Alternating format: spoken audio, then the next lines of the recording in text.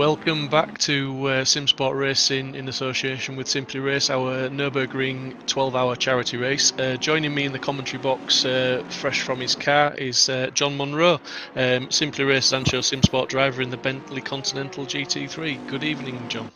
Evening, Steve. Evening, everyone. How are we doing? Yeah, we're doing great, mate. The racing has been phenomenal. The fact that there's mixed class on there of GT4, GT3 machinery is keeping it interesting. There's a lot of talent on the grid, yourself included, buddy. How's the racing going for you? It's been good. We got really unlucky basically in the first hour because Ross suffered a couple of game crashes. He was up in, I think he was running P6 at the start, and had very, very good pace, but sadly the game crashed and he got back in and then the game crashed again. So I think we were 6 or 7 laps down after 1 hour, which was very painful indeed. So I think the first few hours of driving after that were just a case of trying to claw back some of those laps. But once we got past the GT4 cars and began to climb onto the back of the GT3s, it's been really, really good fun because we've kind of been picking our way through and we're up into the top 25 now. So I think we've passed about 7 cars or something. And to be honest, the pace has been surprisingly strong. I think looking at the lap times, we're running pretty much in sync with the guys first, second, third in terms of pace, and we haven't lost any more laps since then. And we're running a good 54th lap time. So it's kind of gutting because we really do think we'd have been right at the top, but at the same time, you know, it's great fun fighting your way through the field. So I guess everyone wins. Yeah, it's absolutely, and I mean, I suppose you're in that unfortunate position as well, as where you're coming up against the GT3 cars and trying to unlap yourself, which not all the GT3 drivers are probably, you know, as helpful as they might be in that situation. Is that fair to say? Yeah, totally fair to say, and also completely understandable because, you know, everyone's running their own race, and I'm sure, you know, if you're driving in 10th position and you see someone in 30th coming through, you're going to be thinking, well, they've got nothing to race for, you know, we're actually in a good position here. So it is quite tough for us because the pace we've had has been really strong. As I said, I think I only got passed by 1 car in the 2 hours that I was out there. So what it means is when you get past people, you're trying to gap them as quick as possible to not hold them up, because obviously if you were to overtake someone and hold them up when they're a few laps ahead of you, you're not going to be very popular. So it's quite a difficult balance, but I think, you know, we've just got to go for it, and there's enough cars out there that everyone's really, you know, got to just try and find their position based on their pace. So there's not too much holding back really. It's just a case of going for it and racing everyone the same. So it's been good fun. And you sort of touch on the fact there, obviously, you know, you're doing or matching the pace of the sort of top guys at the moment, which is great to hear. But obviously, the top guys are in Porsches, so the Bentley's is matching those, no problem. It's you know, a good car to drive, is it? Absolutely. I don't think the Bentley's the quickest over 1 lap. It's definitely never been a qualifying type of car, but to be honest, we were really happy with qualifying. We've qualified in the top 10, and we were only about half a second off of pole, which for the Bentley we thought was quite a good job. In terms of pace, it's been surprising. I think our fastest laps are mid to 54, but there was a couple of laps that could have been like a 54.2 at one point, but traffic kind of got in the way. So I think we're, you know, maybe not right on the pace with the very first car, but we're definitely up there with the guys in like second, third and fourth. The main thing with the Bentley is that it's super consistent and it's really good in its tyres. So what me and Ross have found is we've both been kind of keeping our speed pretty well throughout the stint. And whenever we've been on track against other drivers, I think Now Jocks was behind me at one point, and the gaps are staying very, very similar, and we were able to kind of maintain that speed. So for an endurance race, the Bentley's always a really good shout.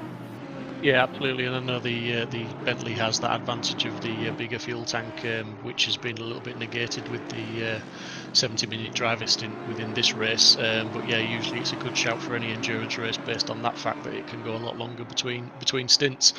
I mean, it's a bit of an empty question, I suppose, now. But you know, what's the plan for the rest of the race? Where do you see yourself getting to? I mean, you've still got half the race to go, so nothing's over and nothing's out of the question.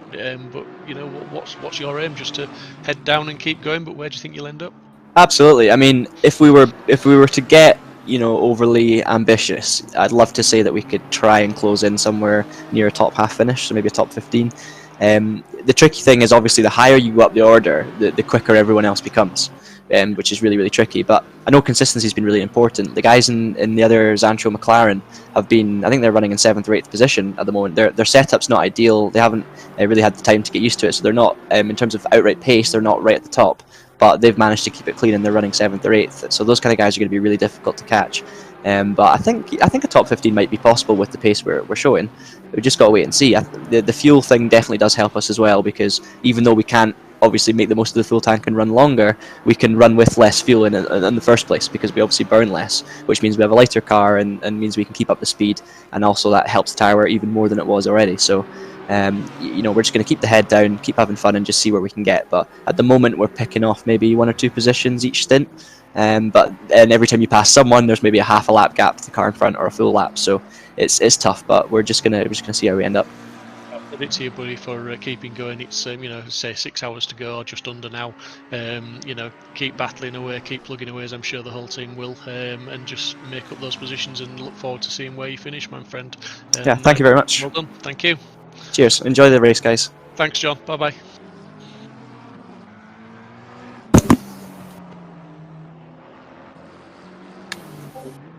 Nice. Positive interview from John there. Obviously, not had the best of races, which was out of their control with the disconnects. But it's nice to hear that drivers, and we've heard it all night long, that drivers are positive and they're keeping their heads up and just plugging the laps away and seeing where they can get to. Yeah, exactly.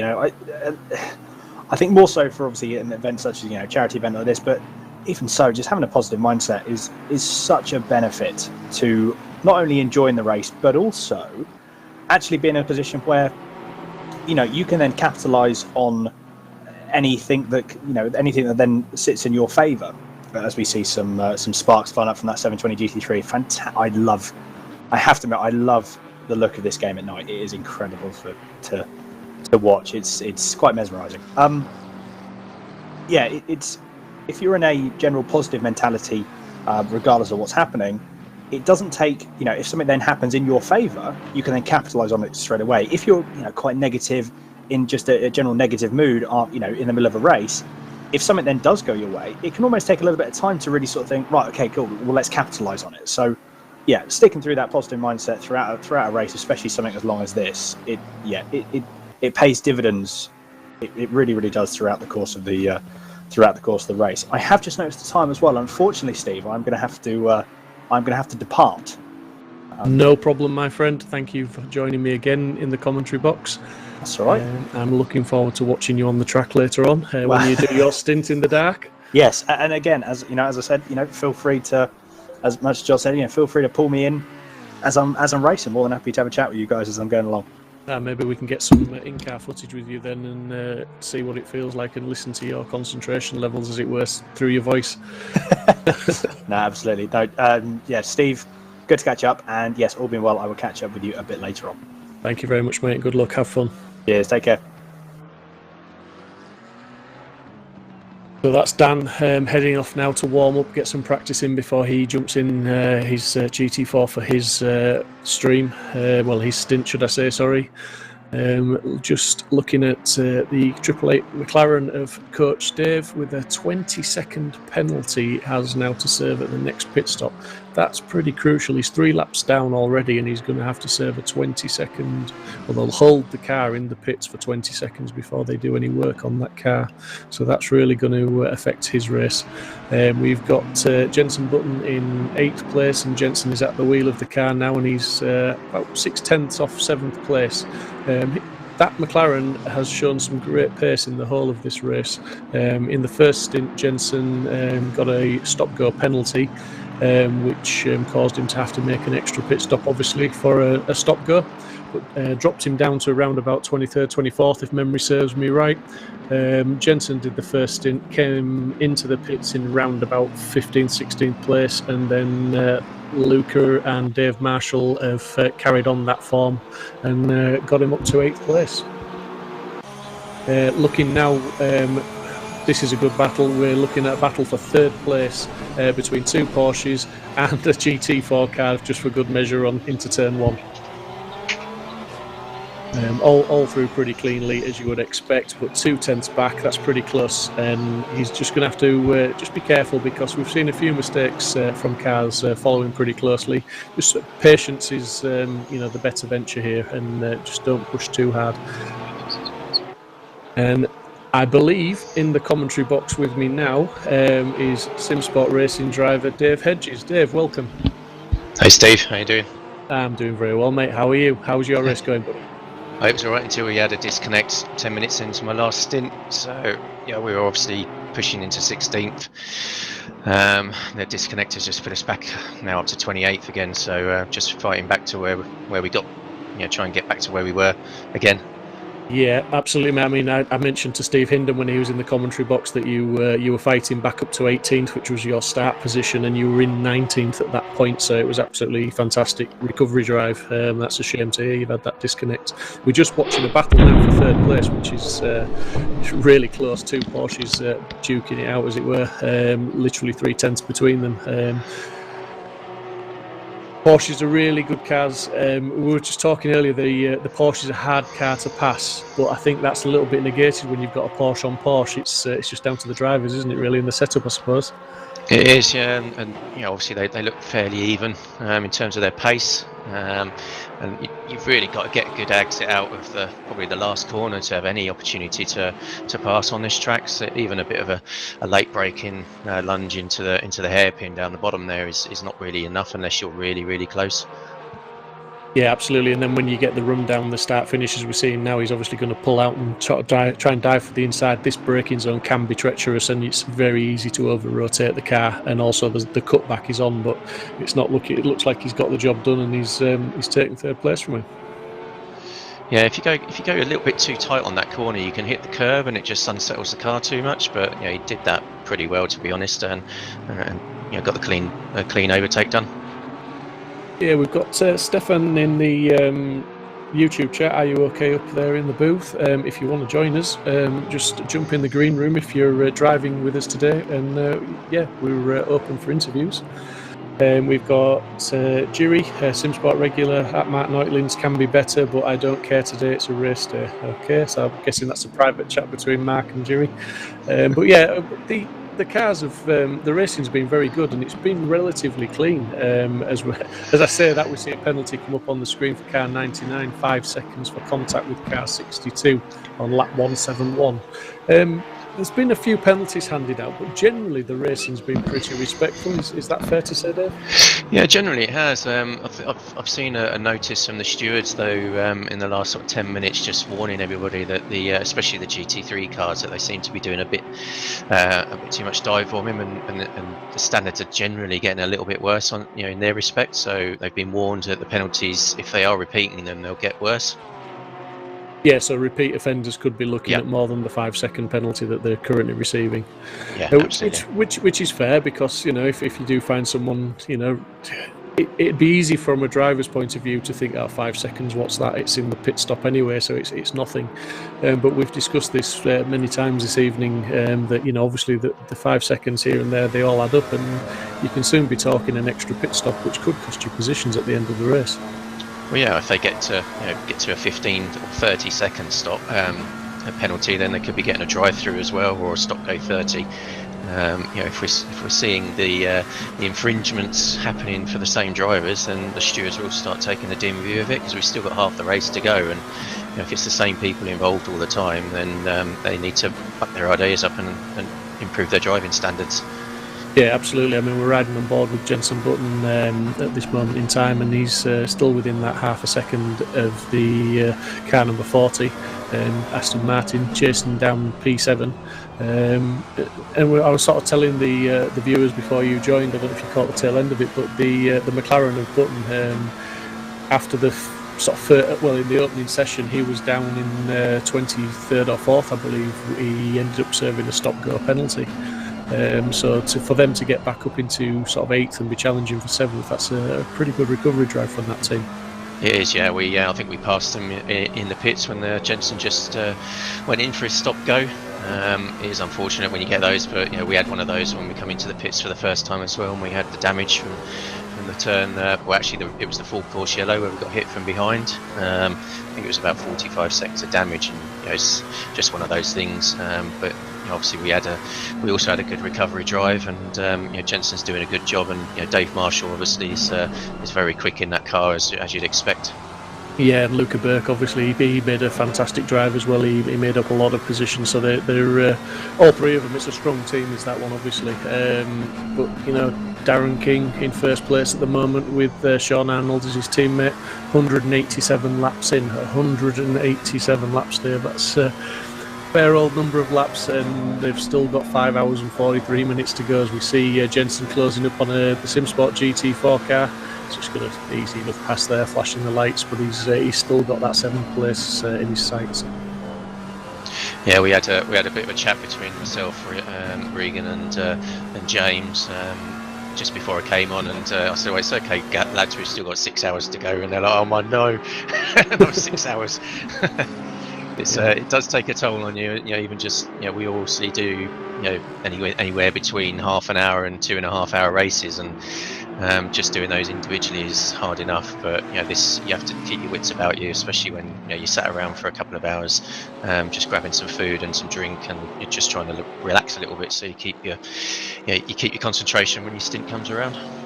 Yeah, it's difficult, isn't it? Because I would imagine, and speaking from experience, that when you're in a team and you get out of the car and you've got a couple of hours before you get back in it. When you first get back in the car, it's getting back up to speed. Does that take a little bit of doing? Is it a couple of laps where you're just finding the grip levels and you're just feeling comfortable with the car again? To be honest, the car takes a couple of laps for it to get its tyres to come in, especially the right front. In these temperatures, that takes maybe 3 or 4 laps, but most of the time you're pushing within 2 or 3 laps, and you're back up to speed. It doesn't take too long for us to, as drivers, to get back back on the horse. So I think it'll be okay for most drivers, to be honest. Yeah, I mean I would say that's probably my biggest weakness in endurance races. It does take me a few laps to get warmed up. So, but yeah, it's phenomenal driving from everybody tonight. And one man in particular that's impressing is Henry Wardell in car number 88 in 27th place. He's trying to complete the race on his own because his teammate could not join the server at the start, unfortunately. Yeah, that's a hard job to do, 12 hours. I mean, I think when I've done some races at Simply Race, there's a couple of chaps there that tried 6 hours, and even I think they gave up after 4, because it takes a toll on your body, your knees especially, sitting in the seat, because it's you're pushing the pedal pretty hard. It's especially with these guys that have got load cells. They're needing anywhere from 70 to 120 kilos of brake force just to push the pedals down. So it does take a toll, and dehydration sets in. So I hope he's got some lots of water near him, so when he goes into the pits he can rehydrate. Yeah, absolutely, buddy. I'm just going to drop down into the interview room because we have a driver in there waiting to be scrutinised and questioned by the commentary team, I believe. So just bear with me.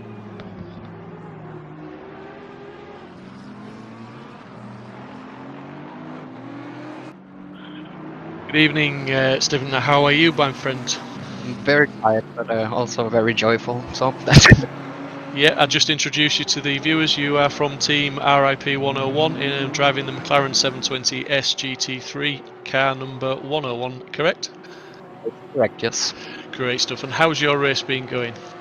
Well, we're basically trying to avoid other people and just race our own pace, because we're definitely not on the same level pace-wise as these wonderful guys.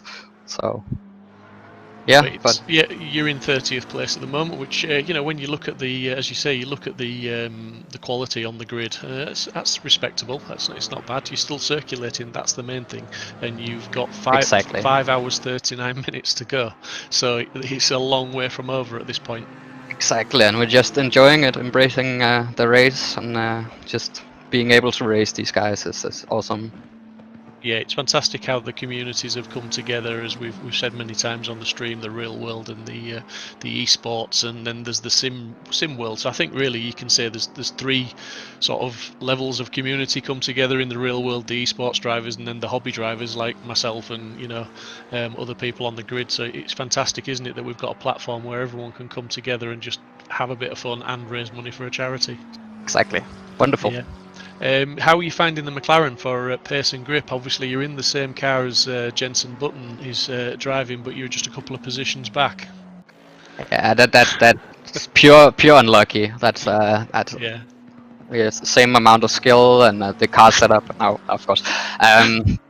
It took it a little while to get used to the handling, I think, but we're also racing this car in our sim league and at SRHI. So we're kind of used to it, but not in this setting at all. And how are you finding dealing with the GT4s on track? You know, we're getting pretty good feedback so far today and this evening with dealing with lapping cars. Are you experiencing the same sort of thing? It's all going well? Yeah, I've sometimes it feels a bit like we're driving in GT 3.5, so we're both lapping the GT4s, but we're also getting lapped all the time by the other guys. Yeah, So it's kind of there's a lot to focus on, but I think people are in general doing good, showing great respect where it makes sense, and also still have that bit of edge to it still because it is a race. So. Yeah, at the end of the day, everybody's still racing for a position, whether that be 30th position or first position. You know, you're still battling someone, and I would imagine you guys have very much got your eyes on somebody ahead of you. Have you? Is that correct to say? I mean, where do you see yourselves finishing the race? I know you're here enjoying yourself, but have you got any sort of goals to where you want to finish tonight? To be fair, we didn't want to finish behind any GT4 cars, and we kind of wanted not to be last and have somebody beaten in a race condition and not by retirements and problems and such. So if we can get a little bit of luck, it would be happy days, but it still are. Like, it's just a privilege to be here, to be honest. Well, it's great to have you on board and racing with us, and thank you very much for making the effort and turning up and racing with us. And good luck for the rest of the evening. And when are you back in the car? Is it very soon? I think so, because we lost the driver yesterday, so we're only 2 racing right now. So it's okay, but one stint each. We'll do as you did that time. I mean, if you want to pop in for a chat, you can either just shout us out on the YouTube chat, or you can come straight into the green room and just we'll bring you up for a chat. But good luck with the rest of the evening, my friend, and wish you all the best. And I will keep watching you. I'll see if you can finish on your promise where you beat somebody and don't get beaten by a GT4. Yes, we'll try our best. Thanks for the stream, guys. Good luck, good luck. Bye. Bye. So that's just shows the real spirit, Dave, of the field that we've got there. We've got Stephen racing sort of down in sort of last place at the moment with the GT3s, but still with a very much a positive attitude that he's going to try and make some places up. Yeah, he's been top on Discord, to be honest. The way that we obviously communicate with all the drivers, been very supportive, and obviously, unfortunately, he did have one of his drivers drop out very late last night. But we managed to get them off the entry list and get them racing without any penalties, which is obviously perfect for them. It looks like actually they're probably about 4 or 5 laps ahead of the first GT4, so I think they've probably got it in the bag, their target, unless they have some serious issues with disconnects or something. But probably put a commentator's curse on it now. But at the moment they're looking all right. They're looking all right for the GT4. He did say he didn't want to finish last on track as well, excluding retirements, and I think they're 30 seconds behind the GT3 car that's in front of them. So, but we're seeing Jenson Button now really applying the pressure for what is 6th place now. He's pulled that into 4/10, but I think they're finding with that McLaren now that they are climbing the field and the competition is getting a bit stiffer, so they're not making inroads quite as fast as they were earlier on as they were coming through, shall we say, the lower positions. So yeah, it's certainly got a bit of a race on their hands now, and it's getting a little bit more difficult for them to make positions up. Yeah, I think getting past, obviously when the GT4s come into play, that's where they really sort of get a lot closer. Obviously you can see him right now. He's really up behind car 40, just trying to take the opportunity, and that GT4 there just seems to have a bit of a close shave with the Aston. Jenson obviously backed off there. You could see that potentially there might have been a bit of an issue, but yeah, he's now back on his tail, so putting the pressure on massively. Yeah, he's really sort of, obviously, as you would expect from a real world driver, and not only that, a Formula 1 world champion, and he's sort of using his head as much as he's using the car. You can see him sometimes when they're going into that last corner, instead of taking a tight line onto the start-finish straight, I've noticed a few laps that he'll take a wide swing into it just to try and aid the momentum. So he's got a bit of a jump start onto the start-finish straight to get a bit more speed. But the McLaren is very good under the braking. He does seem to close up quite a lot under the brakes compared to the Aston Martin. Yeah, it's a really, really well balanced car. You know, when they introduced it into the sim, it was very easy and pliable to drive. They obviously bopped it a little bit because it seemed to be a bit too fast at Silverstone mainly, but yeah, some people really get some speed out of that car, and it does seem to have a very good drive and top end. Yeah, as we see, they're just passing another GT4 there, which has stopped Jensen taking that wider line into the last corner. But I wouldn't put it past him to, maybe get down the inside if he can get a good run here, because he has done a couple of cars in this turn. And he's even done a couple around the outside, as I was sort of saying earlier. When they go defensive, he's not afraid to go around the outside.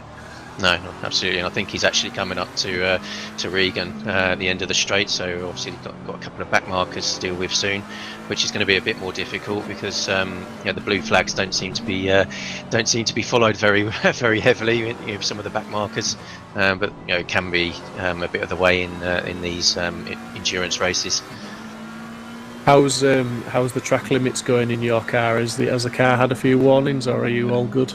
Well, before the disconnect, we only had one, so we were pretty good. It was the stability of the car was good, so it was fairly easy just to sort of put in the lap times every time round. Obviously, the lap times go up and down, as you're probably aware, with GT4s coming around in front of you. You can swing sometimes 4 seconds a lap, depending on what you come up against in the lap.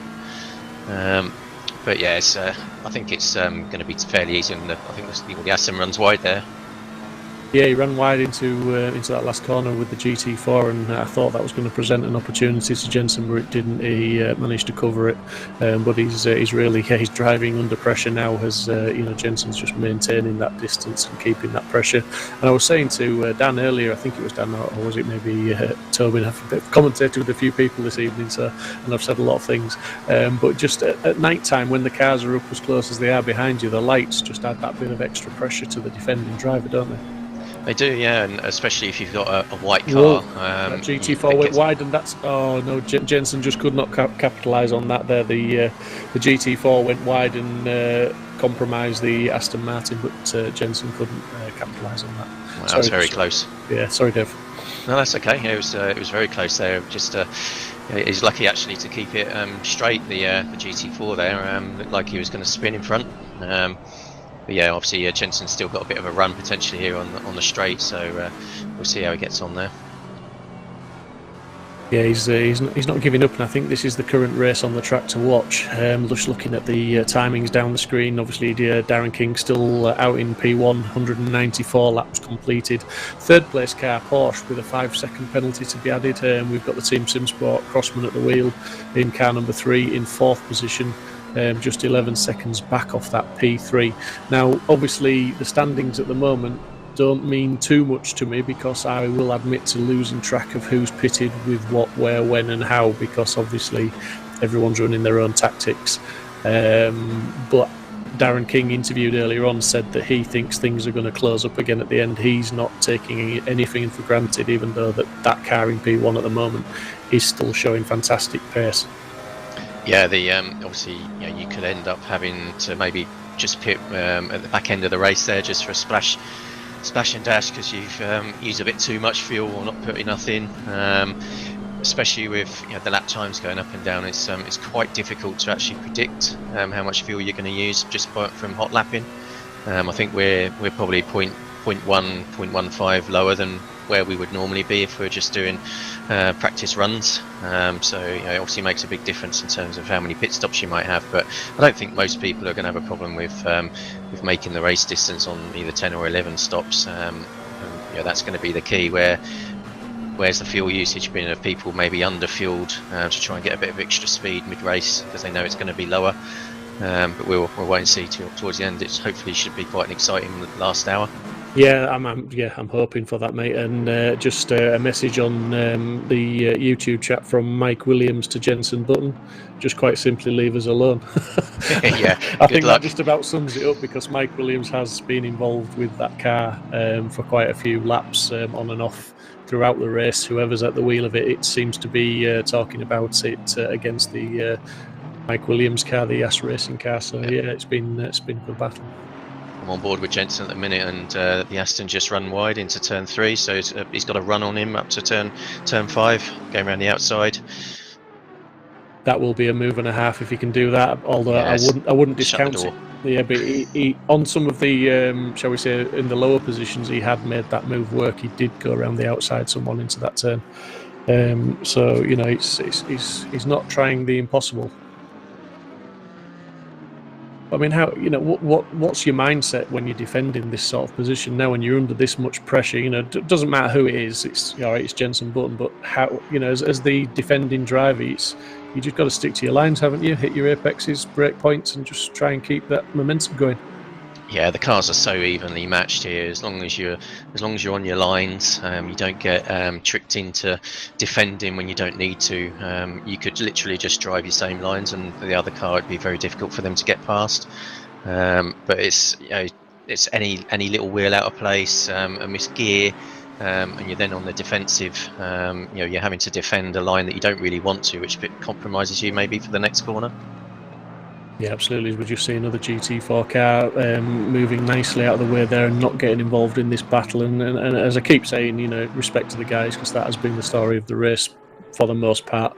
The GT4s have just, you know, either they've got out of the way if they've had the room, or the GT3s have managed to negotiate them safely, and the GT4s have shown good awareness.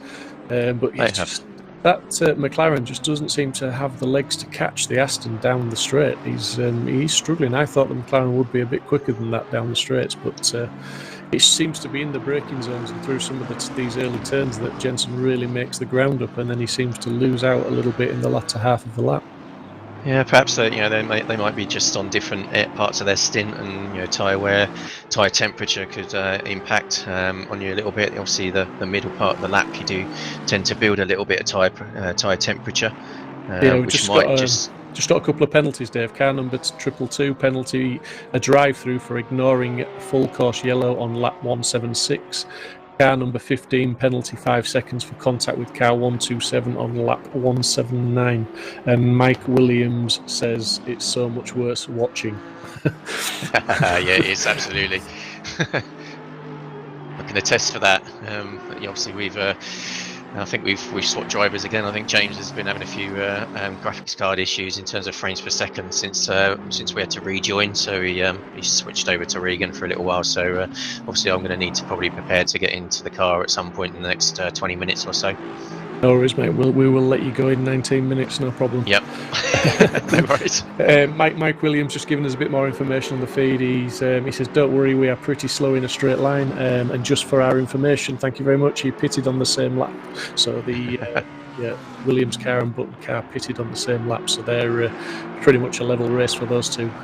Yeah, it's obviously his strongest corner, but he seems to get a very good drive off the last corner there. Which means that Jenson's really struggling to pull alongside into the braking zone, turn 1. Yeah, definitely. And again, I think here Jenson just got stuck behind that GT4 on the exit, which compromised his speed. But when you see him steaming up on the brakes into T1, it's quite an impressive sight. We've touched on the game graphics with some of the other commentators, and everyone's amazed by the quality of the pictures that we're seeing, the effects and the realism of it all. Yeah, it's amazing. Obviously you have to have a pretty meaty PC to run this game to the levels that we're seeing now. But when you do have it and you get all the sparks, the dust flying up, and which is very difficult to actually see through with your headlights. It makes it for a really good experience. It's a shame we haven't got a wet track, because that would be even better. You took the words out of my mouth, mate. I'm here doing a rain dance in my seat. I'm not. No, you're probably not, buddy, but from where I'm sitting, it'd look pretty impressive, I think, and it might just shake that whole field up a little bit. But just so people are aware, the server settings are 87% chance of a dry race, 11% chance of light rain, 2% chance of medium rain. So it is pretty low chance of rain, but there is a chance of rain, and with 5 hours 23 minutes left, we've still got time for that rain to come, haven't we, Dave? Well, there's still time. Obviously, we saw quite a grey period after the sort of the first hour and a half, where the temperatures were pegged back. Unfortunately, obviously for those wanting the rain, it didn't quite amount to anything, and the sun came back out just in time for my stint, which I was pretty happy about. But obviously at the moment, the stars are out. Doesn't look like there's any clouds in the sky, so it's going to take a bit of a change to get any weather. But there's still plenty of time for us to get some showers later on. Yeah, I've just Mike's chatting away in the YouTube chat. Mike, you come to the green room, mate. We'll have an interview. We'll have a quick chat with you, and we'll listen to that fear in your voice when we're talking about this little battle that's going on the track. Please come and join us, buddy, and we'll have a chat. Yeah, but it's just sort of broken away a little bit from Jensen now. He's got the gap back up to about a second, hasn't he? Yes, yeah. I mean, I think Jensen just had to get past the GT4, which probably you come up against. I think on the back chicane, so that probably held him up a little bit more. But hey, he's only less than a second away still, so he's going to have that that gap closed back up by the end of this lap, I think. Yeah, and just another comment, Mark Riddell, thank you very much, buddy. Enjoying the video. Well done, Steve and the Simsport team. Yeah, we appreciate that, mate. It's the admin of Simsport have worked tirelessly, and especially in the last few days, just dealing with all the changes. An event like this does take a lot of putting together, and the admin team do need a shout out. They've done an absolutely fantastic job, and Dave, who's in the commentary box with me especially as well. I've turned Discord on quite a few mornings at sort of 6:30ish, and Dave's in there and changing things and setting things up. So absolute trooper, Dave. Thank you very much, mate. Yeah, no worries. Obviously, the main thing is that we get a good amount of money for the charity and have some fun, and have a good show for everybody on YouTube and all the other streaming medias that we're using. And obviously the guys out on track are also streaming in their own channels as well. It's good to get the community together, and that bore fruit with some of the issues that we were having early on with SimGrid coming in and helping us out with the server. A big thanks to them, because otherwise I think we might have been having a problem today if that hadn't happened.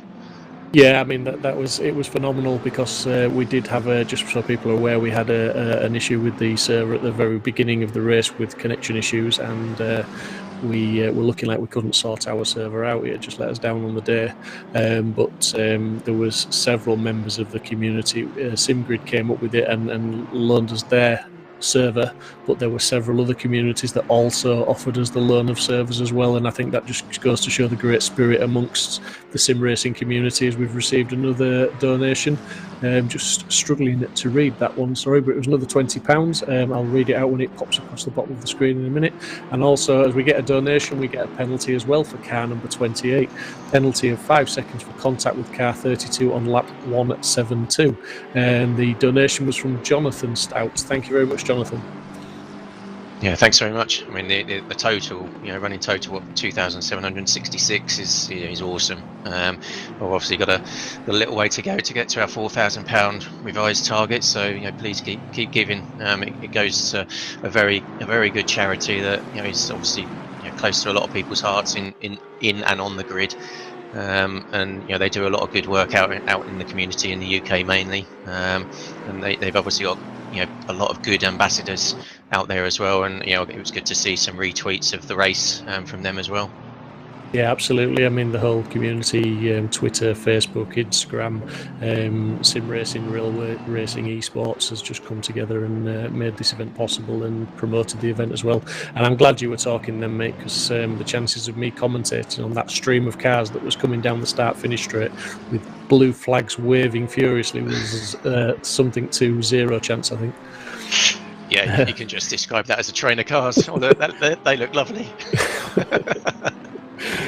But yeah, no, it's great, and at this point, still in the race, with 40 cars plus still in the race, I believe. That's an educated guess. And Henry Wardell, the hero of the day, solo driver, is in 26th position.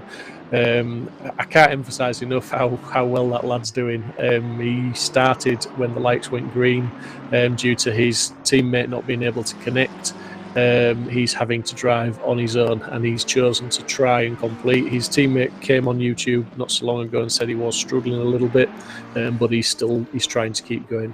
And that's another donation of £20. Thank you very much. £20 more in the coffers, and I think that might just take us over the £2,800 mark. Yeah, very close. It's great. That we're getting all these donations coming in, and obviously Henry's obviously a trooper, and it's just unfortunate that some people were having a little bit of a problem joining. I think there's a couple of issues with Vicky Thompson's PC as well. She might actually not be able to do her stints. Ah, right, okay. Because I do believe I saw her name on the leaderboard at one point as if she was in the car, so I'm not sure if she'd got that fixed or whether I was maybe my memory's failing me. But it's looking like we're in Darren King's stream right now. This is P1, and this is his stream. As you can see, he's working hard behind that wheel. Yeah, I think people don't realise how hard it is when you're obviously doing these races, when you can just see the concentration, and he's driving a lot like I do. I lean like that as well when I'm driving. You best get yourself strapped in, Dave. You might fall out. You've got a very low. I'm glad I haven't got a motion rig. Although you have got a low centre of balance, so you're not too bad, mate. Yeah, whatevs. But no, I mean, on a serious note, these guys, Darren King there in particular is running in first, sort of nearly 7 hours into the race, and he's still lapping in the 155s. Yeah. That's just shows some talent, doesn't it, really? Yeah, I think it's obviously a benefit that we are doing a tyre change each pit stop, so your car's staying fresh. If we were going to have the ability to do double stints on tyres, which would have probably only been able to happen at night when the temperatures aren't as high, you probably would have seen maybe a bit more variation in the tyre in the lap times. But it keeps it steady. Obviously, the only thing that really is the variables is the driver's quality in terms of their lap time and the GT4 cars or GT3 cars coming past. Yeah, just going to jump in there. We've got Jenson Button's finally got past the car. Sorry, Mike Williams. Maybe if you'd have come in for an interview, that might not have happened, mate. We could have talked Jenson out of it. But Jenson Button up to 6th place now. Can he pull a gap on him? That's the question, because I don't think he, the Aston's run a bit deep into that corner. But I don't know if he had a lot more pace compared to the Aston, Dave, would you say? Oh, he was obviously able to maintain the distance as the Aston runs wide again. So I think he might be able to pull away. He might not be very quick, maybe 1 or 2 tenths a lap, but unless there's mistakes happening. But yeah, it looks like he's got the measure of the Aston now. Yeah, I think, obviously easy for us to say as commentators, and the Aston just needs to sort of settle down and just stick to his pace. It's still 5 hours, 15 minutes to go. That McLaren, okay, it's got past him, but the race isn't over by a long way. No, it's still got, 5.25 hours, and we're close to 200 laps now, if not just over for the leaders. Leaders done 201 laps. Yeah, so there's a lot to go. A lot can happen in that time. If we get a spike in temperature or it does rain, then that it becomes a bit of a bun fight. Yeah, we've got the Porsche number 137 now in the lead after 201 laps. I'm just interested to see what the gap is between them and Arnold in 2nd place. The Simsport Racing's Chris Crossman in car number 3, P4. Do you think they'll be happy with where they are at the minute? Do you think they're sitting comfortably and looking good for a podium fight towards the end? I think they're looking they're looking good. I mean, I think they're only maybe 30 seconds behind third position, which says to me, probably knowing those guys like we do, and their speed, they might be on slightly different pit windows. So that's going to seesaw in terms of their overall gap. But I guess we're going to need to watch that, because that will be one that will come alive in the last couple of hours. Yeah, we've just jumped into, I think that's Kieran Vidago's stream, isn't it? I recognise that bit. I recognise that baseball cap on backwards any day of the week. But Kieran not driving at the minute, but you can see his car, his team Terra Racing, circulating there in a GT4 Porsche, car 747, and it looks like Bliv AK is at the wheel of that car. They're some good drivers. Bliv, Kieran. They race with us at Simsport, don't they, Dave? And they sort of show some good pace. They do, yeah. And I'm just wondering if Kieran twiddling his moustache actually makes him go faster. Oh, mate, yeah, he twiddles his tash, and he'll. It's funny when I've raced him previously in races, he makes mistakes, and when you watch his Twitch stream back, it's usually when he's looking at the chat on his Twitch that he makes the mistakes. So he's definitely races at a disadvantage when he's doing things like that. But yeah, it's good to see. Again, I've said this many times. We've got casual gamers, stroke racers like Kieran. He won't mind me calling him that. All involved in this, up to Formula One world champions of Jenson Button, and it's as a founder member of Simsport, I never thought I'd be commentating on a race with Jenson Button that we'd organised. No, and it's obviously you've probably already said it, but it was awesome that he gave up his time in the week to come and race with us, and obviously it's good to get some of those names like Colin Turkington and even some of the fast sim racers. Obviously they have a lot of exposure on their own Twitch streams and YouTube streams, which gets the attention to the race. And at the end of the day, like we said, we're here to raise some money for whatever charity and get some fun out of it. Yeah, I'm just looking as well. Considering we're at 1:53 a.m. on the server and the temperatures are down at 9, we've got Conor McLaughlin in car 119 PSR Team 1 car. Just put his fastest lap of the race in 1:55.3, so a respectable time. And the car behind him, Peter Herbar, also putting in a 1:55.2, his fastest lap of the race. It's a strange time of day to be putting your fastest laps in, wouldn't you say? Well, it depends. Obviously, if you've got a reasonably good setup and you're not sliding the car around too much because of the temperatures, then you can actually put in quite good times. I think when I had my disconnect, I was probably in the top higher parts of the 54s. So it's a bit easier to do because you don't overheat your tyres so much with the lower temperatures. But obviously you've got to maintain those temperatures as well, because you start dropping off on those, and it just reduces the overall lap time. Yeah, thank you, Jiri, on YouTube. Simsport Racing pushing the limits to the sky level. Hats off, guys. This is the best sim race I've ever watched. Yeah, thank you, Jiri, mate. That means a lot to us, mate. And, Jiri's been a member of Simsport, I think, pretty much since the beginning. Dave, he's been with us for 4 years, as well as other community groups, and he's raced with us many, many times. Shame you're not on track tonight, Jiri, but understand why, mate. All the best.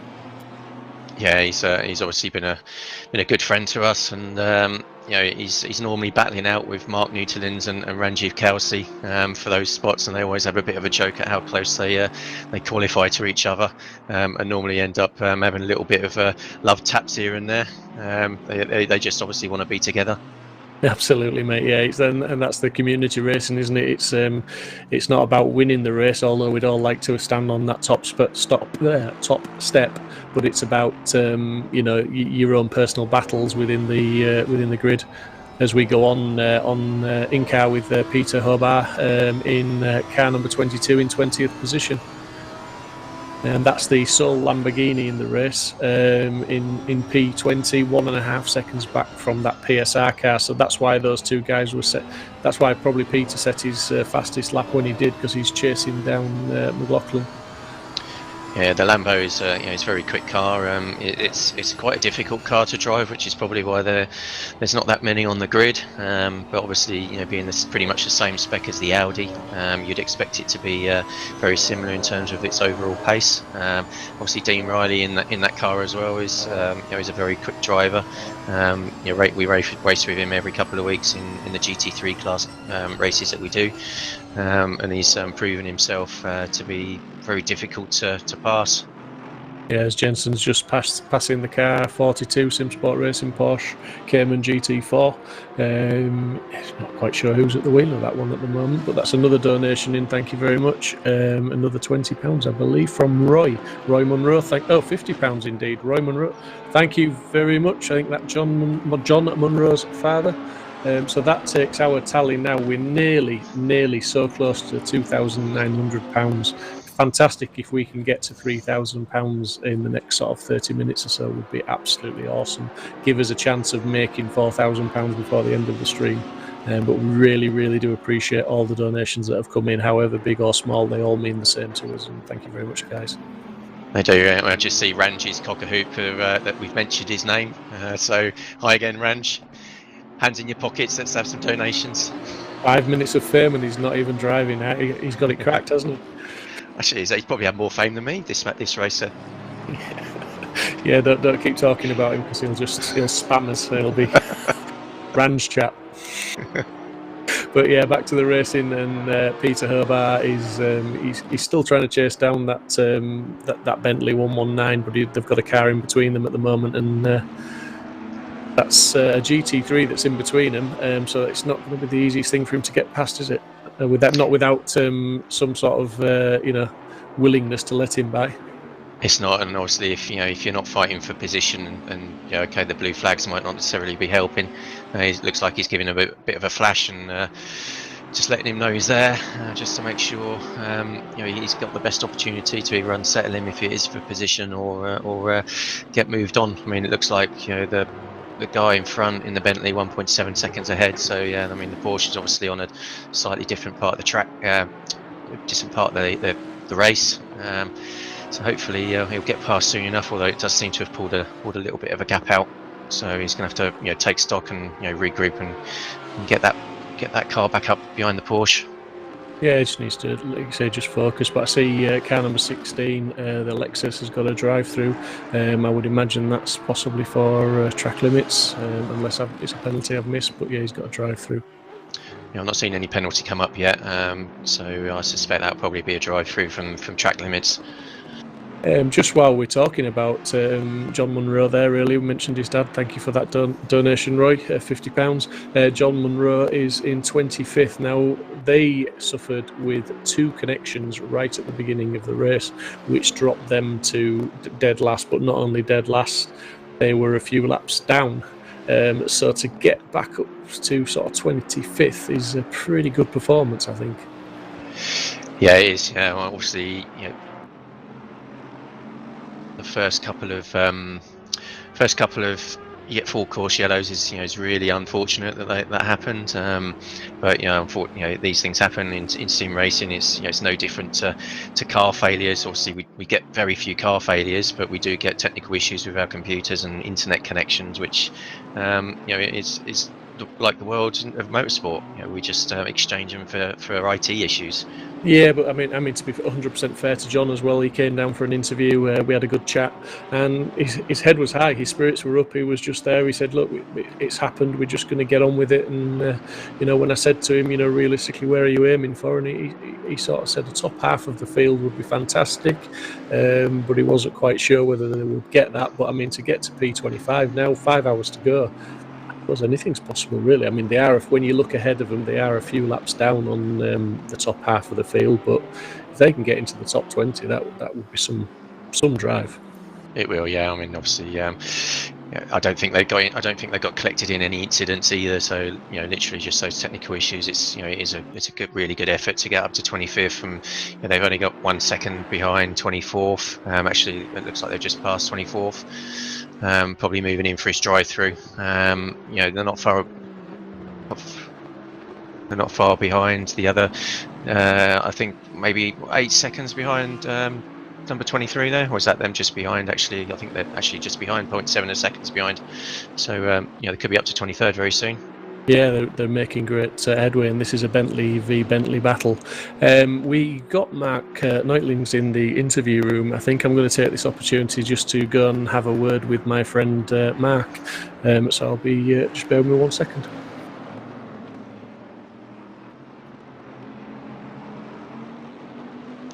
Mark, good evening, my friend. How are you doing? All right, good evening, Steve, Dave. How are you doing? Are you enjoying yourself, my friend? Let's say we had better days, but we're doing not too bad. We had one bad stint, really bad stint that threw us back a lot, but we're holding on and going to the end. That's the plan. Can you shed any light on what happened to Paul Lindsay when I know you were in the interview booth last time when he sort of shot off on turn 1 straight into the barrier? Was that he just caught the dirt on the left-hand side of the track from what we saw, but was that what threw him off, or was there another issue? No, he had a couple of GT3s around him, and he completely missed his braking point. And well, at that moment he ruined the car, tried to get into the pits. He was really mad and angry on himself, so he gave the car to Reese, but Reese wasn't really prepared for it, and well, that threw us back a lot. But Paul did a second stint, and he did a way better job, so it's all good.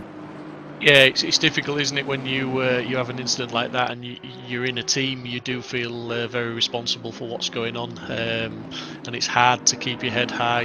You know, it is what it is. But the credit to you guys is you're still going, you're still battling, you're still racing, and we're all still raising money for charity, and that's what it's all about at the end of the day, isn't it?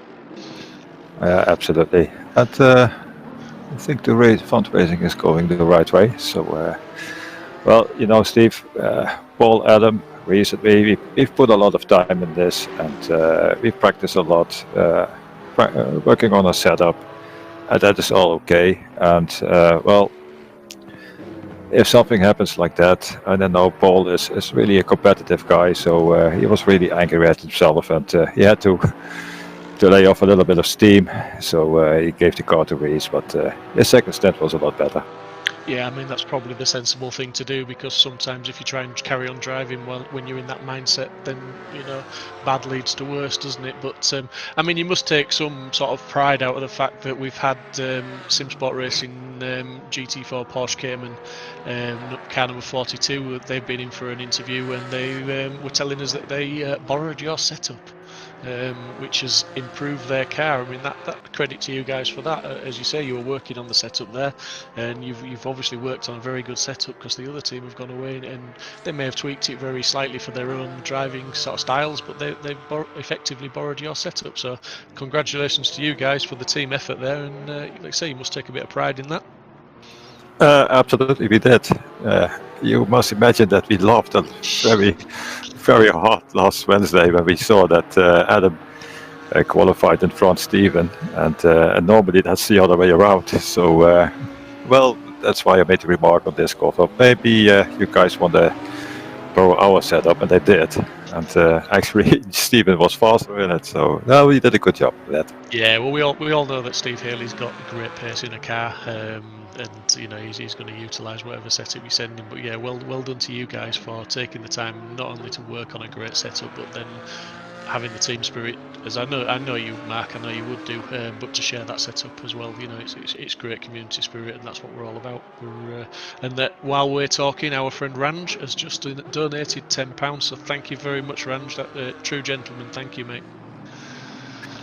Range did 10? He could have done 20, come on. You said that, Mark, not me. I'm not going to bully him into spending more money, but if you said it, it must be right. Come on, Ranch, 20 quid. But no, Mark, I mean, you know, we're asking everybody, and you've been asked this question once. Has the answer changed? What's the expectations from where you are now, mate? I think we are a few laps down. Don't think we will get any better like this, but it doesn't matter. Our goal now is to finish, and if it's last or second to last, then so be it. But it's all in good spirit, all in good fun, and we are laughing a lot. So that's what it's all about. Thanks very much, mate. And Mark, thank you very much for coming to the interview room and telling us how things are going. And again, we've got a long way to go. It's just clicked under the 5-hour barrier. So hopefully, we'll get to talk again later on tonight, and you may have had a couple more good stints under your belt, as it were. So good luck for the rest of the race, mate. And I really do hope to speak to you later on, mate. Okay, Steve. Thank you. Thanks, Dave. Mark. Till next time. All the best, mate. Bye bye. So, Mark Neutlings in the Porsche Cayman GT4 of Simsport, just they're having a little bit of a different race there, and as I sort of pointed out in the interview very early on in the race, Mark came for an interview, and while he was being interviewed, his teammate unfortunately crashed the car into the barrier, just missed his braking point while being lapped into turn 1 by 2 GT3s. I would imagine that's something pretty easy to do, Dave, wouldn't you? Yeah, it is. You just have to take your eye off. You may be doing something on the HUD or the MFD just to change your maybe your pitch strategy or something. It's very easy just to run a little wide, or put a tyre in the gravel trap and spin off. Yeah, but I mean, he did the right thing, Paul. Obviously, he wasn't happy about it, and he went in and handed the car over and sort of calmed himself down. He's come back, and as Mark said, he's done a fantastic stint. So everybody's heads back in the game, and they're enjoying themselves. They're out there racing, and that's what it's all about. I did see while I was interviewing Mark, I did see that John Munro, I believe, had made that position up on the other Bentley, had he? I'm not sure actually. I haven't seen, didn't see the actual feed on that. So we'll have to have a look. Yeah, I'm just looking. Yeah, he's up into 23rd, but He's pulled 10 seconds on him, but he's got a 5-second penalty, which is unfortunate. But yeah, John Munro really making that Bentley work.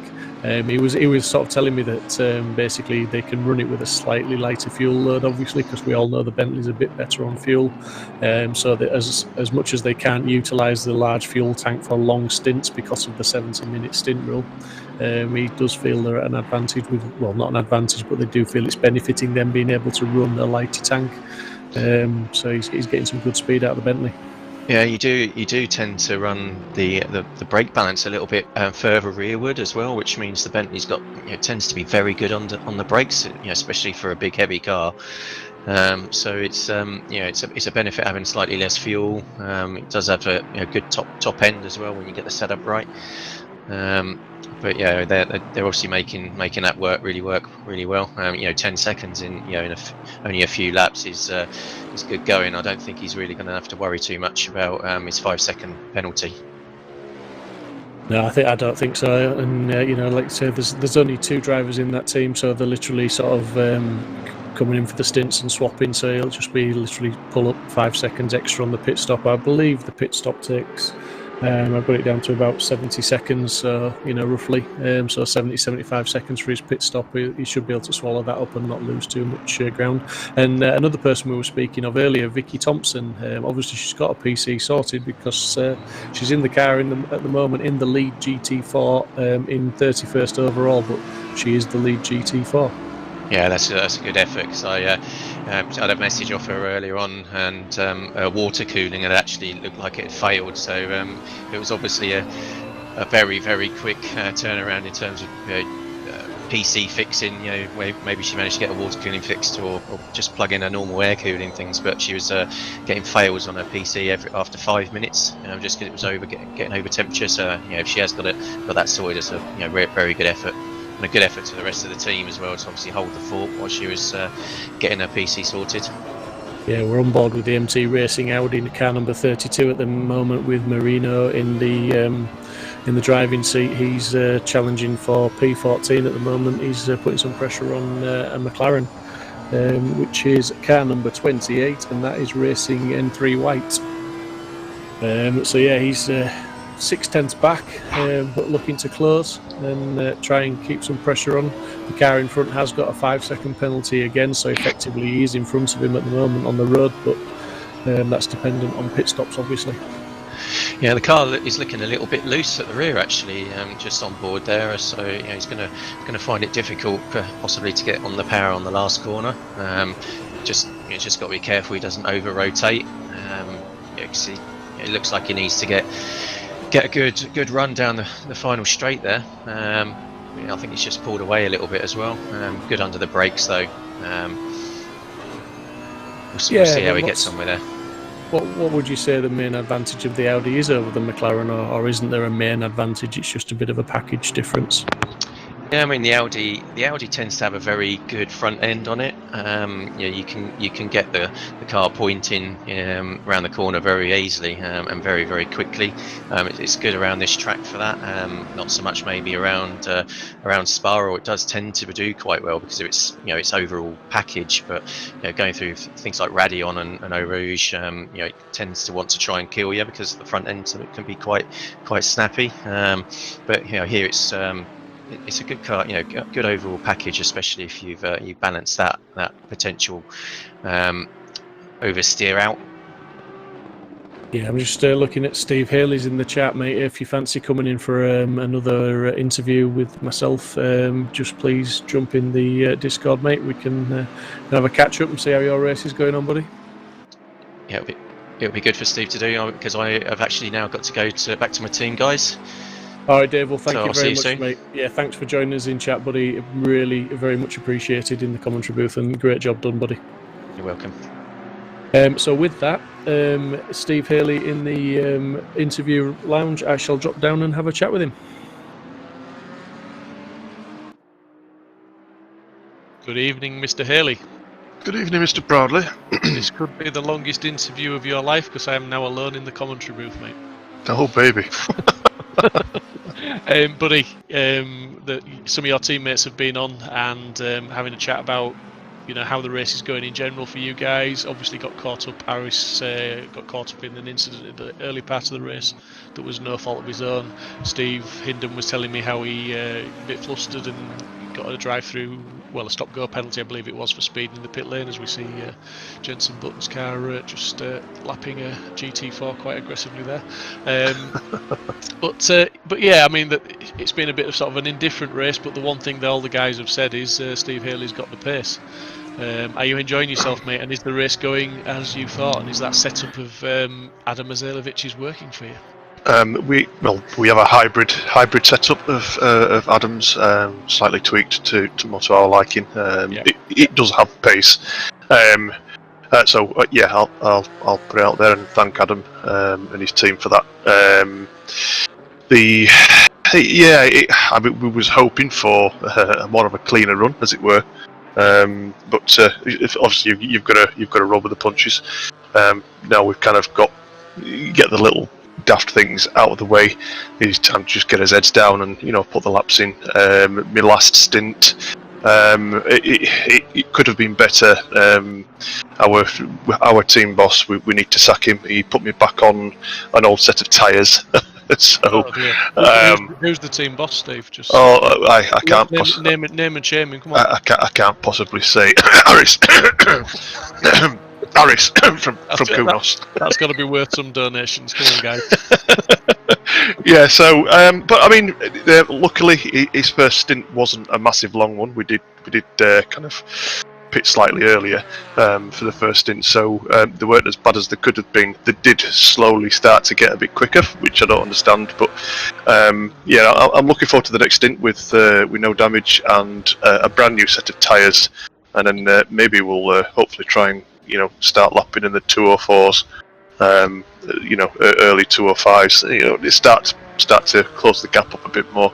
I think we dropped to 5th in class when I gave the car to Steve, and I'm pretty sure I don't know if he's still 5th in class or 4th. Yeah, I can confirm he's still 5th and he's 9.47s behind Cody. Right, so he's catching Cody then. So maybe that's good. He's got the pace. He's putting in the laps. So it's just a case of just trying to hope that the GT3s don't catch us on the most daftest part of the circuit. And because we've had a couple of incidents. The last safety car, virtual safety, full course yellow, whatever you want to call it. A couple of the GT3s were behind me and they caught me as we was going to full course yellow, and we had a bit of a tangle in the last chicane, but hopefully, nobody else's car were too damaged, and we're onward and upward. Yeah, absolutely, mate. I mean, the quality of the racing's been outstanding, and yeah, there's been incidents, there's been a few penalties handed out here and there, but generally, it looks like people have been showing a lot of respect to each other, and especially the GT3s and GT4s lapping and being lapped, they're showing good awareness. Yes, yeah, I think also having teammates who are spotting for you. Because obviously, while you're driving, you try to concentrate on where you're going. Or if you've got somebody trying to spot for you, and if they can tell you which way they're going to go from behind, I guess it does make it a lot easier. So yeah, having a good team around you, it certainly helps. Yeah, I'm just going to read one of the shout outs because it's playing my own trumpet, mate, so I've got to do that. Angus Martin, best broadcast ever. Stevie's doing a great job in comms. Thank you, Angus. I really appreciate the comments, buddy, because I'll tell you for now, it's not easy, mate. Yeah, I can talk, but put me on the spot to talk and it's not easy, but the game looks stunning and the racing is so good. Real life has nothing on SSR. Those comments are absolutely priceless, mate. They're worth the effort that's gone into it. And while we talk about the effort, I gave Dave Hedges a well overdue pat on the back, and I'm sure you'll agree. I mentioned that I jumped on Discord sort of 6:30 in the morning, and Dave's been there updating entry lists and things like that, and just doing what he does. But also, Steve, yourself, you deserve that virtual pat on the back, which I'll give you a proper pat on the back next time I see you. But for now, it's a virtual one, mate, because I know you've worked mega hard, as have all the other admin, and when we see what's come to fruition this evening, and with 4 hours and 47 minutes to go, and the comments that are coming in, and the £2,900 that's been raised, it almost makes it all worthwhile, doesn't it? I say almost because it's been bloody hard work, but like I say, that virtual pat on the back for you, mate, because I know it's not been easy. No, thank you. I think it's been a fantastic team effort. Two guys, Aaron and, like you say, Dave, have been absolutely outstanding, for sure. Archie, Chris, Gav, yourself, we've all, Steve Inden and Chris Pinchbeck, we've all kind of really tried as very hardest to put on a good show. A few technical glitches, a few technical difficulties, should we say, but all in all, I think it's a very enjoyable experience now. The run up to the race start was a bit fraught, nerves and whatnot, but yeah, the Simsport team have done an absolutely mega job. Yeah, and I would say as well, Steve, just while you mentioned on the issues we had at the start as well, the guys at Simsport have worked mega hard. Mike at Simply Race has worked mega hard, because we're getting a lot of compliments on the quality of the stream and everything, and Mike's working just as hard as I am behind the scenes to put the pictures up for me to talk about, but also to SimGrid, because they've come up with the server, and then without that it wouldn't have happened. We had some technical issues at the beginning that don't need to go into all the details, but there were some issues, and they've come up with the server for us. But not only that, as I've mentioned previously, there was I got several other messages from other communities that are taking part in the race tonight, and they all offered the loan of their servers to get the race off the ground. So the community is what it is. It's fantastic, and it's everyone has come together to put on a great event, and it's a pleasure to be part of, and I'm very, very proud of you guys for what we've all done. Yep, absolutely. I think sim racing, the sim racing community, all the big groups, as you said, SimGrid,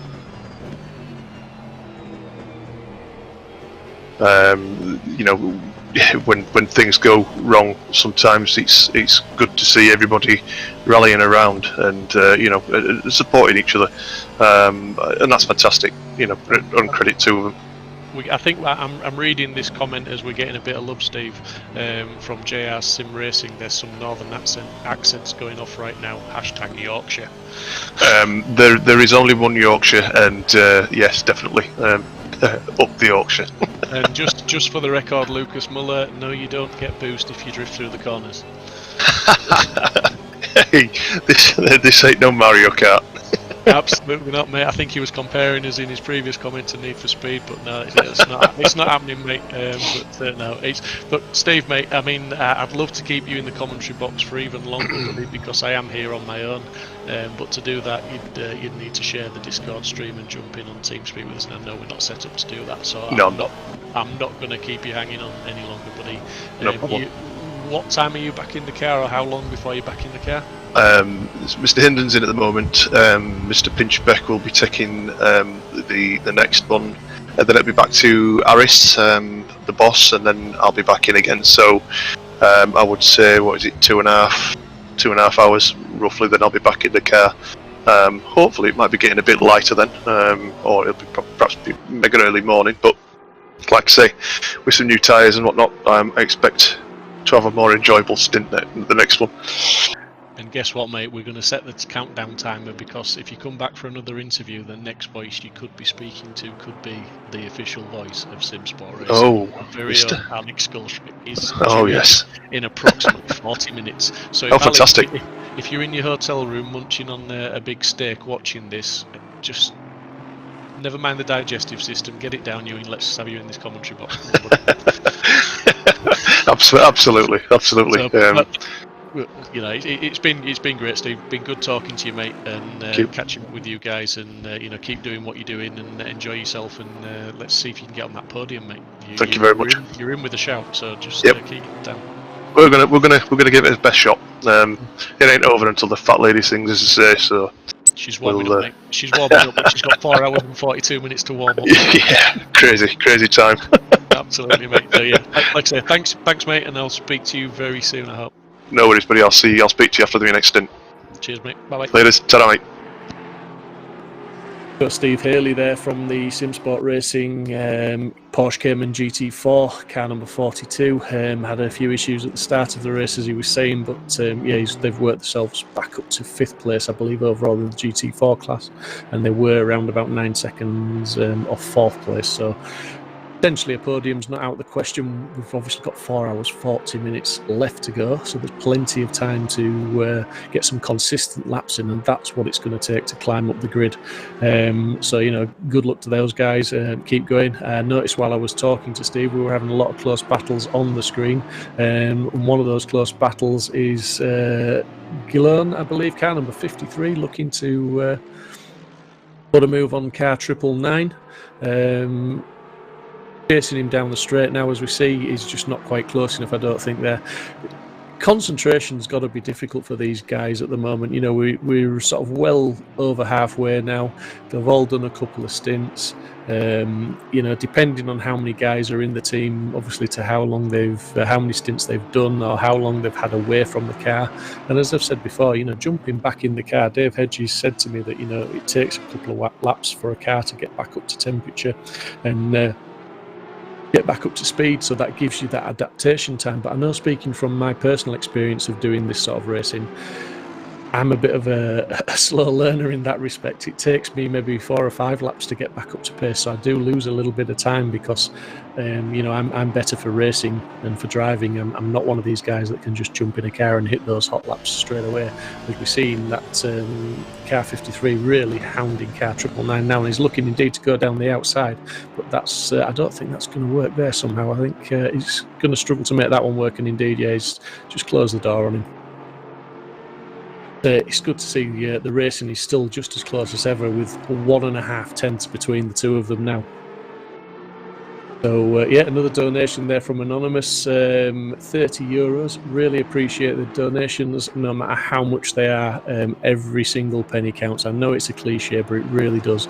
And with all the effort that's gone into this stream, not just from the admin, as I was mentioning earlier, not just from the producers, you know, but from the drivers as well. They've put 12 hours, you know, they put all the practice effort in. They're racing for 12 hours to put this show on, and this show is absolutely fantastic. It'd be really awesome if by the end of the stream we could hit that £4,000, and we've got quite a way to go just yet.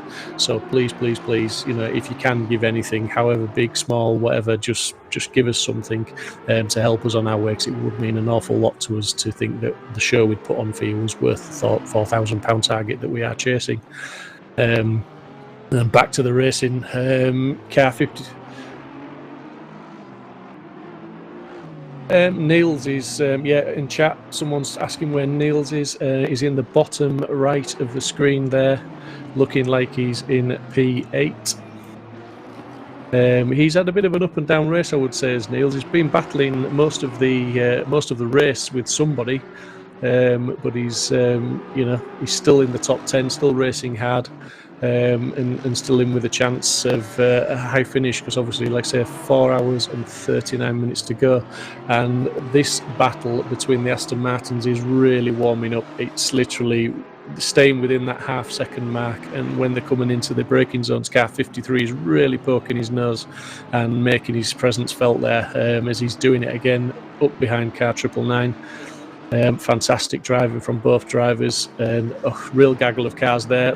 That looked like a GT4 really scuppered the plans there, and indeed he has. He's just got in front of, I think he got in front of car 53. You have to forgive me if I've got that wrong, because there are absolutely cars, headlights, and all over the place there, and it's very difficult to keep track of at this moment. But it'll all pan out in a couple of corners, and we will get back on track with where they are. One of the Team Simsport cars, I think that's car number 42, being lapped by the GT3s. Steve Hinden at the wheel of that one. And indeed, car 53's 7/10 back now, so yeah, the car 999 J. Car really benefited from the traffic there. Having said that, it looks like he may have just got impeded again on the exit of the last turn, and there's an off on. Yep. Somebody's just turned into one of the other cars there. Might get a replay of that, and I'll try and work out who it was for you, but that was not good. That was just too many cars in one place and somebody not aware of the presence of someone else on the inside. Get my breath back. That was a little bit tense and a bit exciting, but car 53 now in clear air by the looks of it, and it's looking like he's going to put a lap on at Simsport Racing's second Cayman GT4 car number 4. And car 53 in fact has the Peter Herbar in close attention in that sole Lamborghini. He's chasing hard, and he keeps popping up on the stream. He's having a few battles, and he's around about that 20. He's battling for 20th position, so he's putting a good show on in the Lambo, and he's there showing his nose to car 22. He's looking like he may want that position. Sorry, to car 53. He's looking like he wants that position. John LeCar has dropped 2 seconds back, obviously with the incidents with the GT4s there. And just looking up the field, we've still got a few cars with 5-second penalties still to serve. Just out of interest, car number 96 has just set his fastest lap of the race, and that's a Side Max Motorworks car. He's just done a 1:54.9, and it's still surprising me, to be honest. I know Dave, when he was in the commentary box, said that setting the fastest lap in these conditions isn't unheard of, but for me, with the track temps as low as they are, it's pretty impressive, to be honest.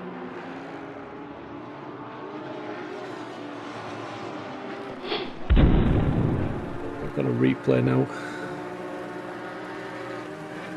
Wondering if this is going to be the start-finish incident. We were focused on the PPR car GT4 at the moment. To be fair, I don't think he did anything wrong there, in my humble opinion. But obviously, that would. The stewards will look at that one. He was very unlucky. There was no room on his inside, and it didn't look like he'd moved across. But he was only, last time I looked, he was only around about 9 seconds ahead of the Simsport Racing car number 42. So that may have played into their hands. Steve Haley, who was just talking to, may benefit from that one.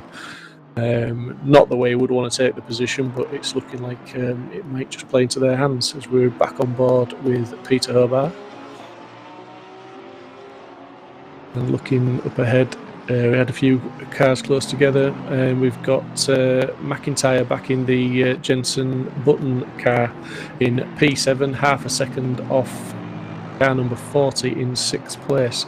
So guessing that was the Mike Williams car again, Yas Racing. So Mike's going to be getting back on chat again, I would imagine, at some point, and telling us how stressed he is with the watching this. There we go. This Jensen car sticks like glue. Thanks, Mike. I'm still waiting for that interview, buddy, and roundabout now would be a really good time to come and have a chat with us. And my wish has been answered. I'm just going to go down and have a chat with Mike now and get his thoughts on this battle that we're seeing.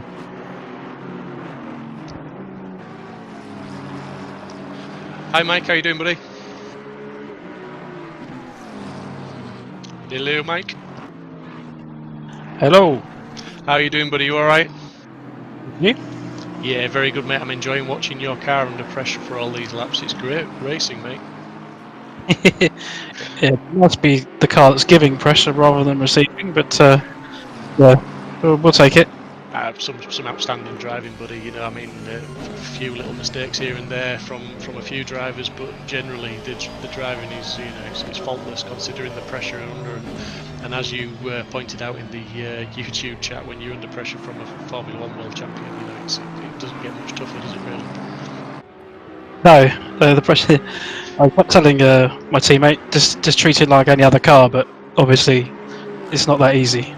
No, it gets into the mindset, and yeah, but he's doing a great job, and I think you'll agree. There's you know, most of the drivers on the grid today are doing a fantastic job. There's been some pretty good racing, some pretty good respect shown throughout the field, and you know, a few people have had issues. There's a few small penalties issued here and there for small infringements, but on the whole, it's been a good race so far. Absolutely, the driving style has been really good generally. No issues apart from the right at the start of the race when I got nerfed from behind. Managed to keep the car away from everyone else though. So since then it's been really clean. So really enjoying it. Yeah, good. And are the strategies playing out pretty much as you expected, as you planned, or have you had to adapt as you've gone a little bit?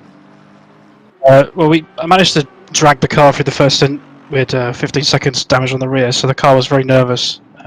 We were hoping for a VSC to pit under, but we never were in the right position when it was activated. But since then, yeah, it's been to basically to the 70 minutes pretty much since the start. So yeah, we don't have to fill the car up with the Aston. It's pretty good on fuel. Yeah, absolutely. And I mean, P6 in a field of this quality, and you know, I've been sort of saying how your team is amongst that quality of the very highest standard. You know, it's an awesome field, really, isn't it? Yeah, I mean, you get someone like, for example, again Jensen coming in, and Colin Turkington, I think, who's in GT4 as well. Yeah, excellent field, and yeah, really enjoying the racing. Yeah, unfortunately, Colin Turkington didn't get to turn a wheel. They had a bit of a glitch. The GT4 went into the pits to hand over to him, and it wouldn't start on his starter button, so they had to retire the car. So it's a bit of a no-show, was that one. Really unfortunate, but again, Colin, if you are watching, thanks very much for actually at least turning up and having a go with us, and you know, it's great for the community to come together. And I keep saying it to people that I'm interviewing and repeating. I'm sort of repeating myself a lot of the time with the sort of questions I'm asking, but how the communities come together, as in the real world, the esports, and your casual sim racers, you know, to race on the same track, and as we've said, to maintain a standard of racing that is acceptable and clean enough for all.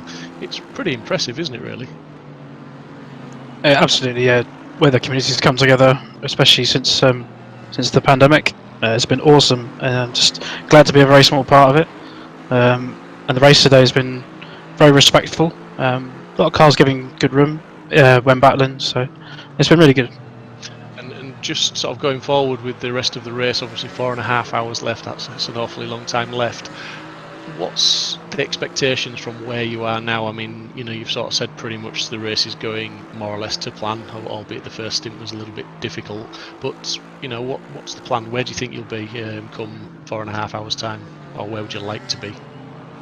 As I say, trying to predict after 4.5 hours, who knows? I mean, if we can stay where we are, that would be a fantastic result for us, I think, especially after what happened in the first lap. Valentin's in the car currently, and he's doing double, and then it's probably going to be me again. and then we'll see how we go from there. Basically, we're sort of winging the stints really. We'll see how people feel, and Happy's doing it in VR, so fair play to him. Yeah, well, to be fair, I mean, there's that would be my choice as well. I'm a VR racer. I'm not very good on the screens anymore. Once you switch, I think it's difficult to go back. But I think the concentration level in VR, I think it's a little bit more demanding, isn't it, when you've got that headset on for all that time? For sure, yeah. Especially when having to adjust tyre pressures, because ACC is not that well optimised. You have to look around, still trying to hit apexes. So. No, but while we're talking about the sim, I mean, it's come on, hasn't it, since it was released? Obviously, the updates and everything that come out, and it's certainly, in my opinion, it's a sim to beat for standards of detail, of physics, and drivability, and any bugs that come along. They seem to be trying to work the hardest to work any of them out, sort of thing. It's certainly a great sim, isn't it? Absolutely, yeah. No sim's perfect. ACC does a brilliant job of, not that I've ever driven a GT3 car, but from what I would guess, yeah, there's a great job of emulating the cars, and the way the car feels really responds to you, which I really like. So, like I said, I had a good 10-year break from my last sim racing, so the last one was GTR2. So. Yeah, and in 10 years it's over. I mean, in 10 months it seems to come on nowadays. So 10 years, it's really, it's come on hand over fist, hasn't it? But I mean, just one final question with regards to the car, if I can. How did you come to the conclusion of entering the Aston Martin? What made you choose that car? It's the car we can all drive. Yeah, so it's adaptable to all of you, and you've got the setup on there, and you're doing really well with it, to be fair. And in a 12-hour race, obviously you don't want anybody uncomfortable in a car that they're driving, do you? Because it's a long time to suffer. Yeah, I mean, that's where the first stint showed that. With the bad damage on the rear, the car was very, very nervous to drive. So I certainly didn't really enjoy the first 70 minutes, but yeah, since then it's been brilliant. It's just a nice, easy car to drive, so all of us can drive it well. So. Great stuff, buddy. Right, well, really thank you very much for jumping in the commentary booth for a chat. I know I sort of called you out a little bit on YouTube, and I really do appreciate you coming in for a chat, because it's when you're commentating on your own, it's good to have someone to have a quick chat with now and again. Thank you very much, and good luck with the rest of the race, my friend. Thank you very much. Good luck for us to stream. Thanks, guys, for putting on a great show. Cheers, Mike. Thank you very much. Christopher, good evening. Well, hello there. How are you doing, buddy? You enjoying yourself? Yeah. You having a good race? So far, so good. P2, can't complain. No, I bet. Is that where you expected to be? Well, to be quite frank with you, I didn't have any expectations, because when one of the guys with the team asked me if I want to join the race, I just said yes, didn't do any practice, and now we're in P2, so yeah, going great. In your face. Pretty much. No, your team, I mean, obviously it's a team event, and the guys are doing an awesome job, and like you say, to be in P2. We've had an interview with Darren King a while back now. I mean, the time is really flying by. 4.5 hours left to go. It doesn't seem that long ago since we started from where I'm sitting, and I have been here since the start. I don't know about how you're feeling about it, but he thinks it's going to close up towards the end. He's not taking anything for granted, although their car is still setting some pretty reasonable lap times, albeit I'm just looking at the last lap time they did. They did a 1:56.5. Your car did a 1:55.3. So the lap times are there or thereabout. They're yo-yoing a little bit, and I'm probably putting that down to the GT4 cars that you're catching and passing in. Do you think P1's out of the question, or are you happy where you are and you're just going to see what happens, or are you trying to actively push? Well, Steve, you made a good point there. I mean, it's a 12-hour race, still 4.5 hours to go, 4 hours 25 to go, and the race is won once you cross the but of course, since we're in P2 right now, the win is definitely something we strive for, but anything can happen. We are quite tight on track limits, so a drive-through penalty is something we don't want, but could happen if we're a bit too aggressive, perhaps. And of course, traffic always plays a huge role, and all the guys on here in the race are very quick, so you can't take anything for granted until you cross the start-finish line and get the checkered flag. Yeah, I'm just looking at the relative times at the minute, and you're 31.4 seconds behind the leader. So that's not bad, to be fair. And I think third place is round about the same behind you. So you're sort of in a bit. Obviously, you're in 30 seconds of clean air either way. So yeah, no pressure really, is there? It's just keep putting those times in and see if the race will come to you. I suppose all the pressure is on the guy behind you to catch you, and Darren King's team, or Sean Arnold, who's in the driving seat now, to actually maintain that gap. You can just sit there and do your laps.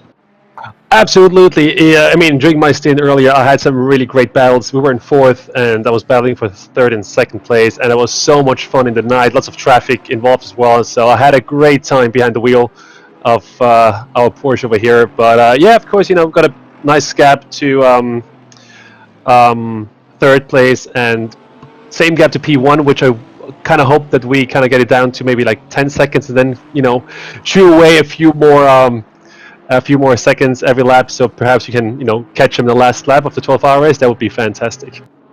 How have you found the stints in the evening? Has it all gone to plan, or have you had any issues with the car at all? Any surprises? Anything not gone quite to plan, or is it just it's all going good?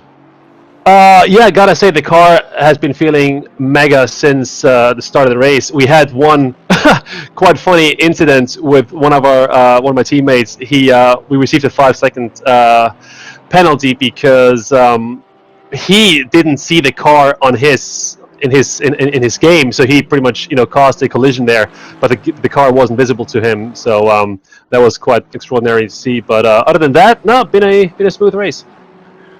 Well, mate, thank you very much for coming down to the interview booth, and please, if you feel like giving us an update later on in the race, we're more than welcome you back in again. Just drop back into the green room at any point. I'm going to wish you all the best with the rest of the race, and hopefully we're going to see a battle for the lead. And just good luck, buddy. Thank you, Steve. Yeah, definitely. And I hope, I wish all the best to all the other drivers out there, and hope for an exciting finish. Yeah, thanks, Chris, and like I said, good luck for the rest of the race, and good luck to the rest of the team. Thank you very much. Thank you, guys. Thank you. Bye-bye.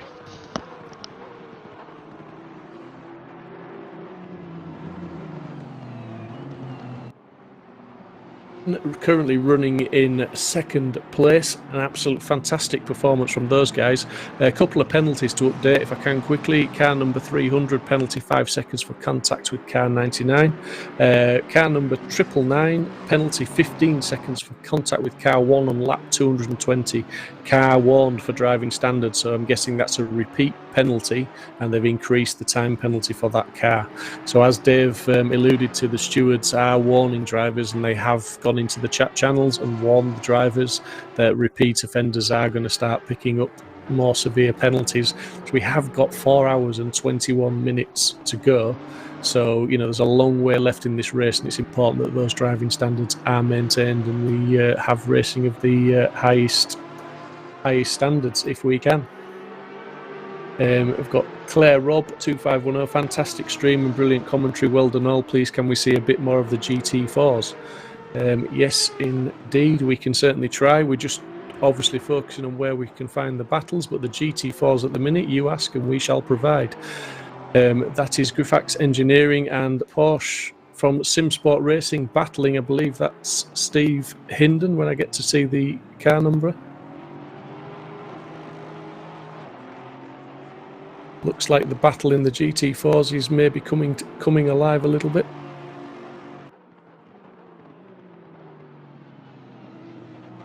Has to be said that the Grifax Engineering number 11 car has basically had a pretty, I think, unless they want to come and correct me, it's had a reasonably trouble-free race. It seems to have been running pretty much at the sharp end of the GT4s for the whole race, and keeping its nose relatively clean, so to speak. We've got Steve Hinden in car 42 in third place, but obviously let's not forget Coach Dave Academy, Vicky Thompson in car 889 leading the GT4s currently in 31st position overall, so she's doing a great job, and it looks like she's got at least a couple of laps on second place, so they're sitting pretty comfortably, it has to be said, and looking like nothing's over till it's over. 4 hours 20 minutes to go, but they're in a strong position with a couple of laps in hand. Be very interesting to see. I'm just looking down there. We've got Reese Wiggins driving the other Simsport Porsche Cayman GT4 in 41st overall. That's the car that we saw earlier. Adam Azalovic put that onto, I believe it was 4th on the grid in qualifying, so great performance from him, but they've had a few issues during the race. Guys, if you haven't donated as yet, please, if you can, do so. We're wanting to crack that 3,000 mark just to get that bit closer. We've got a total of £4,000 that we would love to hit by the end of the stream, but anything, any figure will do. Just please donate, give what you can. We really do appreciate it. The guys have worked very hard to put this race together. The community's come together, and it'd be nice to round it off with a nice sort of decent amount of donations for Mind. Very important charity that we need to keep giving to, and we're just going to go to a Mind video just to tell you a little bit more about them.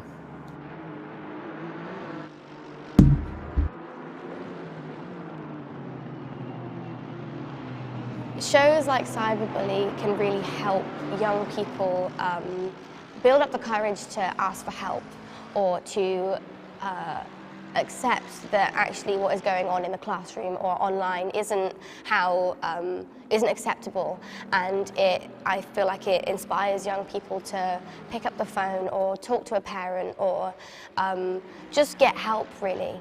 And I think after Cyberbully was aired in the UK, we had the anti-bullying line on afterwards, and they had a massive influx of calls from kids and teenagers who have been too frightened to speak out and try and stop whatever is happening, and I feel like it gave them the confidence to do that. In Casey's situation particularly, after her friends and family found out about her mental health issues and her struggles online, they didn't judge her, they accepted it, and they were very forgiving and very helpful. And I think seeing that for someone who may be going through something similar would hopefully be uplifting, and it should be uplifting. No one's going to judge you, and there is people out there who really do just want to help you. And yeah, I hope that's the message that people get from series like Cyberbully.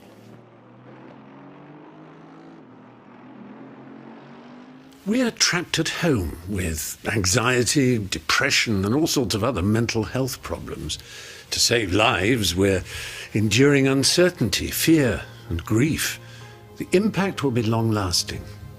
One thing seems certain. Our mental health, yours, mine, our friends, family, and frontline workers will suffer. Please, give £10 to Mind today, so that their mental health support services can be there for everyone who needs them.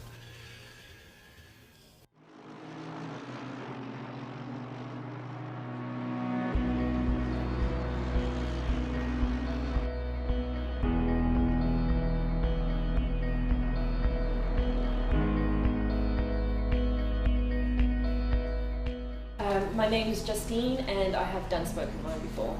I'm Fern. I haven't done it before, but I do talk quite a lot for my job. It was the first place I'd come to for 8 years. I spent 8 years in my house. It was with social anxiety that was so bad that I couldn't actually leave the house even to go to the shops. And within weeks, it changed. The writing, the process of writing and being able to share with people in a safe environment had a knock-on effect to my life outside. I just basically came to Spoken Mind feeling in a bit of a dark place, and I didn't really know how to express myself completely to everyone, but through Spoken Minds and Wanda being incredibly helpful to everyone, she would invite us into a safe space and we would talk about our feelings, and not only talk about our feelings but how to develop them within poetry. And over time it became a really safe space for everyone, and we created like a little family. I'm going to invite you to look at your colour and your object and just write. I love it because it's a place where I feel like I found my tribe. I believe it really gets a lot of inner emotions out, and it's something that, you know, I'll probably use as a life skill in future. I did not quite know what to expect when stepping into this situation. I didn't know anyone, I'd never done spoken word before, and it was just amazing, really exhilarating, terrifying, but I guess the main thing I've come away with is that really glorious feeling of connection when you walk into a group and you don't know anyone, and then you come away feeling really part of something. That doesn't happen that often, I don't think, in this day and age. My confidence dissipates and my body dips down. My shoulders slump, I feel like a clown. That was really magical, just hearing the stories, experiences and opinions of others, and written in such beautiful ways. So thank you so much to this brilliant local mind. It was just the bestest of bestness. I loved it.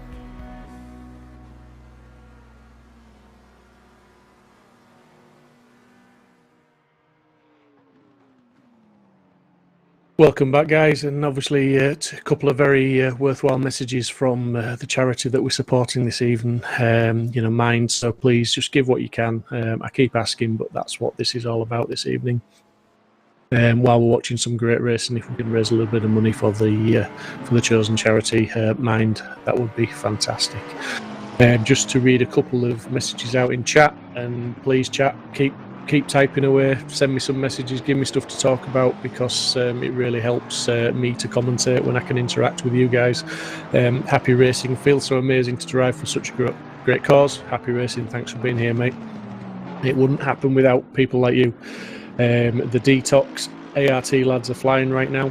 We may catch up with the ART lads and let's have a look and see how they're doing. You know, but it's just fantastic to be part of this and really enjoying myself as we focus now on Aaron Martin Pilkington in car number 127, the Mercedes, half a second back from the Bentley. And I've raced with Aaron personally a few times, and he's a very quick lad, and he's not someone you want to mess about with. It's showing him half a second back, but actually the car in front has gone into the pits, so I'm hoping that's going to refresh and give me a realistic time in a minute to see where he is. But yeah, Aaron is a great driver. You'll be able to catch his stream. He'll be streaming this now on Twitch, I imagine, as we get in another penalty in for car number 22.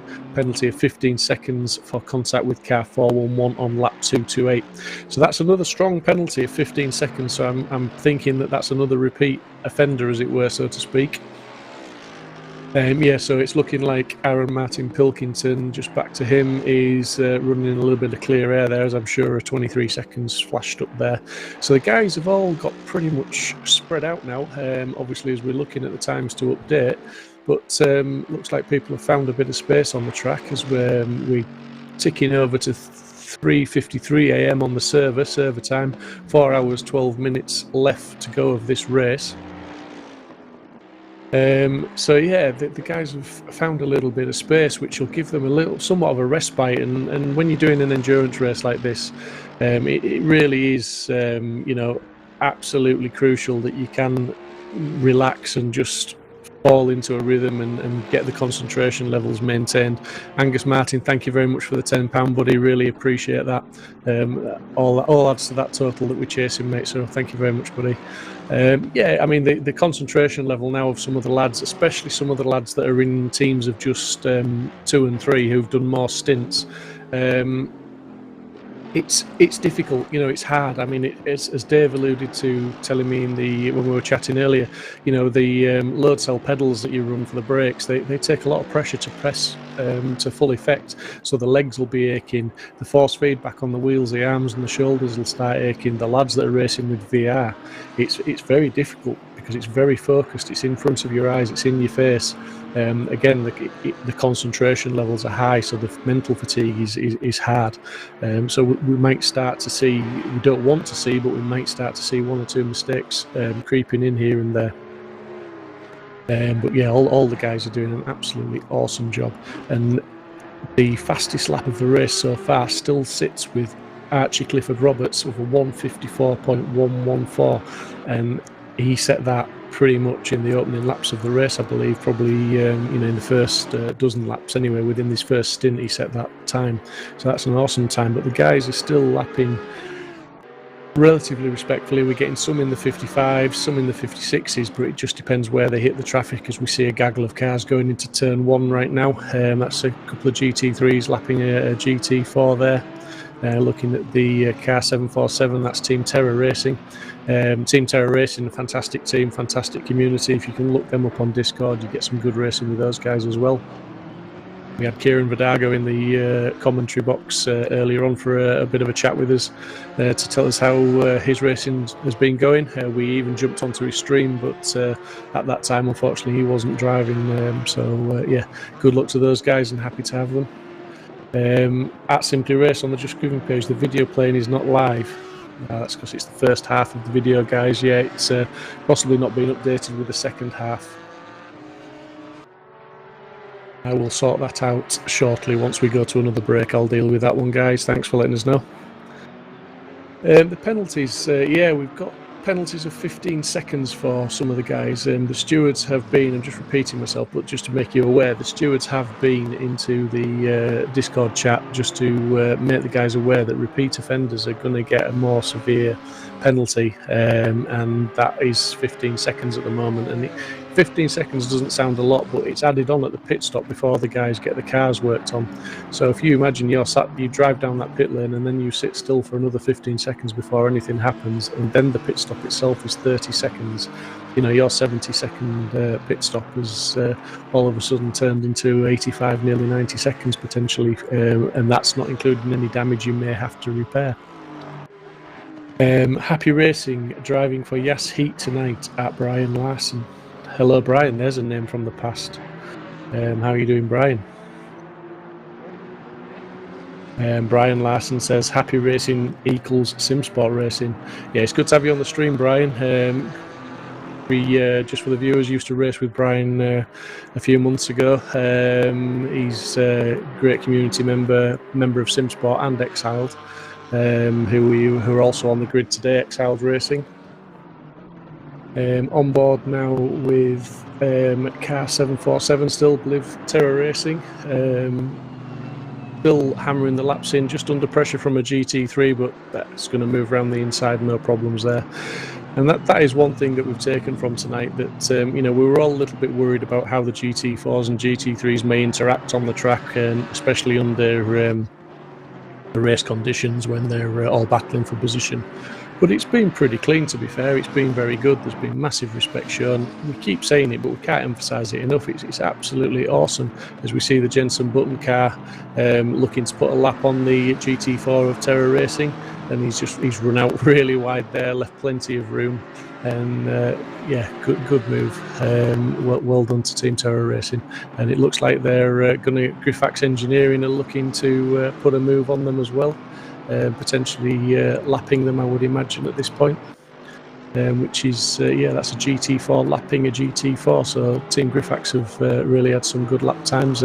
Could be that Team Terror Racing and maybe they've maybe done an extra pit stop, and Grifax may be due a pit stop shortly, but it could also be just out and out pace, and they get that job done going into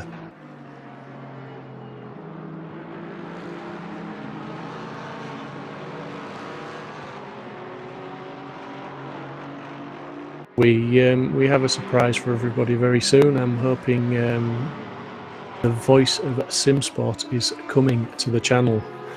Stay tuned, he will be with us very, very soon.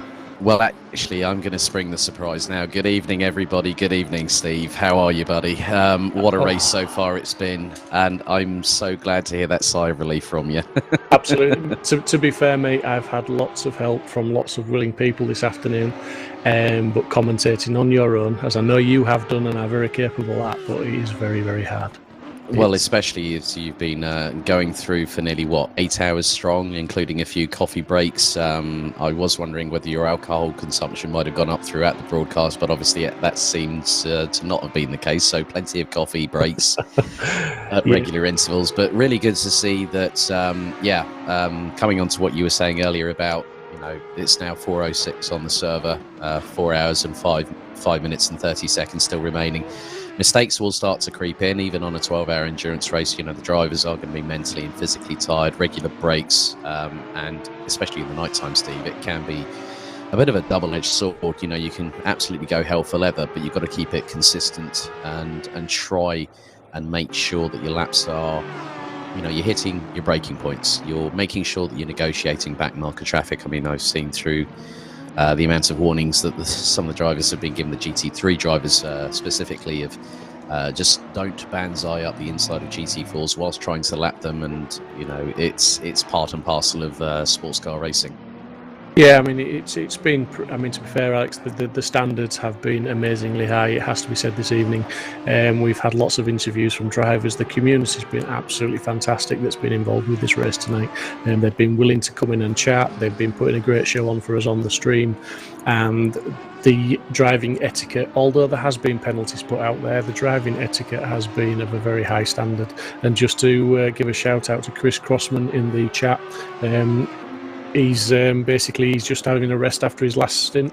Chris, if you fancy a chat, come in for an interview, pal. It'd be really good to talk to you and see how your race is going, because you are flying high, buddy. Your team is flying high in 4th place at the moment and currently have the fastest lap of the race in the bag. So yeah, it'd be nice to have a catch up with you. Yeah, he managed to get me mixed up by saying, oh, nice for Mike to join you, Steve. Alex, sorry guys, a little bit tired. Chris, you're excused, mate. I mean, the way that they've been pushing like crazy. So yeah, we're now with the number 2 of Simsport Racing, and then we switch quickly to John Monroe in the number 15 Bentley Continental GT from Sancho Simsport.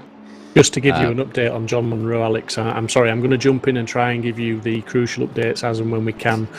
Forgive me if you already know, I'm not sure where you're at with it, but John Monroe, obviously they suffered 2 disconnects at the start of the race almost, and had to, obviously that means they're back to the pits, and there were several laps down at the start of the race. Now John came in and had a chat with us, head held high, spirits high, and basically said if he can get to the top half of the field, that would be something special for them pretty much. He was aiming there, wasn't sure if that was realistic, but to get back up to 23rd is an awesome drive, to be honest. They're sticking to what they've said they're going to try and do, and it's really reflecting the spirit of the event, that there's a few drivers had issues, they've come in, had a chat with us, and they're just, yeah, we're just going to go for it, we're just going to see where we end up, and it's a long race and we're not giving up. Yeah, one of the big things, and I love the dynamics of ACC, where you see John Monroe committing to the chicane, and that was the NGK chicane, sparks flying from the back splitter, and Chris has just said, I'll jump in the interview chat soon once Archie is back in the server.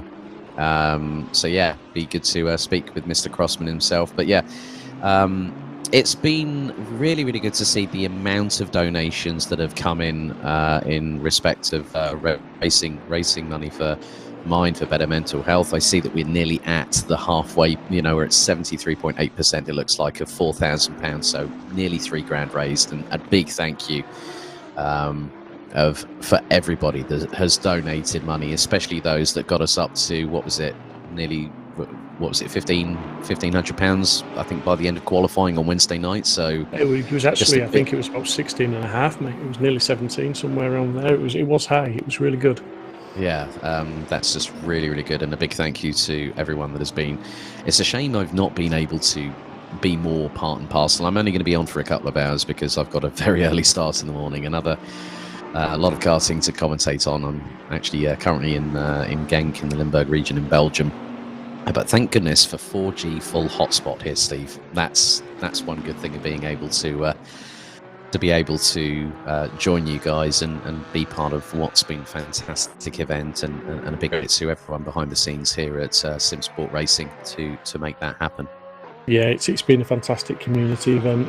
You know, it's really come together with a lot of hard work and a lot of community input, and you know, even down to the final leg of getting everything working at lunchtime today, we got help from other members of the sim racing community to bring it all together, and it's just shown fantastic spirit. We've had unfortunately Colin Turkington didn't get to drive. he had an issue in the pits where when they swapped to him, his car wouldn't start, so they had to drop out at that point, which was really unfortunate.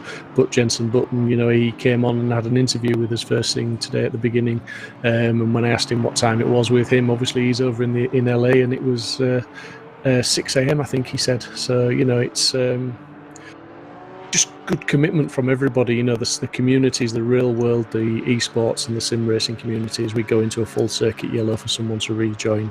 But yeah, it's been fantastic, the commitment from the levels of and the people like Jenson Button down to the sim racers who just do this for a hobby. Everybody's put so much into it, and we really appreciate it. So just under 4 hours of the 12 hours of Nürburgring here on Simsport Racing, the place to race. Head to simsportracing.com if you do want to get involved with our community, but also be able to take part in events like this in the months to come. Car number 222 has had a 5-second penalty issued for car number 1. Now that is the car that I think Alex Seibel is in the number 1 Audi R8, and that was on lap number 231. So just to give you all a heads up that Mike Yao, big thank you to him from Simply Race for being able to broadcast such a high quality stream.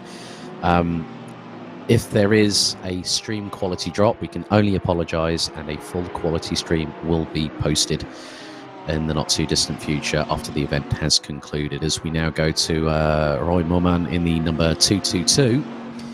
That was the the car that I think I was just mentioning about with regards to penalty. And again, in the Discord chat that we have as part of the endurance server for this event, drivers will then send in a stewarding inquiry, so to speak, reference an incident that's happened. We do have live stewarding at the moment, I believe, Steve, if memory serves me correctly, so that then we'll be able to have those reacted upon in a concise manner, so at least things can be dealt with expediently, and it means that people can carry on with amending their strategies accordingly, don't they?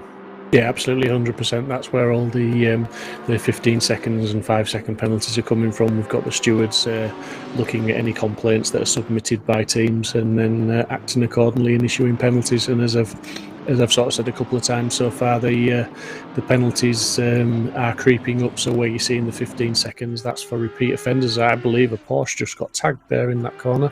Maybe not, but we just cut away from that action there. But yeah, 15-second penalties is generally, you might see that there's a few repeat offenders, as we see car 747, that's Team Terror Racing, Porsche Cayman GT4 with a stop-go 30 penalty. I'm guessing that would actually be for speeding in the pit lane. They may have just pitted and they've speeded in the pit lane. Yeah, normal standard default as per the system software through Assetto Corsa Competizione. But please, if you are watching at home and you have a couple of spare quid in your pocket, please help raise money. Help us raise money here at Simsport Racing. Let's have a look at a replay here. So that is the 222 Porsche, and there is a car coming up behind. I think that's the, is that the Lamborghini? I think, I'm not too sure. That is the Lamborghini just behind. Oh, it's the Sancho Bentley you've got behind there as well. And yeah, the Sancho Bentley has to narrowly avoid there. So that was very, very lucky indeed. So the Porsche got a tag from behind by the Lamborghini, and the Sancho Simsport car had to get out of the way quickly. So good avoidance there, even with, you know, the fact we're in the dark of night, the headlights are ablaze on the cars, the brake lights glowing in the nighttime sort of seance that we have here. So really good to see that a lot of drivers still keeping on the black stuff as best they can. It's not easy in terms of a nighttime situation because, Steve, one of the biggest things I would understand from a driver's perspective, that in the nighttime you're having to use different markers. So effectively, it's not going to be easy to hit the braking points and hit the apex and all that kind of stuff. No, it's not. I mean, you've got different brake marking points, obviously, because you're limited to what you can see.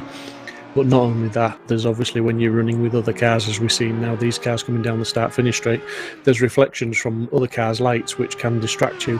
So there's a multitude of things that can affect, obviously, the driving in the night and making it harder to concentrate and just to hit all those apexes and braking markers, as we've seen the Team Exiled car running through the shot there.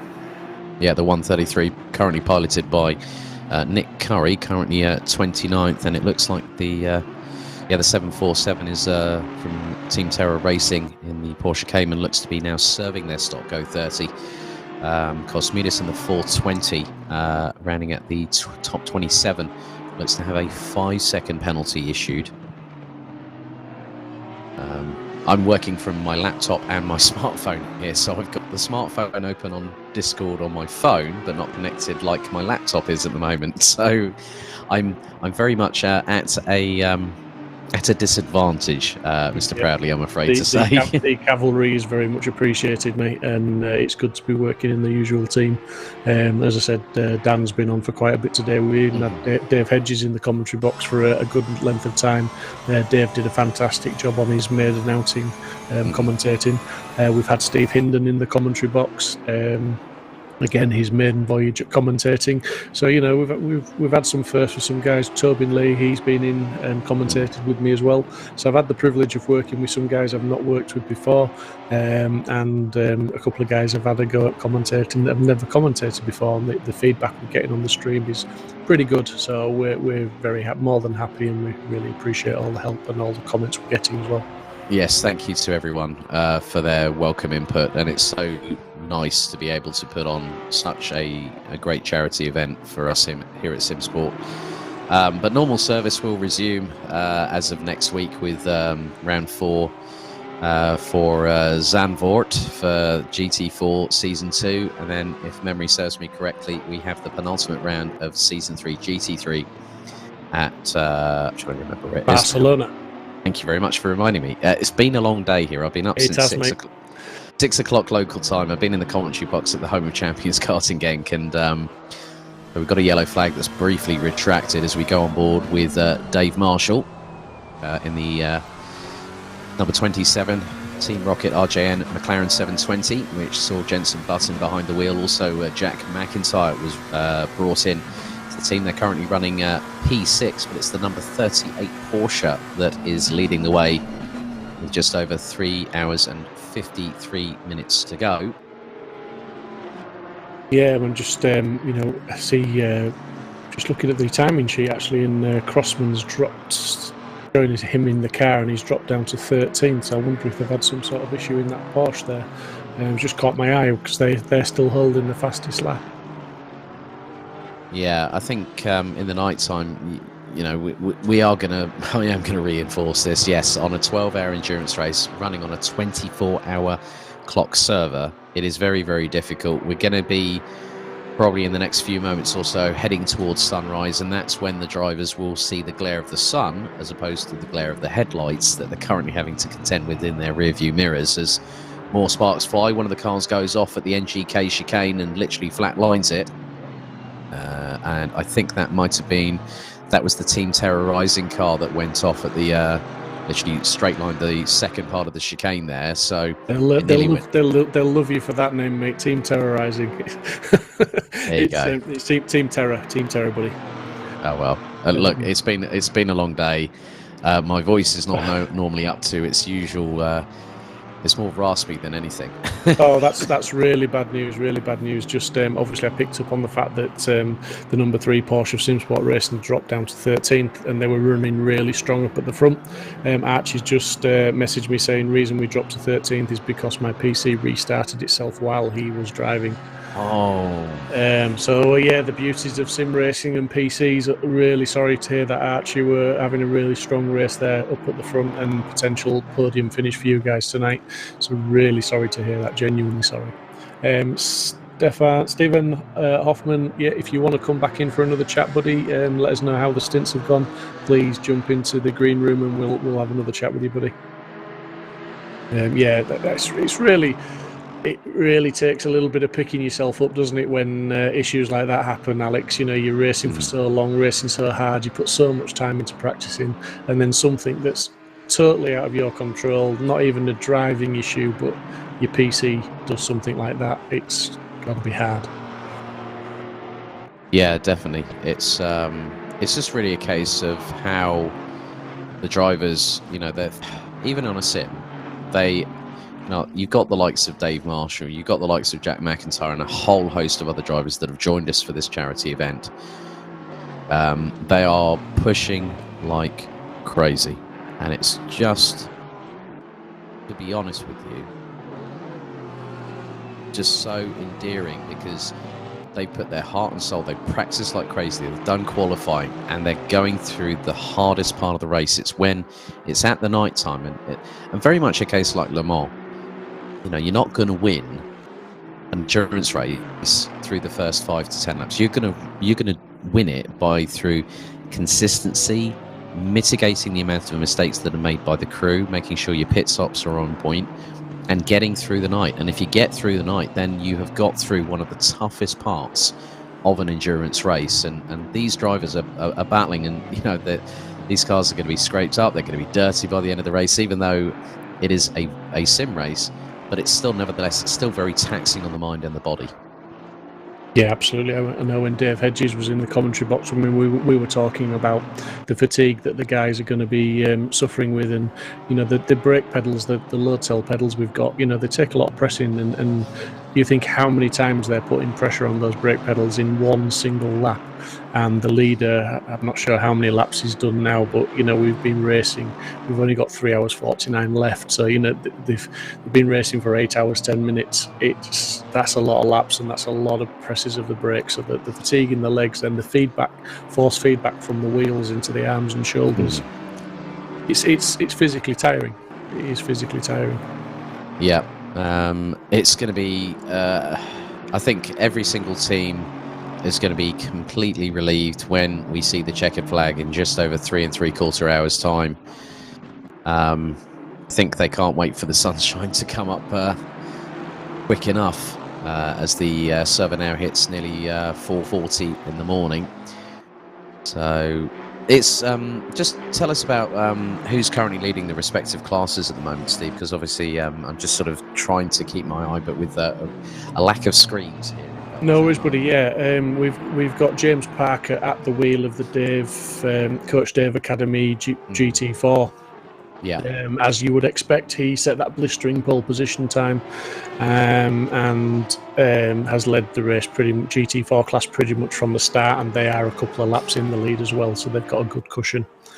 Obviously, we're looking at the leader of the GT3s now. Driving is Sean Arnold, and Darren King, his teammate. They've pretty much led on and off, albeit the lead swapped with pit stops and things, but 245 laps completed, and they're still putting in lap times in the 55s, which is pretty good, really, at this time of night as well, with the track temperatures as they are, the traffic that's on the track. You know, there won't be many. I don't think there'll be any laps where they're not actually lapping somebody. So you know, they're all doing a fantastic job. It's amazing.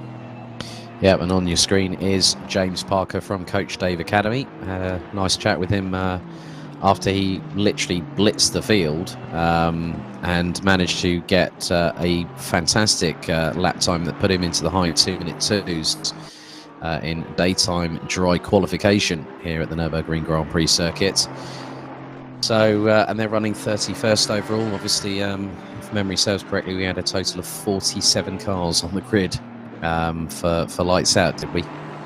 We did indeed, my friend, and it has to be said, it was pretty clean. We had the GT3s, I think, predominantly got away clean. A couple of touches here and there. The GT4s had a little bit of a touch in turn one. There was a couple of incidents, but yeah, basically it wasn't a bad start at all for the amount of cars going into turn one at the Nürburgring. Yeah, that's really, really good to see. It looks like the 177 has got a drive-through. One of the looks like I think it's an Aston Martin, if memory serves me correctly. I'm running on, like, literally, as I say, hardly any screens, and we've got some more penalties coming up. Car number 420, that looks to be the Greek Stars car, and that is a penalty of 5 seconds for contact with car number 177 on lap 239. Car number 53, which is currently 21st at the moment, has a 15-second penalty for ignoring a full course yellow and making contact with car 118. And car number 177 has now got a drive-through penalty for overtaking cars and ignoring a full course yellow. Well, that's going to give them a bit of a long trip down the pit lane, doesn't it? And looks like that is Sean Buck behind the wheel, and they are in the pits, I think, looking to serve that drive-through pretty quickly. Yeah, it's unfortunate. Any penalties, unfortunate, but penalties are there. They're given for a reason, so if they've infringed the rules, then obviously it's just a bitter pill they have to swallow and come back out and get on with it. We've seen that's Team Terror Racing getting lapped by Dave Marshall in the RJ and Rocket McLaren of the Jenson Button team car. Yeah, so really good pace, and he's 3.8 seconds behind Harmson in the number 52 Porsche. So the Jensen Team Rocket RJ and McLaren 720S GT3 doing a great job with a fantastic effort from all the team, considering the fact that when we spoke about Dave Marshall and he was put in the car for quali, and I still remember when you said to me on that Wednesday he had only done 60 laps on this platform before, and also on the car, you know, because he normally competes in other championships, and he's won multiple championships, a couple of which I've commentated on myself personally, so I know the calibre of Dave Marshall, and when he gets up to speed, he is on the pace. Yeah, I mean, it's amazing to think that this is his first race on ACC, so he's doing a sterling job. The whole team have, because I'm not sure if I've told you, stop me if I have, but when Jensen came on to do his first stint, he got a stop-go penalty for speeding in the pit lane, which put him down into 20-something, and then he battled back from that, as you would expect, up to around about 16th place, I believe, when he pitted. And the rest of the team have just carried on in that style. Jensen's been back in the car again, and basically they brought the car up to what is now 5th place, which is an awesome drive. Yeah, now there's a lot of dust being kicked up, I think, by the Audi just up ahead. That was going through the NGK chicane. Dave Marshall flashing the lights as if to say, just mind out, I'm coming through, and that's Marino in the Audi, number 32. A little bit further down the order, I think it was around about 16th place, as we go to Dave Hedges in the number 2 Audi, the Simsport Racing 2 crew, currently rounding out the top 27 positions. And now some of the drivers behind are flashing their lights, I think including this second Porsche in that queue just behind Dave Hedges, sort of like saying, well, you guys are in front, but you're a back marker and I need to get through pretty quickly, and so blue flags will be waved. One of the Porsches gets up the inside of Dave Hedges through the Coca-Cola corner. Yeah, it looked very much like Dave was struggling with that car there. It looked very, very loose. I'm wondering if he's got some damage on board. Yeah, that could be the case. I mean, especially if it's the back end of the car. We now go on board from a driver's viewpoint perspective, on board with Dave Hedges. And I've just noticed his last lap time as well. It was a 1:59, which is pretty much off the pace for Dave and that GT3. Yeah, so, I mean, how long has Dave been in the car for? Because also, not just the fatigue of the driver, mentally and physically, but then you've also got to consider fuel levels. You've also got to then consider the tyre degradation over a stint. You know, how hard has the driver been pushing? Have the tyres been sort of pushed too hard early in the stint in order to try and catch up with those in front? And that's not easy, especially when you consider how much these drivers are pushing like crazy, because they're trying. Looks like Dave Hedges is trying to keep up with Cosmidis from Greek All Stars in the 420 Porsche. I think they're just ahead of the Porsche that's just in front. So Dave Hedges is trying to close up. Well, they're actually 4.4 seconds up the road, I think. Or Cosmidis is now, well, it's got 10 seconds there alongside the 420 in terms of penalties there, Steve. So, because I need to ask a question.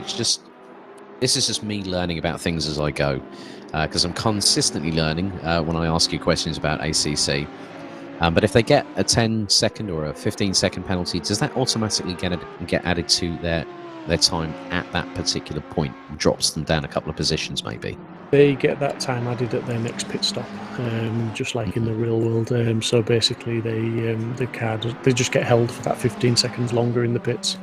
Okay, well that answers my question. I've still got a lot to learn about sim racing, but I'm glad that somebody like yourself can educate me in the right way, as we're fast approaching just over 3 hours and 40 minutes remaining on the clock, as we now go on the number 52 Porsche, running in 4th place at the minute.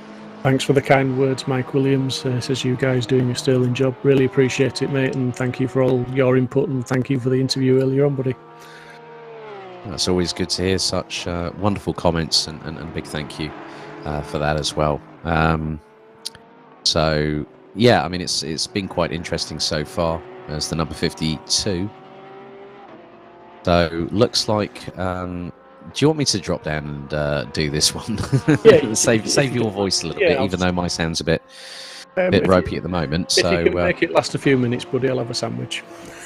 well, before I do drop down in there, the Greek Stars car, the 420, has had a 5-second penalty added for contact with car number 2 on lap number 241. So I'm now going to jump down into the booth, and it looks like Stefan Hoffman is down there at the moment. So I shall jump down and have a chat with him and see how they're getting on.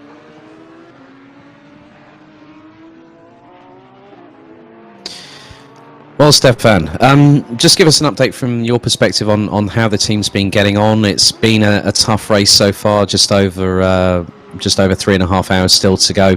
But the night time is a very different animal to racing in the day, isn't it?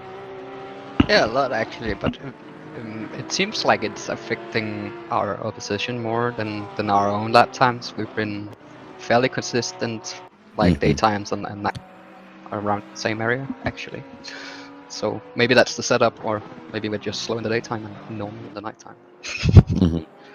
But obviously, from the team's perspective, how have you guys been working throughout the last few hours? Because it's not easy when you're having to switch drivers on pit stops and then talk about strategy whilst one driver's out on track and sort of like, look, well, okay, he's got this amount of fuel left.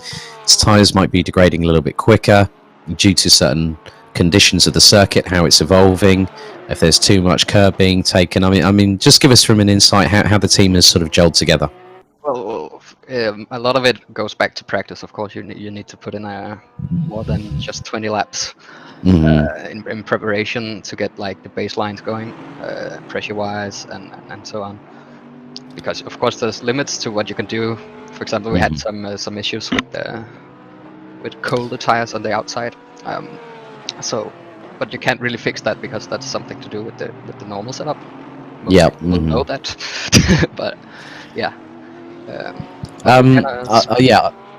Sorry, I didn't mean to cut across you there. There's not much more to it. No, but also one interesting thing. Now, I did notice that even though the car is predominantly in the colours of the Dutch national flag, I noticed something when. Yes, exactly. Because obviously your last name is Arvidsson, if memory serves me correctly. Yeah. Nice little idea to put that in there, as Oliver's behind the wheel at the minute. What was the inspiration behind sort of putting that in? Just sort of because it looked like someone had decided to put a template on there, and it sort of like got half finished, and so it looked like it was a bit of a cunning ploy to cover one flag with another one. No, I don't know what you're talking about. I mean, I'm a head designer of the team, so it must have been my idea. I don't know what the idea was. Like, it's a bit mishmashed, to be honest. Still learning, but yeah. No, that's fair enough. Well, Stefan, thank you very much for your time. All the very best of luck to you guys in the car for the rest of the race. Thank you. Good luck with the commentating. Thank you very much indeed. So, a big thank you to Stefan Hoffman Arvidsson for talking to me just then, as we see the Team RIP 101 McLaren 720S GT3 currently running in 30th position at the moment. So Cosmidis, I think they were showing another penalty there a little bit earlier on. A big thank you to our live stewarding team that are currently reviewing all incidents that have been reported. And also any incidents that they do find out on track. And we have Michael Horth in the 299 SG Stern Mercedes GT4. There's two teams in the GT4 class for SG Stern. And Michael is currently running 33rd overall.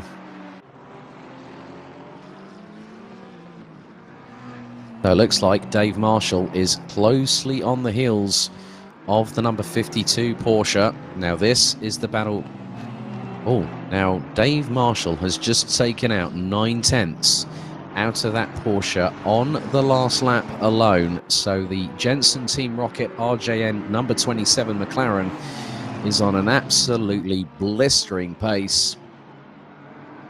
So this is going to be quite interesting, obviously, with Steve mentioning a little bit earlier on that Jensen having a stop-go penalty for stop-go for speeding in the pit lane, but the likes of Jack McIntyre and Dave Marshall have been able to pull this team forward into what has been a fantastic team effort so far.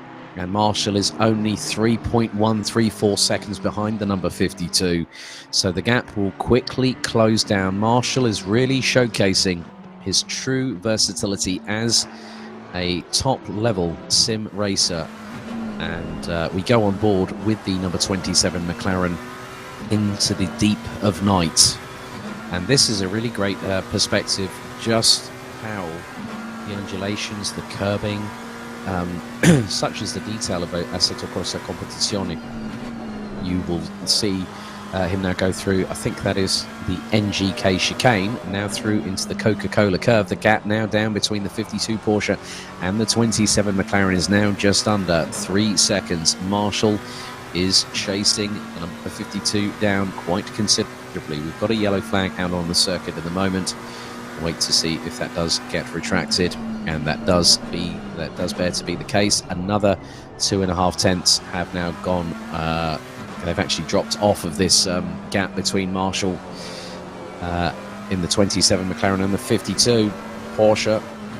You can just see how committed Dave Marshall is in terms of how much track he's actually using, as he's now going in towards. He's just come out of the Hagen and will now run down towards Valvoline and Ford before they then go through into Dunlop. So Yeah, real, like you say, Alex, awesome shots out of these in the night time. It's really showcasing the fantastic sim and the driving standards of Dave Marshall. yeah, he's definitely been one to really showcase his talents, and again he's dropping that gap. And in many respects, Marshall definitely on a charge. We're fast approaching 3.5 hours to go. Local time on the server, 5:11 a.m. and it has not stopped. Jensen Team Rocket RJN running in the World Fastest Gamer 2 livery that is currently sported by James Baldwin in British GT. And really good spatial awareness by the GT4 car to just quickly get out of the way, as we've had a penalty issued for car number 62. That's the G2 Racing BMW that have just been given a 5-second penalty for contact with the number 747 of Terra Racing on lap 242. So they will serve that 5-second penalty before the car can be worked on in the pits. So Marino in the number 32 Audi has now come into pit lane and has dropped down a couple of places, now down into 18th position, as we're now verge of completing 254 laps, as Arnold from Team Fordzilla continues to lead the way in the number 38 Porsche, and it is a 1, 2, 3, 4 for the Stuttgart brand at the minute, with Dave Marshall trying to uphold the honour of McLaren. Now Jacques running in the number 62 BMW, ahead of Barrio in the number 40 Aston Martin.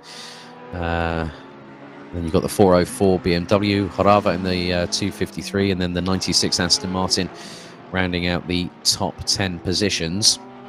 Just to catch up on chat, we've got Cameron Fife saying, "How are you having a rest, Steve?" Yes, I am, mate.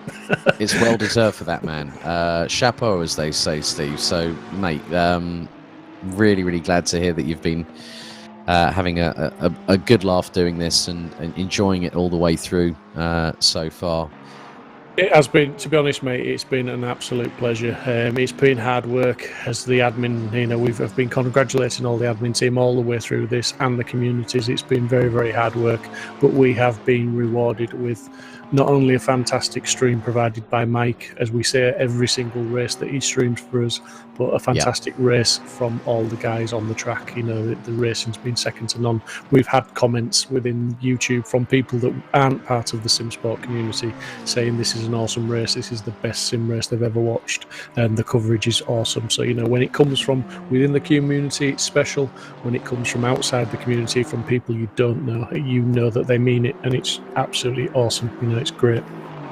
Yeah, looks like we've had another donation in. Looks like £8.90 has been put in the kitty. A big thank you to Positive Perception /Express Team UK. Thank you very much. Really do appreciate that. And I think that is now going to take us just over the £3,000 barrier, if memory serves me correctly. Well, not £3,000, £2,961.14, 3.5 hours to go. And I think we have a returnee, Daniel Handover. Welcome back. Good evening, everyone. Thank you very much for having me. Hi, Dan. How are we doing, chaps? How are we doing? Yeah, my voice is rather ropey, as you can probably hear. Not quite the dulcet tones that I had on qualifying on Wednesday night, but it's been a busy day. So I think Dan might leave you to do this one. I think we've got Aaron Walker down in the interview booth. So do you want to have a quick chat with him? And Absolutely. Yep, I will go and have a chat with Aaron now. Give me 2 seconds. Talk about yourself, chaps, and I will be back.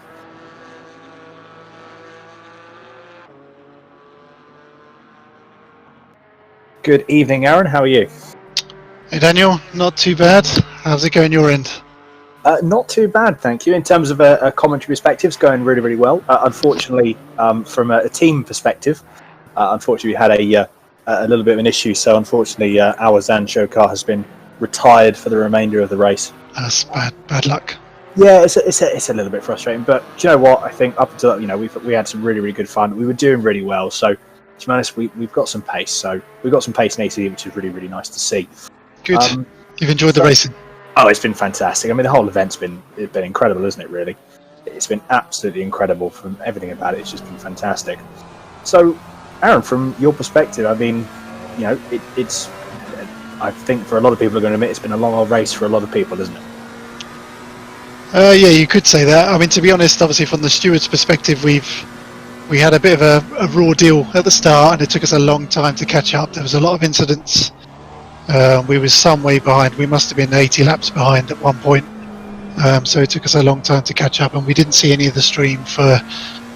Well, we probably missed the first 7 hours of the stream, just Really? in incidents. So it's nice to sort of catch up, catch bits of the stream, which has been fantastic. I'm guessing that you guys have seen a lot more of it, and it's been a lot better for you. But it's just nice to, you know, obviously you sort of make a rod for your own back. So you have to be consistent. You start off looking at penalties. As long as you deal them out consistently throughout the race, you're good. And we put out a warning to everyone because we was getting repeat offenders, mainly GT3 cars, dive bombing GT4 cars. So we did up the penalties sort of midway through, and they have reduced. So hopefully we should see reduced penalties.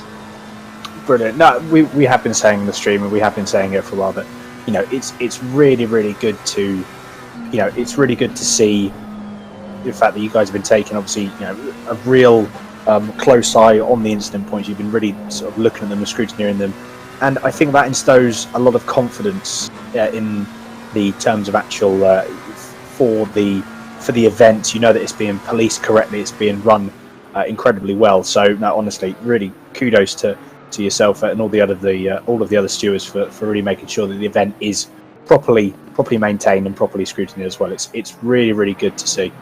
Thank you, Daniel. Yeah, we have tried hard to be consistent and fair. Obviously, we don't want to hand out penalties, but you know, when you've got cars turning other cars, causing them large time delays, obviously we're going to hand out penalties. That's all you can do, isn't it? But absolutely, it is one of those things where, as you say, no one really wants to do it, but it's one of those needs must in certain scenarios. And as you say, everyone's on a level playing field. Everyone is everyone is in the same boat at the end of the day. It's one rule for everyone, and it's up to the drivers and the teams to make sure that they stick within those boundaries, isn't it? Exactly. And I'm still amazed that we've had hardly any cars drop out. I don't think I've ever seen an endurance event where, they've had so few dropouts, and the full course yellows have worked very well. What we're seeing, hardly anyone has got it wrong. There's been a few penalties for full course yellows, but generally it's been very good. Yeah, exactly. That's another thing as well. I mean, this is my first big endurance event. To be honest, this is my first event on ACC, really. Yep. And it has coped really, really well. We were saying, obviously, the almost the virtual safety car, as it were. Full course yellows has been a solution that has worked. It has worked really, really well. As you say, some drivers have unfortunately missed. May have caused a few incidents because of it, and some people have maybe missed a few of those. But all in all, like you said, majority of the teams, majority of the drivers, it's just been really, really close, clean battling and racing all throughout the field, isn't it? Yes. Oh yeah, definitely. It's been great to watch. What we've seen. Certainly, we're seeing some more racing in the second half. Hopefully, those incidents are going to reduce even further, and we'll get to see the end of the race. But so far, the stewarding team's been fantastic. It's been a joy to work from. No, it has really, really been. So, have you been driving actually within the 12 hours as well, or have you just been solely on the stewarding side?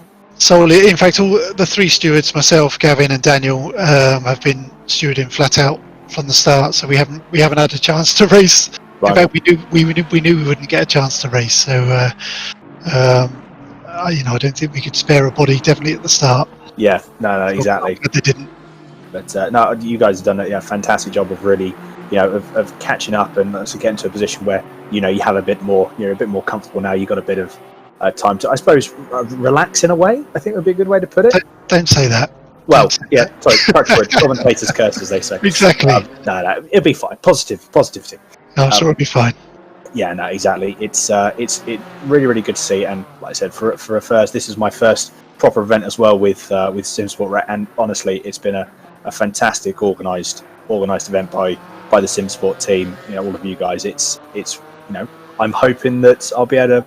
We can do some more events in the future, and I can be part of more events in the future, because honestly, it's been absolutely fantastic. I'm sure all the people that are watching can agree, all of the drivers, all of the teams, we can all agree this has been a fantastic event, and one that we look forward to having, something like this happen again. And it's all for a great cause at the end of the day as well, isn't it?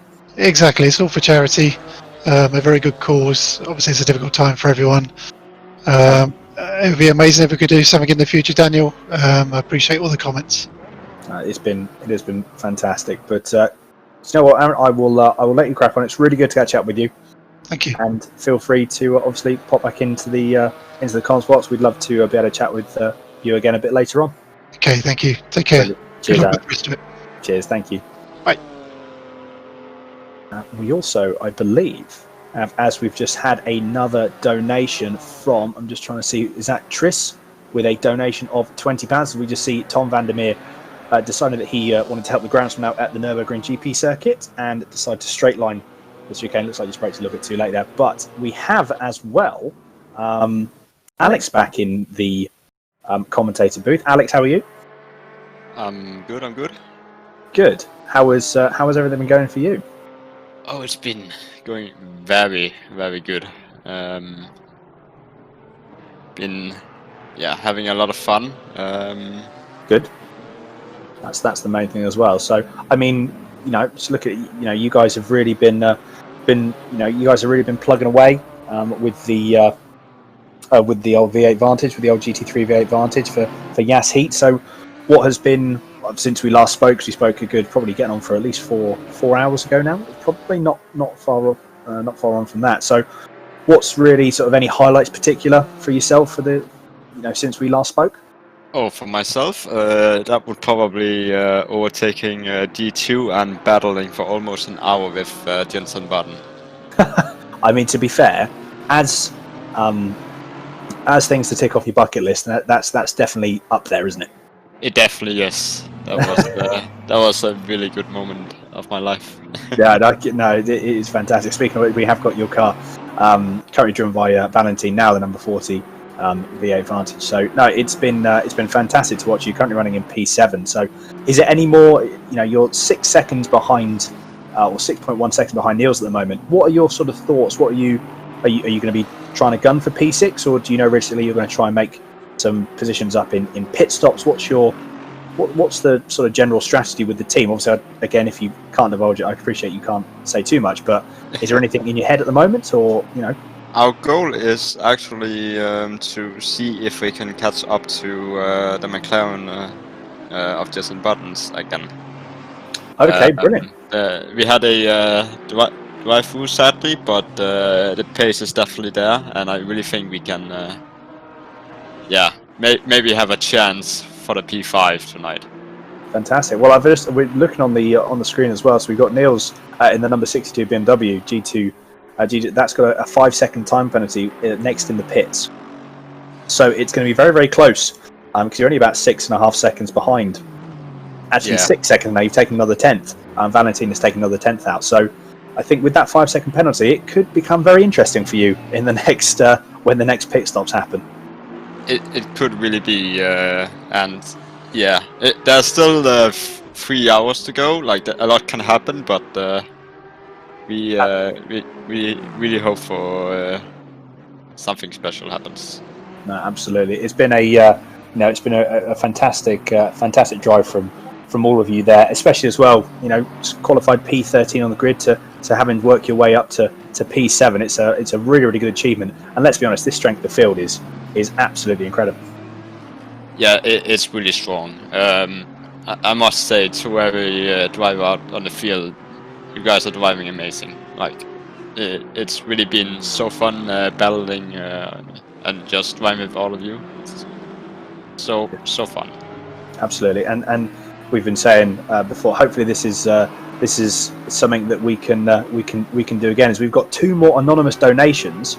We've just had 2 more £20 donations. That brings the total to just over £3,000, and we've still got 3 hours and 20 minutes left.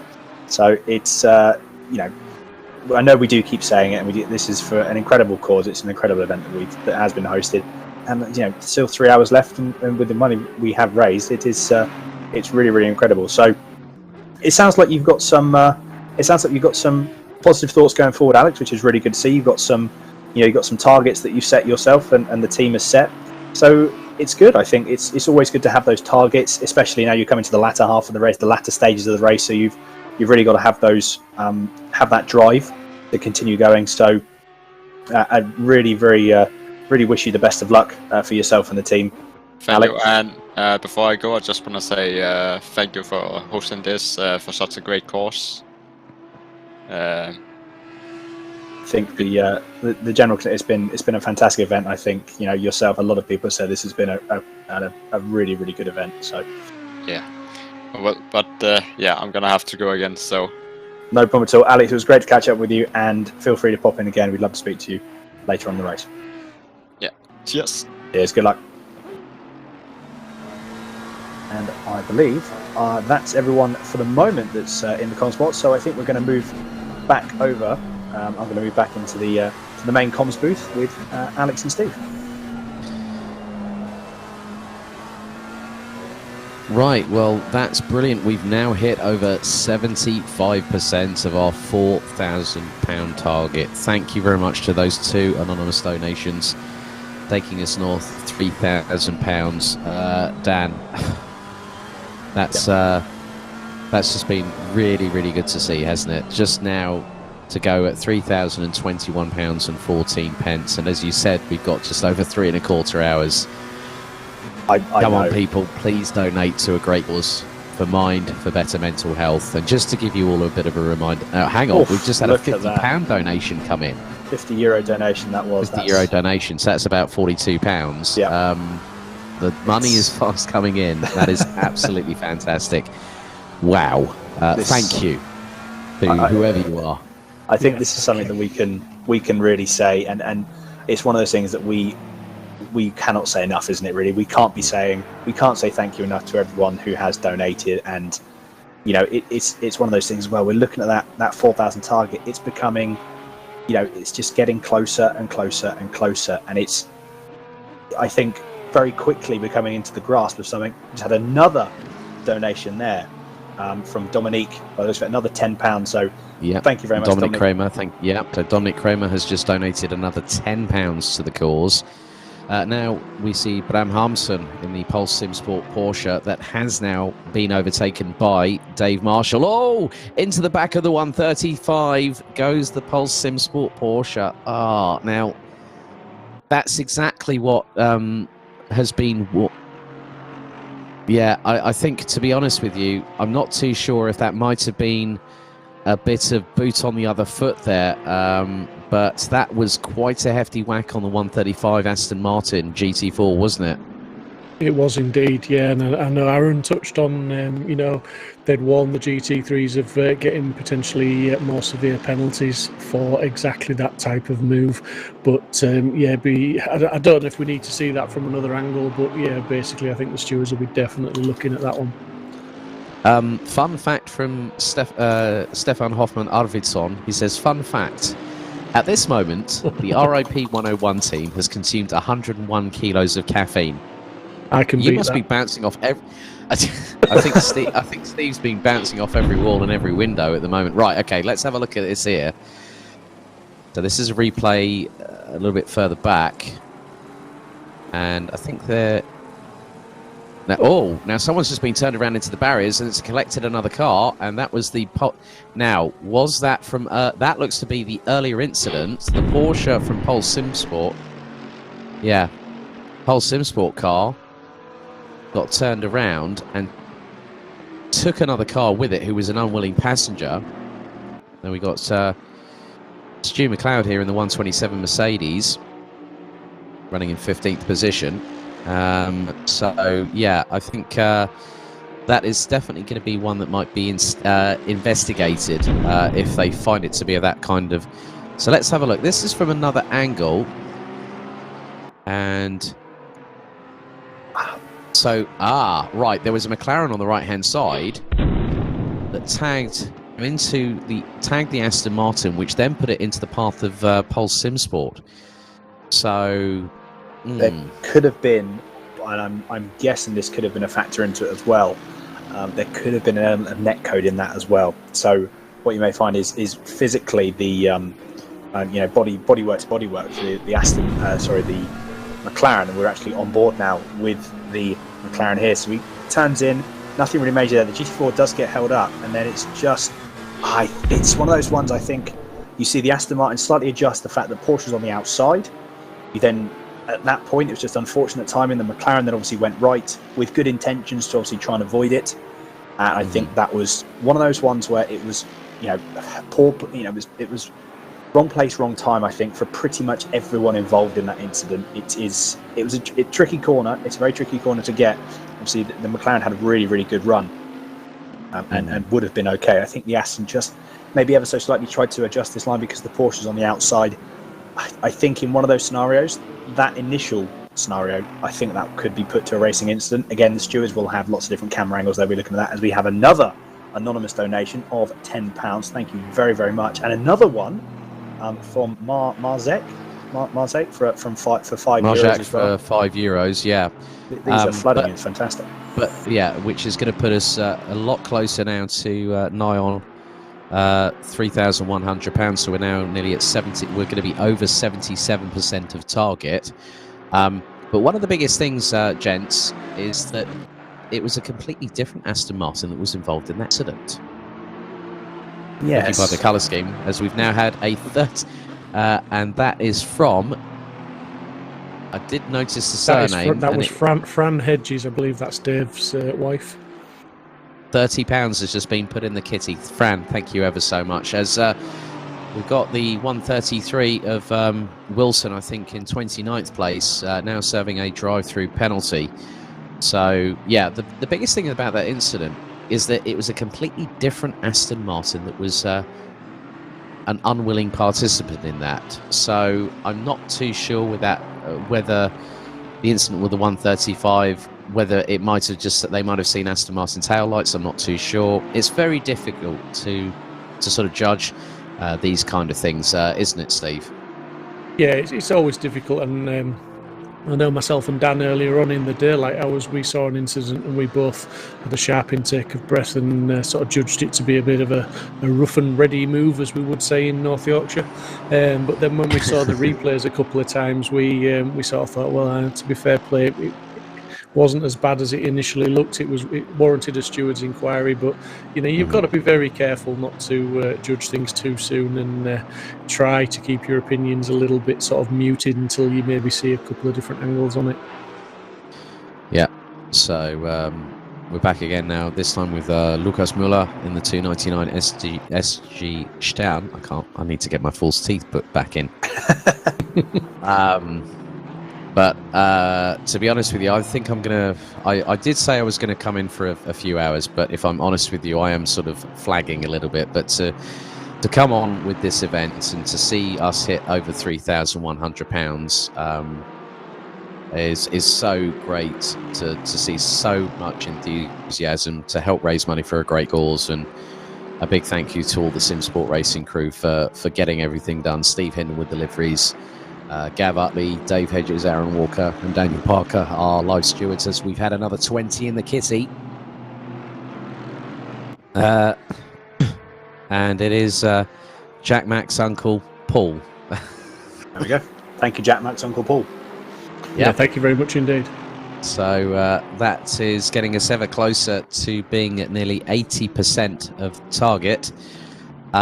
So I'm going to sort of call time. I did come on a little bit earlier than anticipated, but gents, it's been a pleasure being a part, even though it's just been for 60 minutes.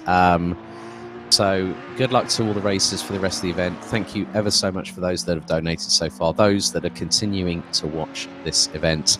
I will be back next Wednesday for round 4 of season 2 for GT4. Steve, Dan, all the very best of luck with the rest of the broadcast, and I'll catch up with you guys soon. Have a great rest of the race. Thank you very much for your contribution this evening, Alex. It's great. Thank you very much, mate. No problem at all. It's for a great cause and happy to do it. So have a good one, guys, and thank you all for watching and helping us raise money for a great cause out there. Thank you. Brilliant. Cheers, Alex. No, it's a pleasure to speak with, a pleasure to commentate alongside Alex, as always, isn't it, Steve?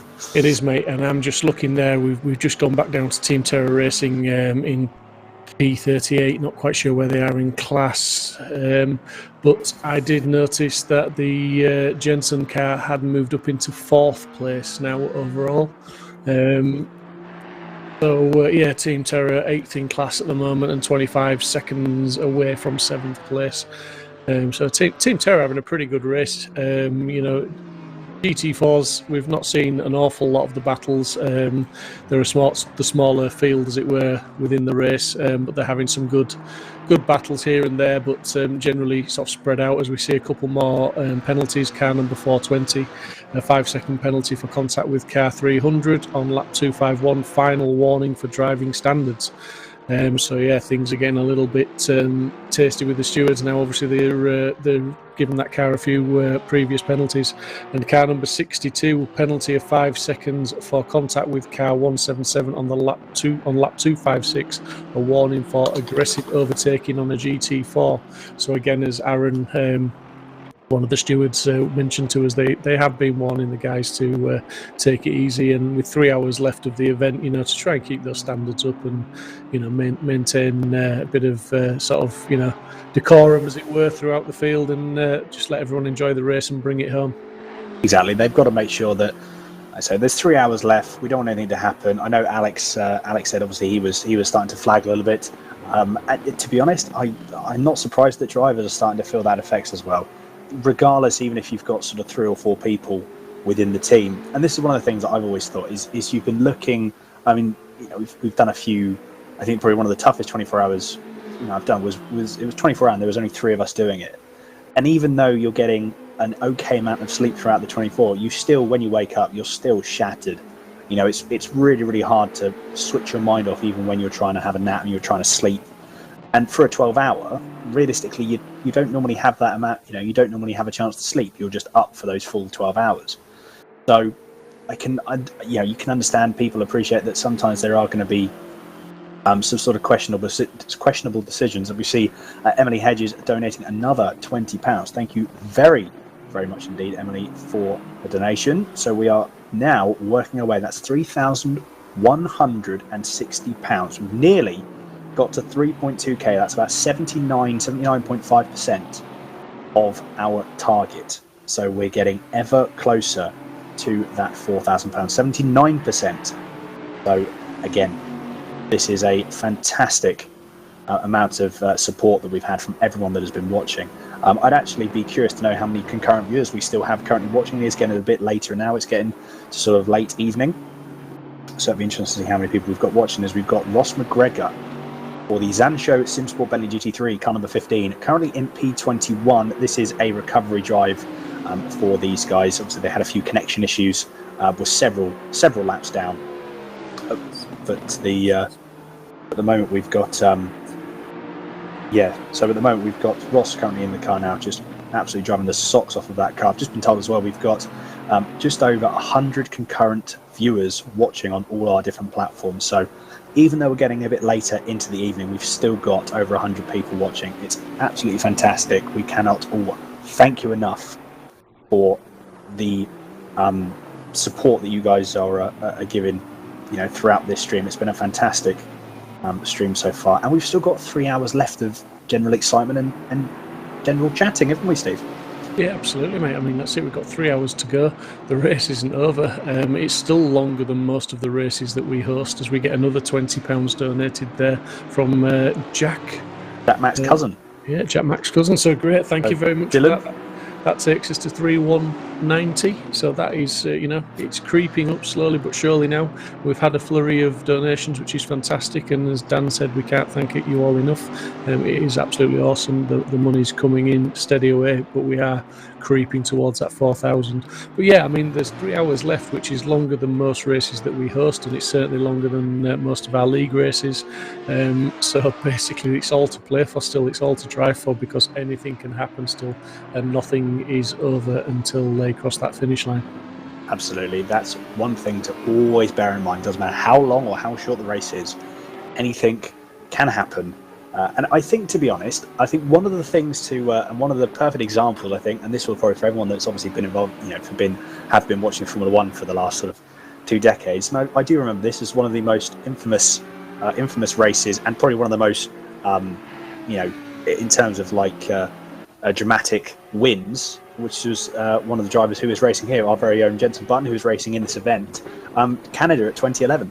Awesome race. Literally, it was. I remember watching that. Everything, absolutely everything, was against Jenson in that race, and yet he still won.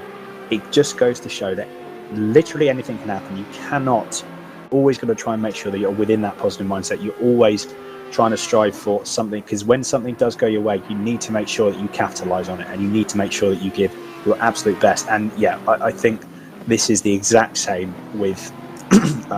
This is also, it can go the other way. I remember as well a few years back, I believe it was Toyota at Le Mans, last lap, and their car, unfortunately, the last lap of 24 hours, car performed absolutely faultlessly, and then car broke down the lap, second to last lap, or on the final lap on the start-finish line. Absolutely gutting for the team. So it can work both ways, admittedly, but you've always got to make sure that you are doing your absolute best to stay in that positive mindset. One thing that I was actually going to say, as I just noticed, we've got a couple of people in the green room, and one of the things that I think we should probably do, maybe Steve, if you'd agree, to maybe get some of the people involved and some of the people that are watching involved, is for them to comment on what their favourite livery has been. Yeah, favourite livery, and maybe it's a bit early for a driver of the day, but just give a shout out to some of the drivers that have maybe impressed you the most. But yeah, let's have give us a comment for favourite liveries.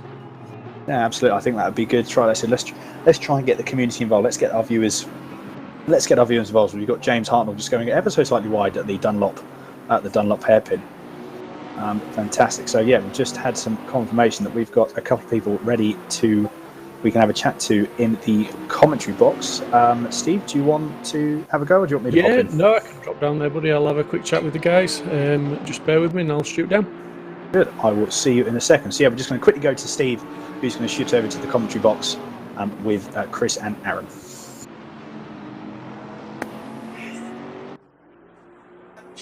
Good evening, gents, and I say good evening with a few hours left on the clock. 3 hours just and 1 minute left to go. Fantastic event so far. I'm going to come to you, Chris, first, because I've been watching your progress, obviously being the Simsport car in the race, and you've obviously got some news for us, mate. Yeah, we had a little bit of bad luck, to be honest. Archie's PC kind of died in the middle of one of his stints, and it took a while for us to figure out what was going on. So yeah, eventually I just jumped back in the server. We had to do the rejoin system, and I just joined back in. It obviously messed up our stints and everything in the way that we did kind of have it timed perfectly to do the bare minimum amount of pit stops, but obviously we kind of messed that up now. So I just jumped up and done about another 40 odd minutes and or half an hour-ish, and then Kev Critchley was able to join because he was away while that was happening. So I basically had to do another stint. So Archie looks like he's actually out of the race because his wheel, something with the power, and it's got no force feedback, and he's been trying to get it to work. So it looks like it's between me and Kev to try and finish it now. But yeah, we had some. We're doing well as well, to be honest. The first half of the race, Archie he actually got spun. I don't think he caught it on camera. We got spun by a back marker GT4 and lost a little bit of place. And when we came out, Kev done a great job. And then we've been, I think we had the pit strategy nailed, to be honest, assuming touch wood it stayed dry. But yeah, we kind of obviously lost out a little bit now, but we're still going to try and finish it. And it's a big ask, but hopefully we can try and get closer to that top 10 now and just see what we can do in the last 3 hours. But it's been a great event, guys, and kudos to you, Steve, for doing so far about 9 hours worth of commentary on the trot. Oh, mate, yeah, don't remind me, but I've had lots of help on the way. But, I mean, I really felt for you because I sort of gave a bit of a shout out on the stream when I saw the car dropping down the order like it was, and because I'd been watching you, and literally you were in podium position for most of the race once you'd sort of recovered from that early spin, but you were literally, you were in position to battle for the podiums. And then when I saw you drop down and you popped into the YouTube comments about Archie's PC, I was just chatting on there and saying to Alex, it must be absolutely heartbreaking, and when things like that happen, something that's absolutely totally out of your control. It's not a driving error, it's not a decision that you've made that's gone wrong, it's something that you could not even foresee coming, and it must be hard to keep going. But well done on keeping going and keeping that positive attitude to aim for the top 10, mate. It's credit. Yeah, well, that's the plan, mate. Obviously, we've not had the best of luck this team in most endurance weight races we do. I think this is the third 12-hour now that we've had a disconnect, but we rejoined and everything properly this time. So, yeah, we'll just plug along and see where we get to, mate. Yeah, no worries, mate. And as one of the members of the admin of Simsport, I've thanked all the other admins that have come in for a chat. Just thank you very much, mate, for all the effort you put in. And I know you were obviously heavily involved with the promo video with Archie right at the beginning when we first announced we were going to do this. That was no mean feat, and obviously you've been there helping us as we've gone along. So thank you very much, mate, and well done. Thanks, buddy. Good luck, guys. Cheers, Chris. Good luck, mate. And over to Aaron Martin Pilkington. How you doing, buddy? I'm pretty good, man. I had a double stint right there, and I'm really happy with the way that went. It seems like late at night the pack kind of dissipated, so there was a lot of room for manoeuvring, and yeah, filtered through the GT4 pack. I don't think I ever cut anybody off. It felt really nice to drive, and times I was put down, I felt real comfortable. Hopefully now, I think we're in. Well, like I said, I wanted to get top 20. We're in P15. I don't know if we can get any more places, but there's 3 hours of racing left to go. So yeah, absolutely. There's one thing I like about you, buddy. Whenever we talk, you're always happy. I've never heard you unhappy. It must. It's great. It's brilliant to talk to you. I know you've raced in some of our community leagues, and you're still doing so. And like I say, whenever we talk on Discord or whatever, you're always a happy character. It's brilliant to see, and it's really good to see that you're doing well in the race, because there has been a few issues for some people. Generally, the racing's been pretty good. There's been a few incidents. We've seen the stewards are getting a little bit tougher with some of the incidents now, and giving out a few more warnings to people that they're going to get heavier penalties. Is your race still going to plan? I know we talked to you earlier. Is it still on target? You're at 15th, and you're saying you're going to maybe try and get some more. What do you think's realistic? Maybe a couple of spots. I mean, the way it sits right now, I think we're actually we're able, because we had to pit early in the first stint.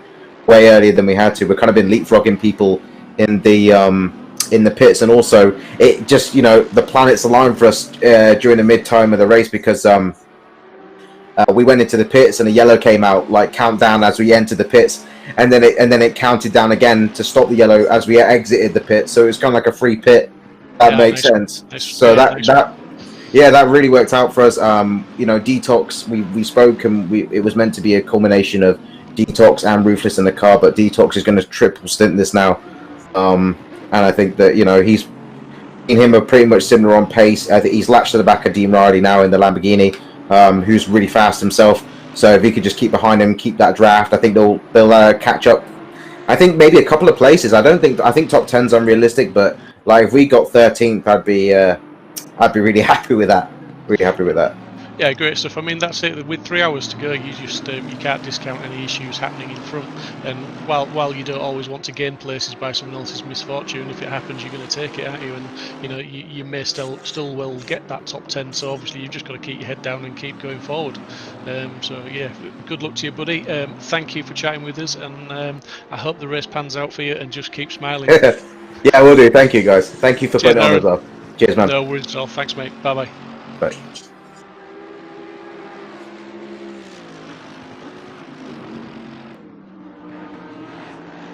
Oh, yeah, I've seen a penalty on the screen there for car number 27, 5 seconds for contact with car 52 on lap 260. So that's car 52, which is the Pulse Simsport car, I believe. Yeah, so was that the incident that we reviewed?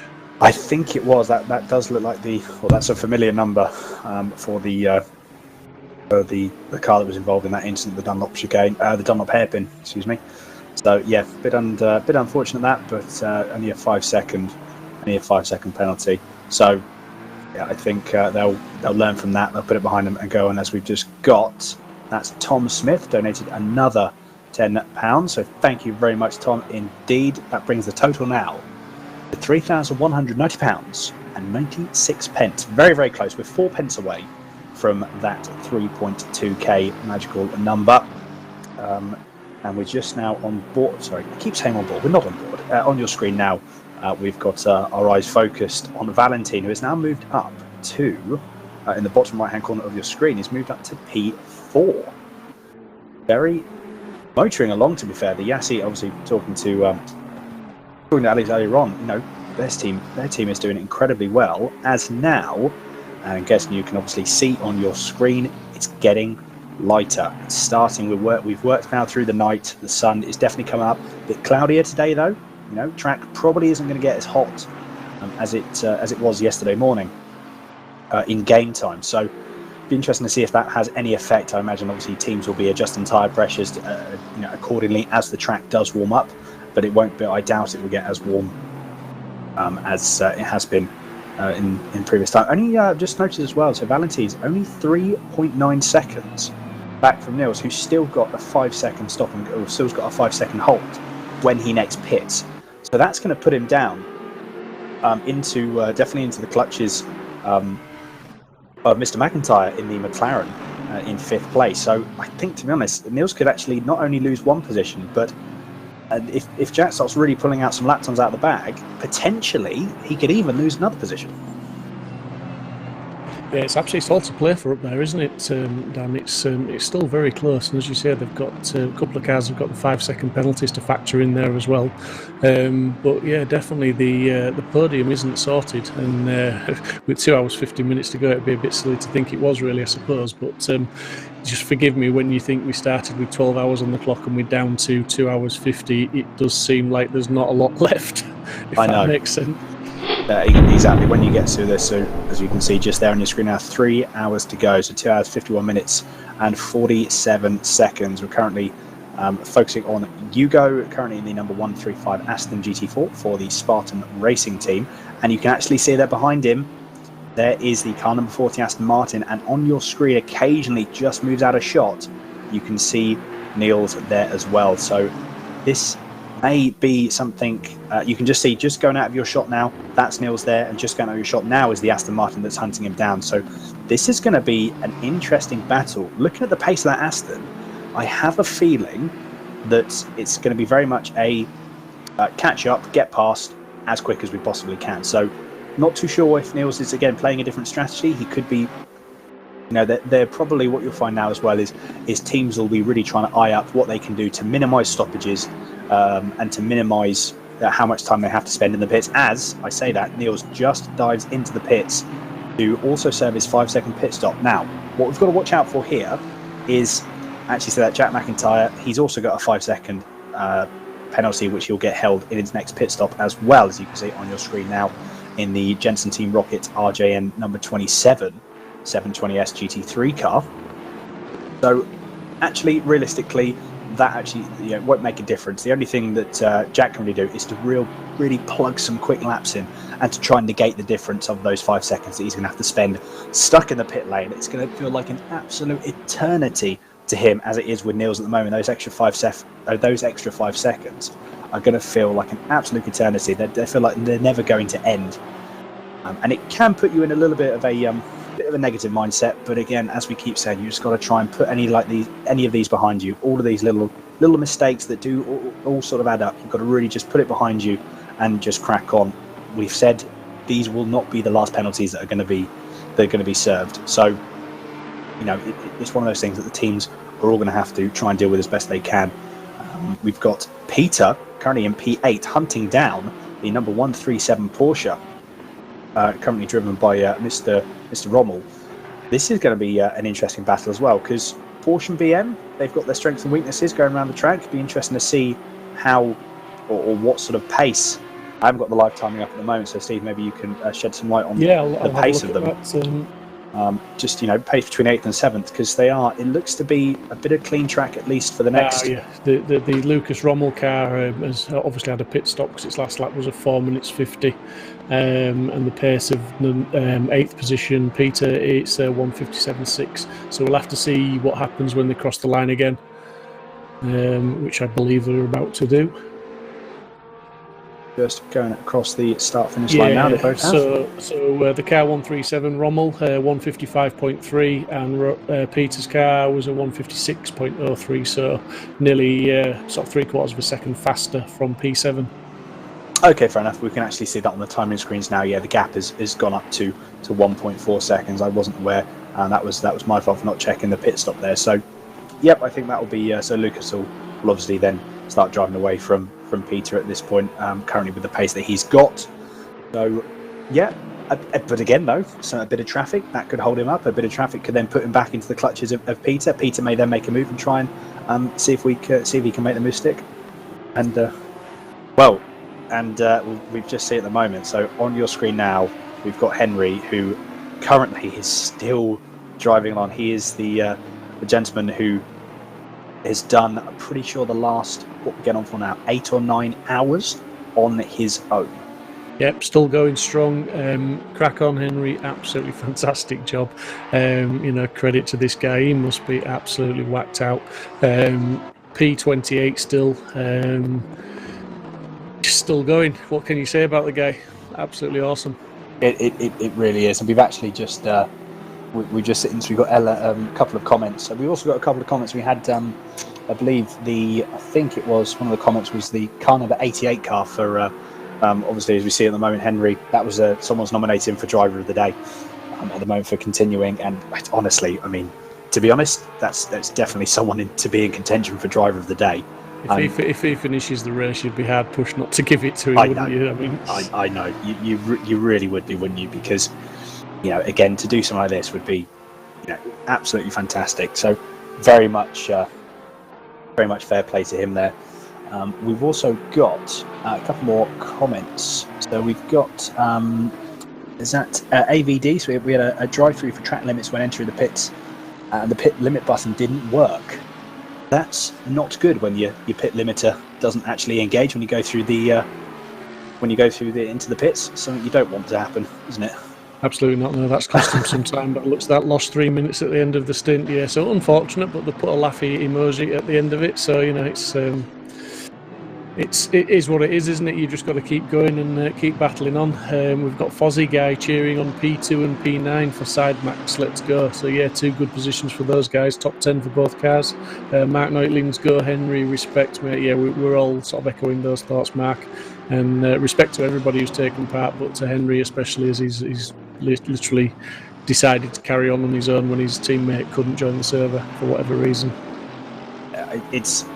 I think especially as well. I mean, if you've got the confidence and you've got you know that you've got that the capability of doing it, then why not? Why not try and go as much as you physically can?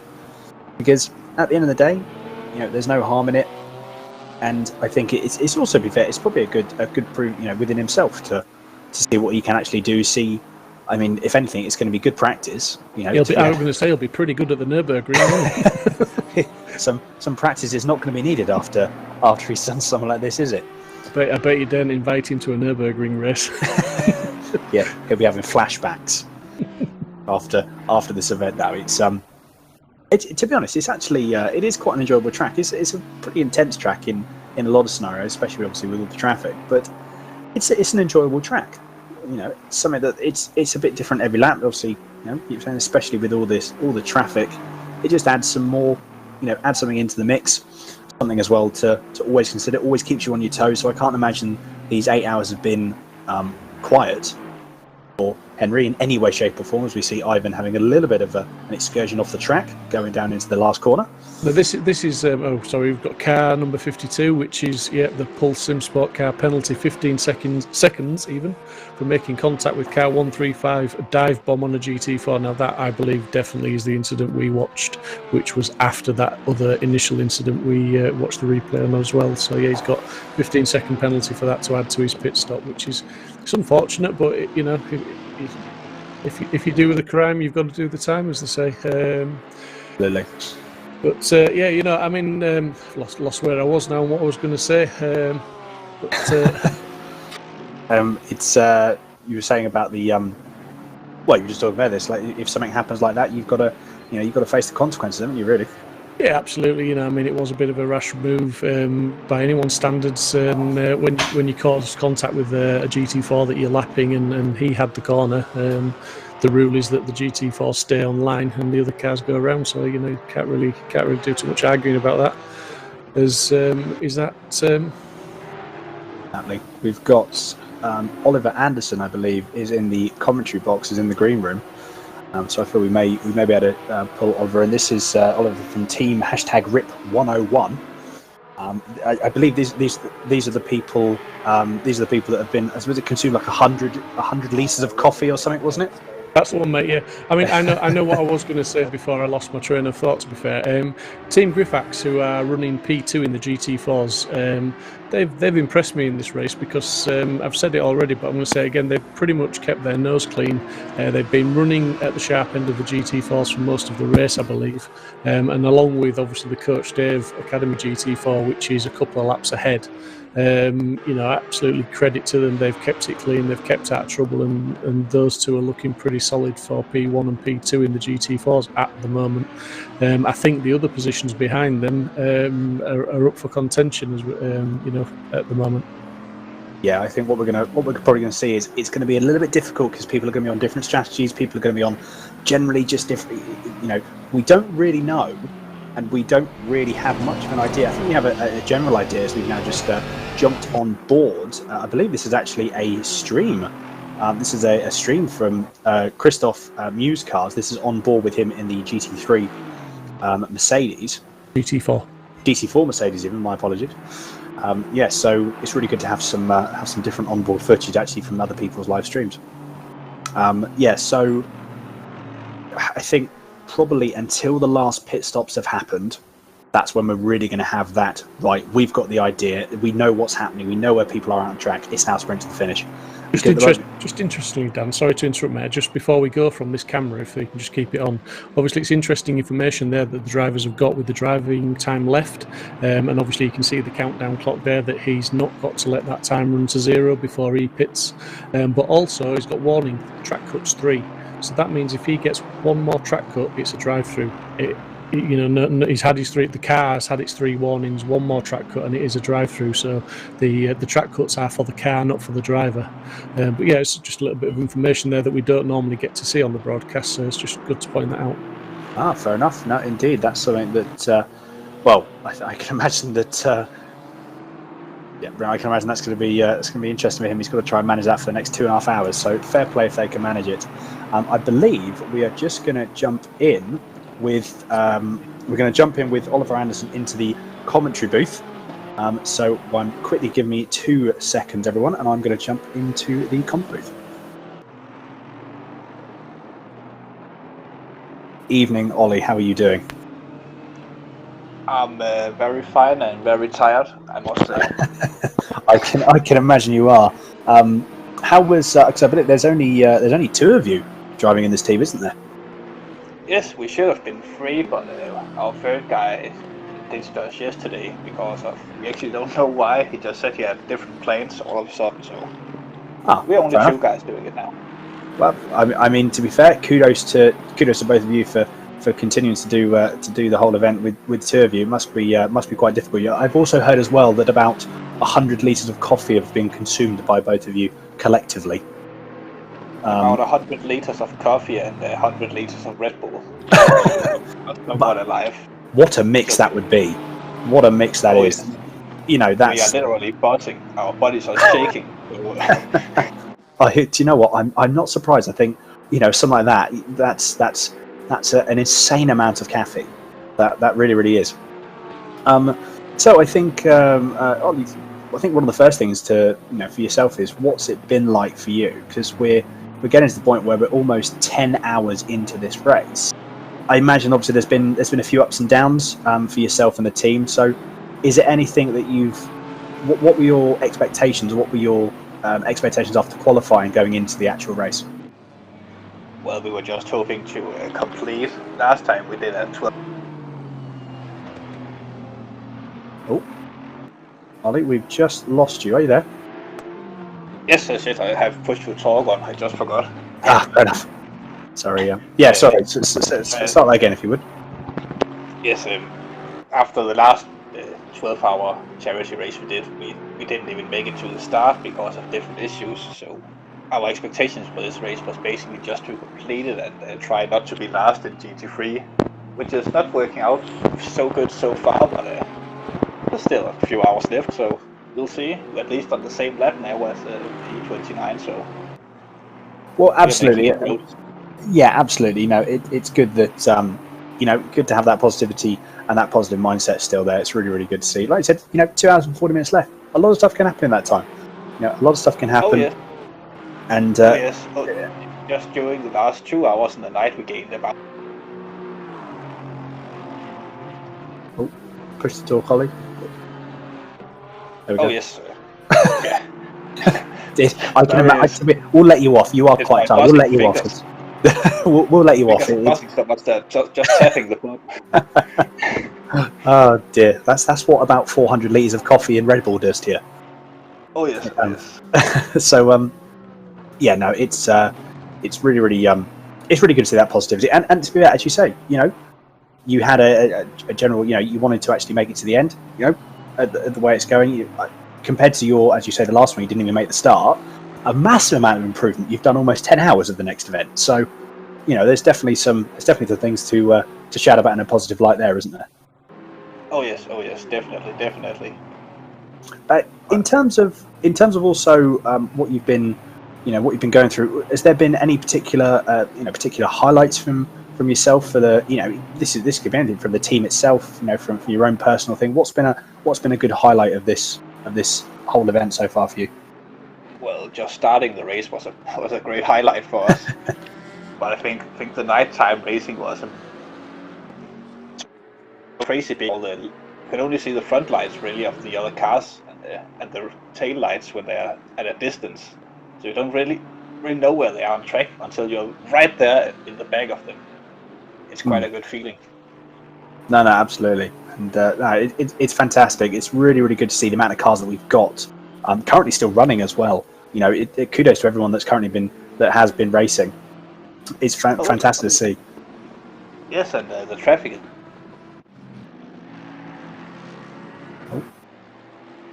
Are you there, Ollie? Keep dropping out for some reason. Is it the push to talk again? I think. I'm not too sure what's happened with Ollie, but I think we may have lost Ollie. We're going to try and get him. Going to try and get Ollie back in a second. So do bear with us. But while we try and get Ollie back, we've just currently got on your screen at the moment Antonita Horst, car number 125. Currently sitting in P18. That's 6 seconds back from the from one of the only Lamborghinis. Currently, I think it is actually the only Lamborghini currently in the GT3 split. Are you there, Ollie? I think we have, unfortunately, I think we've lost him. We've lost Ollie, unfortunately. So what we're going to do, we're going to go back to the main commentary booth and maybe catch up with Ollie a bit later on.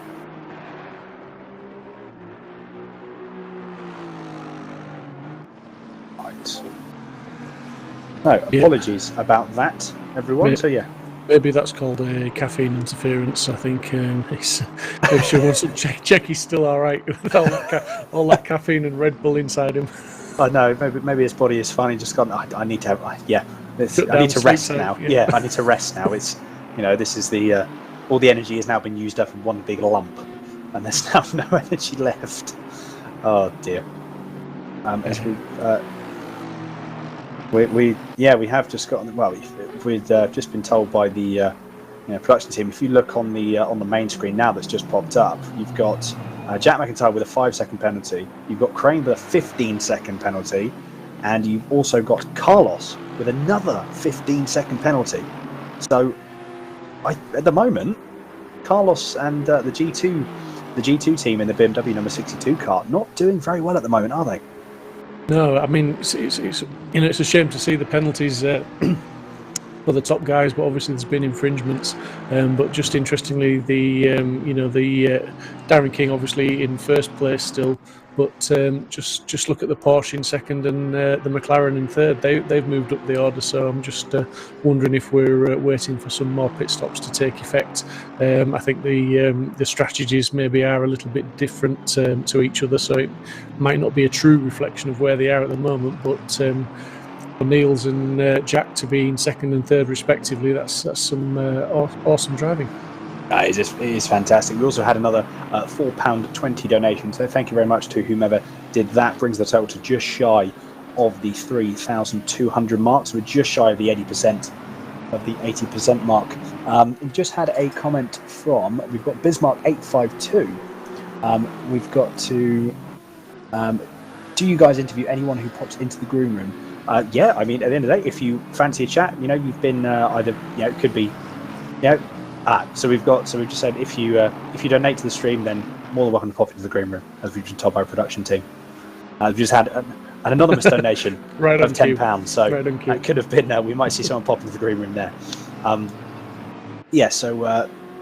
We hopefully, and I said, the more people we get to speak to, the merit it gives us to have it gives us a chance to see some insights from other people, to have a bit of a conversation, and to also, to be fair, sometimes it even brings up different talking points that we then talk about throughout the rest of the stream. So no, please do, if you can, donate to the stream, and then feel free to pop in for a chat, as we've got Mike Williams currently sitting in P5 now, working his way through, negotiating the traffic very, very well. I am quite surprised, actually, if I'm honest, at the amount of drivers who have now had incidents. I don't think we're going to see the last of them. There are going to be a few more, although we were used to seeing the sort of 5-second penalty here and there. Now we're starting to see 15 seconds. We're starting to see drive-throughs. Yeah, do you think that's something to do with the fatigue of the amount of stints the guys have done, and 100%. also, obviously we got that insight when we joined the Mercedes on board with the amount of track cuts that they've got. I wonder just how many of these cars are running around on track now with 3 warnings in the bank. So the next track cut will lead to a drive-through. We could see a few cars suffering drive-through penalties. And as we speak, car number 11, the Griphax GT4, the one that I've been very impressed with all race, has got a drive-through, which I'm guessing will be for track limits. But yeah, I think we might see a few more cars like that, especially as we come towards the end of the race, when some of them may just try and have that final push, and at the sort of risk of cutting a few track limits and getting those drive-throughs. Yes, exactly. We've just had a couple of comments on the YouTube channel. It says apparently rain in 15 minutes and then rain coming up. So are we going to see a very, very large spanner in the works? As we've just seen Riccardo Marino trying to go on the outside of a little bit of contact there from the Bentley of the PSR team Bentley there. That was a little bit unfortunate, I think. I think that was a bit of wrong placement for Riccardo as he goes up the inside of those two GT4s, although the GT4 cars behind the Aston Martin taking advantage of the Team Spartan car having to move out of the way of those GTs. I'm not too sure if that was for position, but yeah, I think with a couple of this... Is that wishful thinking, or is that somebody... is someone giving us an insight? Because obviously the drivers on their screen, when they're in the pits, they have it will tell them the weather forecast for the next 10 minutes, 20 minutes and 30 minutes, I think it is. Might be slightly wrong on the timings, but yeah, they get a 2 or 3 stage weather forecast in the car. So it could be that some information's coming directly from the teams to say that they're expecting rain. I mean, if you look, and I'm just looking at this myself, the sky doesn't look particularly clear, does it? No, and let's be honest, it wouldn't be the Nürburgring if it didn't rain in an endurance race, would it? To be honest, well, no. Based on last week's race, we need the there's one missing piece of the puzzle at the moment, and we've just got a very, very nice onboard shot. I like this onboard shot. This is very nice. Hopefully, we can have a few more of these because this looks fantastic. Yeah, pointing to the great almighty sky, and it doesn't look very clear. It looks to be some grey clouds there forming. So, do you know what? I think this could be, if rain does start coming down, this is going to be who's going to bite the bullet first, and this is going to be a very, very interesting 2.5 hours left, depending on how much it rains, but also depending on what drivers choose to do. You're going to have some drivers that are probably going to be maybe jumping in at the first sign of rain, to jump onto slicks to try and take the advantage. Here's a question for you, Dan. A question for you and a question for the chat. So let's get some answers coming in for this one. If it rains and it doesn't come a sudden downpour, if it just builds steadily, as we see a car running wide onto the gravel there, will it affect the GT4s or the GT3s initially first? Which class of car will have to go to wet tyres first? Oh, that's a good question, actually. To be honest, or will it be the same? In fact, obviously, it may be no difference. But it's a genuine question. I've not experienced. I've driven the GT4s in a wet race, and I think, if I remember rightly, I drove them on slicks because there wasn't a lot of rain. So I know the GT4s will stand a fair bit of rain before you actually have to go to full wets. That was just for the reference, just to blow my trumpet. That was when I started in P24 at Laguna Seca and brought it home in 4th place. Nice. In the wet. So that was on slicks. So I think just a question to everybody, really. What do you think? Well, I think it's what we've just been told from our production team that it is going to rain in the next 15 minutes. How much rain, we don't know, but it is going to rain. So that's been confirmed. So everyone on the chat that's fingers crossed for rain, wishes have come true. Can I just make a really unpopular comment? Go for it. Blooming marvellous. I can't wait. Bring it on. Do you know what? I think for us it's going to be very much a we're sort of rubbing our hands together trying to think, oh, more action, this is going to be fantastic. I think all the teams are going to be looking there going, this is not going to be good. I think it's with the class of drivers we've got on the track today, and when it's going from dry conditions to wet, as I say, it depends how heavy the rain comes in. If it just starts with a shower and just some light rain, which it'd be fair to think with looking at the sky, they're not pitch black. It's not looking like it's going to be a storm. then it could be a steady build-up, and it could make things very, very interesting tactically, because at the end of the day we have still got 2.5 hours left. So even if it's 15-20 minutes before it starts to run, we've got over 2 hours of the race left. And obviously then you've got the cycle of how wet it gets, and then if it stops raining, how long before it dries out again. So it could really spice the end of this race up. Yes, exactly. So yeah, I think trying to go. We've had a couple of mixed ideas actually from people regarding what would be effective first. So you've got we've got Angus saying will downforce help GT3s in the rain versus GT4. To be honest, that would be something that you would need to take into consideration, having that extra downforce, pushing the car into the road. The problem with the extra downforce, though, Dan, on the GT3s, I know from experience, the first thing I do, if it gets to sort of a wet track, is you raise the ride height of the GT3s. Yes. So, that could have the opposite effect to what you want to do. Yes, exactly. There's, like I said, it could actually, while it obviously benefits greatly and tremendously in the dry, actually having a car that's pushed into a wet racing, a wet racetrack or a greasy racetrack could actually turn out to be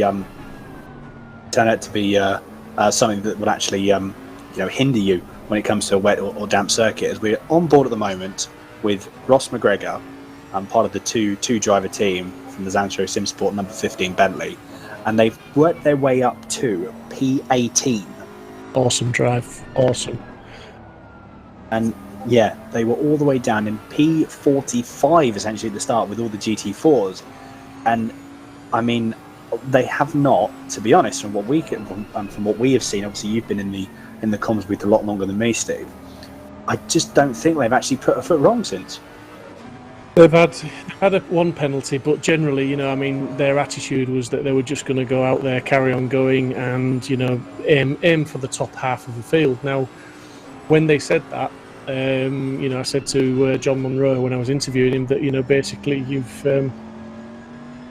potentially got to unlap you, and the drivers don't like to be unlapped, do they? You know what I mean? They don't necessarily give you the space, as we discussed before. So to get up to P18 is an absolutely outstanding feat of talent from both guys, and just dedication and commitment to keep going in this race and not only battle for position, but to probably battle quite hard to unlap themselves on many occasions. Yeah, very much so. It's very much a case of these guys, I'm sure they've been driving flat out, and obviously, we can see that because they have had an unfortunate drive-through. So they've probably been on the absolute limit of these cars for the last best part of 9-10 hours. So it's really, really fantastic to see. So definitely kudos to both Ross and Josh for the what they've been doing for the last 10 hours. It's been absolutely fantastic to see them just slowly climb up the field. They've been getting their heads down, cracking on, and staying out of trouble as best they can. And it has paid dividends for them in the end. It's really, really paid off. It has, and I'm just looking at the chat on the YouTube, and that's it's a little bit of a can of worms, isn't it? Which tyres to swap to and who it's going to affect. We're getting quite a few different answers and a few different opinions, and a few people elaborating with why yes and no. It's good. Keep it going, chat. It's always interesting to read. Yeah, exactly. Well, I think this is. Do you know what? This actually, this does actually play into the way where, obviously, when it gets to a point where, and you see this in all forms of motorsport, both obviously in sim racing and also in the real world, you have different people sort of having different decisions, different opinions of which obviously you see that generally because different teams and they choose different things. They choose to do different strategies when it comes to a dry race moving into a wet race. So it's really good to it's really cool to see, and it's really good to see the amount of difference in opinions when it comes to something like this, because there is no, I don't really think there's one set way. Obviously there is a preferred, there is an ideal. There's an ideal. Actually, to be fair, while I'm talking about this is actually a battle for position. So we've got Ross McGregor in the number 15 and also the number 125 Mercedes AMG. This is actually a battle for position, as Ross is all over the back of the Mercedes here. Probably going to try and make a move into turn one, I'm guessing. If he just can get a cheeky little jink there from the Mercedes, almost a couple of double moves going down the straight, I thought there, in my humble opinion. It looked a bit like that, although I think Ross is really lining them up. That Mercedes is quick in a straight line, though. So what Ross is going to have to do is try and pull out at the very last second to get that move. He's already pulled out now. Definitely going to be a braking zone into turn one. Mercedes isn't giving it up, going to try and do the cutback. Unfortunately, though, that is a done and dusted move. Ross is like, thank you very much. And now I think with the pace that Ross had, he is going to drive up the road and drive away. He's already pulled a little bit of a gap from that 125 Merc. So he's up to P17. He's still making positions up. And I'm sure there's more positions in it for him if he can continue, if both of them can continue that pace. Yeah, absolutely. I mean, it's been an awesome drive from both of them. A great team effort from those guys who had a really rough start to the race through no fault of their own. So yeah, good to see them coming back up. Absolutely. We do have. We've been told we have Adam in the commentary box. So I think one of us will pop into and have a chat with him. Steve, do you want to go or? Yeah, I'll jump down and have a chat with Adam. Fantastic. Right. Well, yes, everyone. I will be back in a second, but I'll leave you with Steve. Just jumping into the comms box. Good evening, Adam. How's it going, buddy? Hi, man. Yeah, I'm a bit of tired, right? Yeah. But it's going fine. We are getting near the end. Couple more steps to go. Yeah, you're doing really well, buddy, because I know obviously there's been a couple of issues, as there has for a lot of cars, to be honest, but, you know, yourself, Mark and Paul and Reese, you know, putting a good show on for everybody, keeping going. We saw Paul's crash very early in the race, which caused him to have to pit, but Mark came on, had a chat about that as well, and just said, you know, you've all got back into the car, got your heads down, and just doing what you need to do, and it's, you know, not putting on a bad performance at all, mate. Yeah, not bad at all. And this is for first Paul's endurance, so for his first appearance, it's not too bad at all. He had a bit of misfortune. He catch the grass on the braking zone and just went flying. He didn't like the paint of the livery and wanted that to change, so. Yeah, just needed a cosmetic design. Yeah, he ended up reworking the front end completely, didn't he? But yeah, he was unlucky because he was obviously unsighted in the braking zone by the two GT3s that were lapping him, which is obviously very easy done because he was probably looking left and right because they were at either side of him. And you know, it's like I say, easily done. But he got it back to the pitch. He got swapped over, got it repaired, and got back out. And you're doing a stellar job on track. And for yourself, mate, it must be a really nice feeling that you got a shout out from Car 42 from the Simsport Garage, which is currently in P4 in the GT4s. Big thank you for the setup that you sort of donated to them. They have modified it ever so slightly, but they've worked from your setup as a base, buddy. So well done with that. Oh, thank you, absolutely. I love to help out, so we just tried. I give them my setup just to try it out, and they liked it, and made them suitable for their driving style, and I'm glad that they're doing well with it. I'm still working on setups, and I'm still a rookie in that, and it's good to hear that some of those things worked. So. Yeah, well, yeah.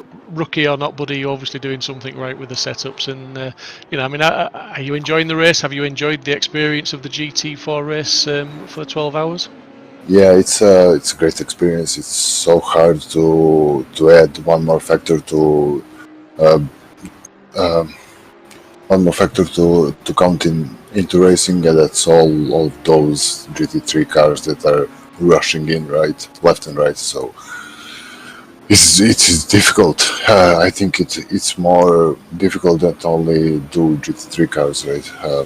You need to constantly watch your mirror, so it's really hard. But it was fun. We are still in high hopes for at least 10th.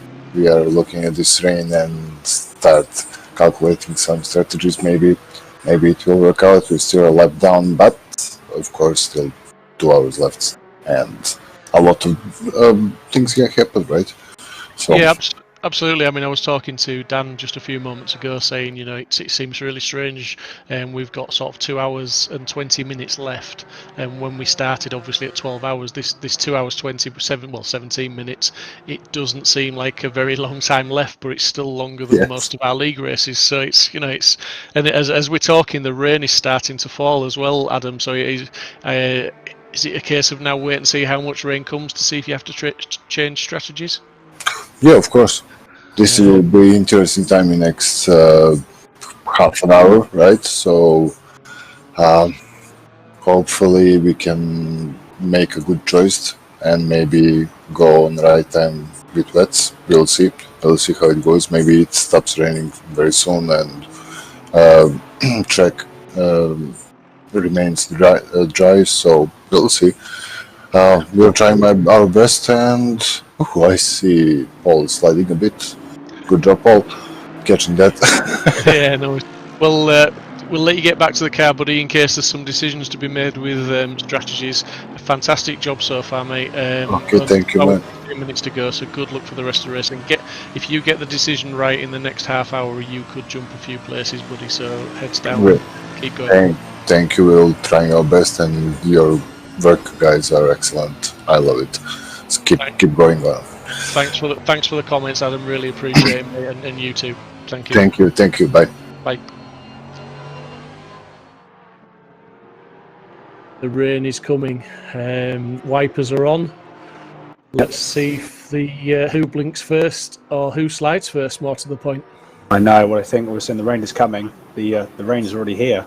As we've just seen, we just saw Darren going a little bit wide there. Do you know what? I really think it's already starting to affect people. Now we just I think we just saw the Simsport Porsche that you can see there, number 4 car. I think that already had a little bit of a moment going into the complex. So do you know what? I'm just going to be just looking at Darren's now. I just want to see what he's trying to do and see what he's going to be doing. So we've just got car number 32. Penalty, a 5-second penalty for contact with car number 62 on lap 285. That counts down in 23rd position. Yes, that's the number 32 Audi Marino, Mr. Marino, who's currently driving that car, Ricardo Marino. I believe we did actually see that bit of contact earlier on in the race. So, as you say, Steve, it's who blinks first. I wonder if we might be able to get an on-board shot with either a GT3 or, to be fair, if we can get on board with anyone really, just to see what they're seeing. Speaking of that, as if by magic. Look at that, it's fantastic. Direct to magic there. To be honest, director that listens. Yeah. To be honest, it's not looking. Actually, it's not too bad, is it, buddy? No. Although this could be what you may find as well now is the track, because the track has been so rubbered in for so long. The actual rubbered parts of the track will now become incredibly greasy. As we just see Ricardo there actually trying to look to be a slightly different line compared to what everyone else is doing. That could just be the line he's been taking. But I think we're going to see potential some adjustments in the line that people are going to take. But as you say, who blinks first? I really don't know. It's worse for the guys up ahead. I think the top 3 in both respective classes, they're going to be the ones that everyone's going to try and follow. The only problem is if they make the decision it's the wrong call, they are going to lose out absolutely big time. So in the position of being a top 3, this is almost the worst case scenario, because you really don't know. You've got to try and essentially be the voice of, as we just had a little bit. I see some corrections there, buddy. Some corrections, and just coming in on the chat now, we've got comments like the track grip level is now green, and also medium rain is coming. I think. Yeah, so I think it's not going to be long before we've seen the traction controls turned up at the very least a little bit. And then once we start to see a bit of spray coming off the back of the cars, then we might start to see some of the guys taking to the pits. Yeah, exactly. You can just see it now on the actual TV cameras. Rain's starting to come down a bit hard. You can also see some reflections now as well from the driver's headlights on the track as well. There's actually some quite large reflections that are coming off. So the rain is standing there, and they're not going to be able to get rid of it quick enough. Although, in saying that, GT4 cars, as I just say that, and Vicky Thompson having a very big moment coming to the latter half of the lap, well held. By then, I can imagine the traction control, as you say, for all drivers will starting to be, will start to creep up ever so slightly. But yeah, it's very much what's going to happen now. Who is going to make that move first? Is it going to be someone at the front? I put money on saying someone is going to take the gamble a bit further down the field, if I'm honest. So Darren at the moment is the leader currently overall in this class, and the leader in the GT3s. Is he going to blink first? Seems to be sort of managing at the moment, managing the weather well. Although, Steve, with your live timing, you can see how much the pace has dropped off. And if someone does pit, Yeah, he's still lapping the fastest with a 58. The rest of the guys, there's some in the 59s, but the majority are in the 2 minutes, and we're even seeing 2:04s. Wow. So some of the guys are having moments and they're slowing down. But to be fair, you've got someone like Darren King in the car at the moment in the lead. I'm not quite sure how big his gap is at the minute, so he can possibly afford to hang out until the guys behind blink. Once they pit, then maybe he will, he'll pit. And obviously the GT4 car that's in the lead of the coach Dave, they've got 2 laps, so they can really just think about it. It's the guys that are further down the field that have got the most to gain by just doing something radical and taking a chance, isn't it, I think? Yeah, absolutely. We've just been told as well we've got Alex, part of the SG Stern team. So I think we're going to be jumping in the comms booth with Alex and going to have some chat time with him. So give us 2 minutes, everyone, and we will jump in.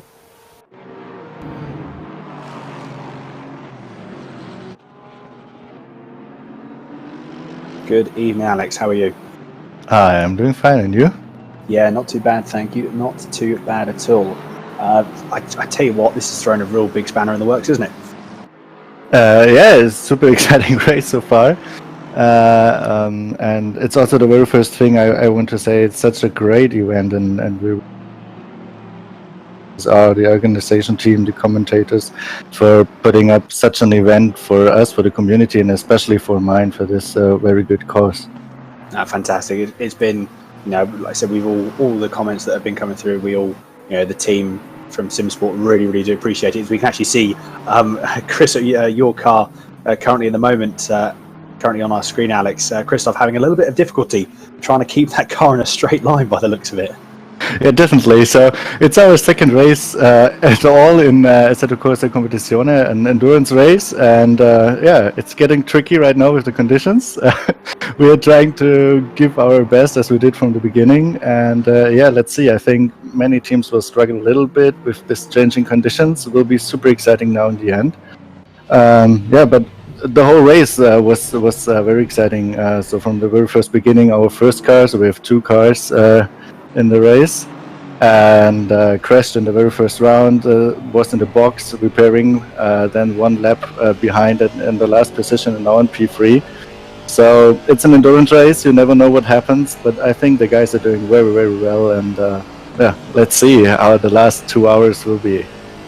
Yeah, absolutely. I think what we've seen as well now with the rain coming down, anything can happen. This could be where some drivers come into their own very much. So we could see some quite drastic changes. Also as well, we've been saying in the comms booth, is Christoph just sliding that he's part of the all of a sudden decided that he's part of the Formula Drift event at the moment. But no, some very good car control that we've seen as well, and I think probably best now you've seen a lot of drivers, they're now starting to avoid the curve. So have you done, I suppose this is a question now, speaking of the conditions that we're now in, did you actually do any wet weather testing in private servers, or was it one of those things where you thought, was it worth it for you guys to do any testing, or what were your thoughts on wet weather driving in general?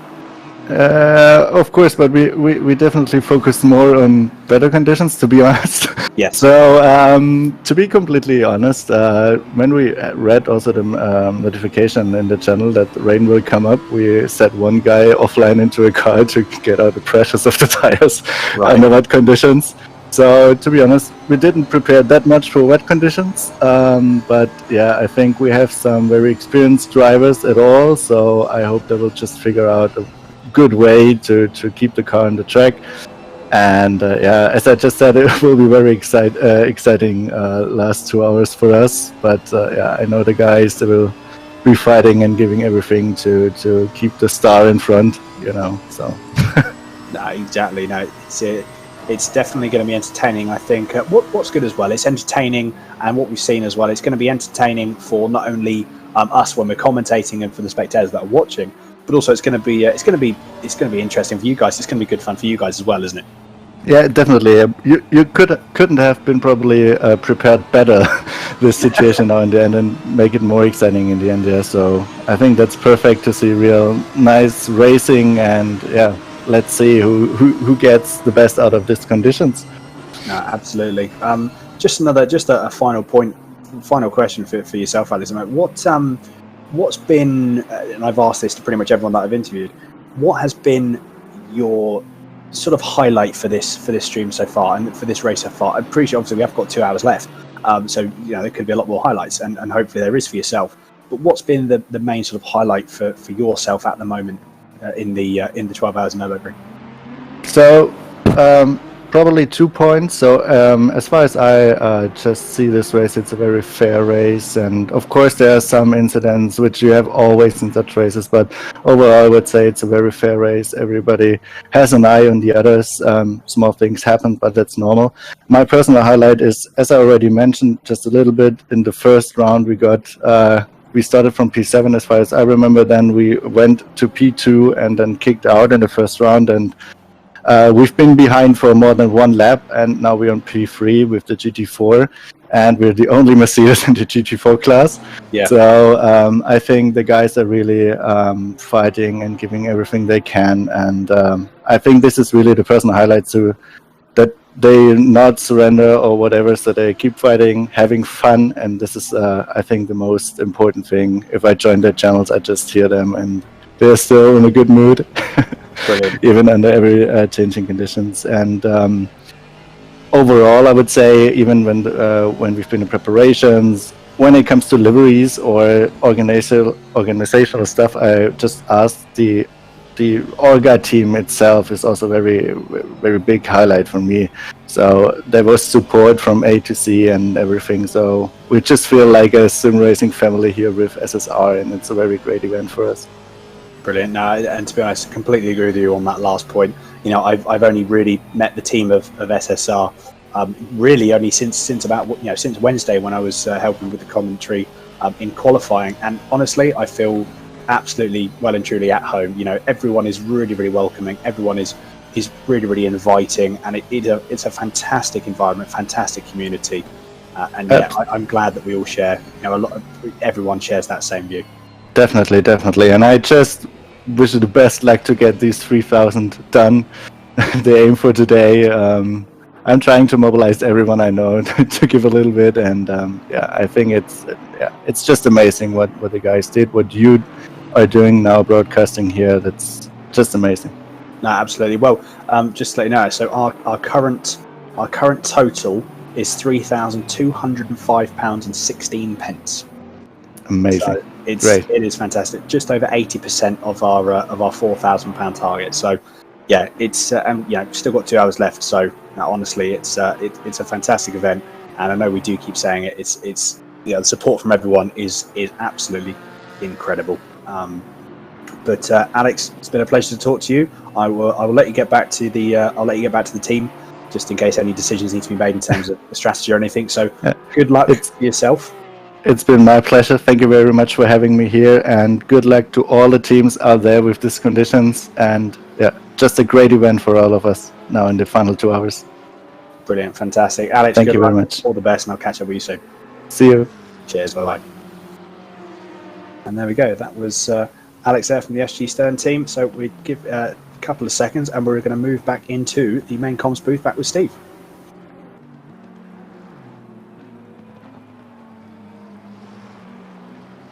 Yeah, now then, interesting.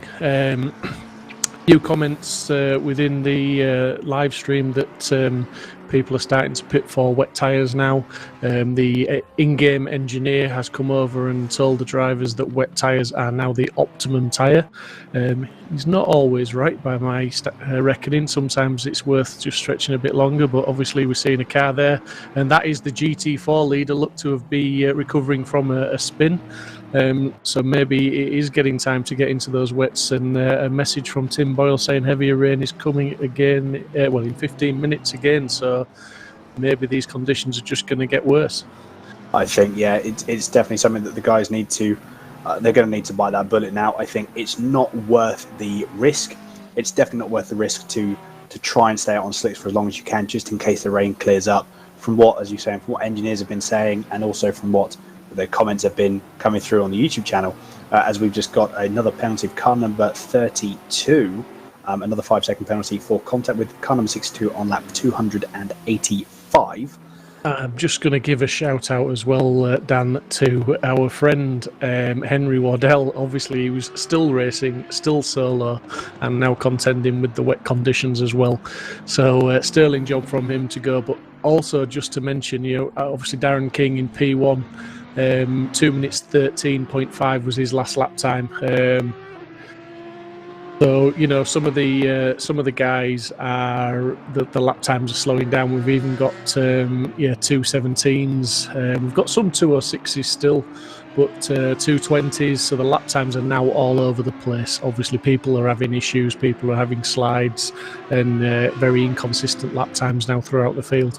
Yeah, as you said, we're just going to Ricardo going a little bit deep into the just on a little bit of wobble there going into the Dunlop hairpin. Yeah, this is the time to bite the bullet now. I would be, if it were me in this position now, I'd be jumping in for wets. It's not worth, especially if you are in a good position on track. It's just not worth the risk, as we've got a car number 300. Unfortunately, that is Christoph's car. We were just speaking with Alex as well. So 5-second penalty for contact with car 222 on and number 1 on lap 200. And I didn't actually catch the last two at lap 293. Been unfortunate for him, a little bit of a 5-second penalty. So hopefully they can crack on with that. But some cracking driving from Christoph. He's really trying to work the best out of those slick tyres still on that Mercedes. A couple more comments just coming from the stream. We've got Tim Boyle, track is damp, leaders have to pit for scheduled in the next couple of laps. So they're probably, we're coming round to where some of them might be hitting the scheduled laps and they're maybe just hanging out there so they can still stick with the same strategy, as it were. Chris B, looking forward to these last 2 hours. Keep up the good work, guys. LNG, I'd risk a wet switch in the scheduled pit stop, which is pretty much what we've just sort of said. Some of the leaders might be hanging out for that. And then Tim Boyle back again. The leaders are on wets now and they've accidentally switched drivers. Haha. So Sean Arnold's back in the car and sounds like they're on wet tyres. Yep, we're probably going to see now. I mean, to be honest, with the pace that Sean and Darren both have, realistically, I think they're still going to be in a position unless they have some quite sizable issues in these wet and changeable conditions. I say changeable conditions. It's now raining now, isn't it? It's a wet track. It's raining, and the comments that are coming in are suggesting that the drivers are being told it's going to carry on raining and possibly get a little bit heavier. But like you say, there is now potentially standing water as you look at the reflections on the track and look at the cars turning in there. You can see water is starting to accumulate, and we are going to soon have some puddles on the track as well. Yep. Yeah, this is something that's going to. That's what you'll find now. Again, for people that are watching this who, are very new to the whole, to sim racing.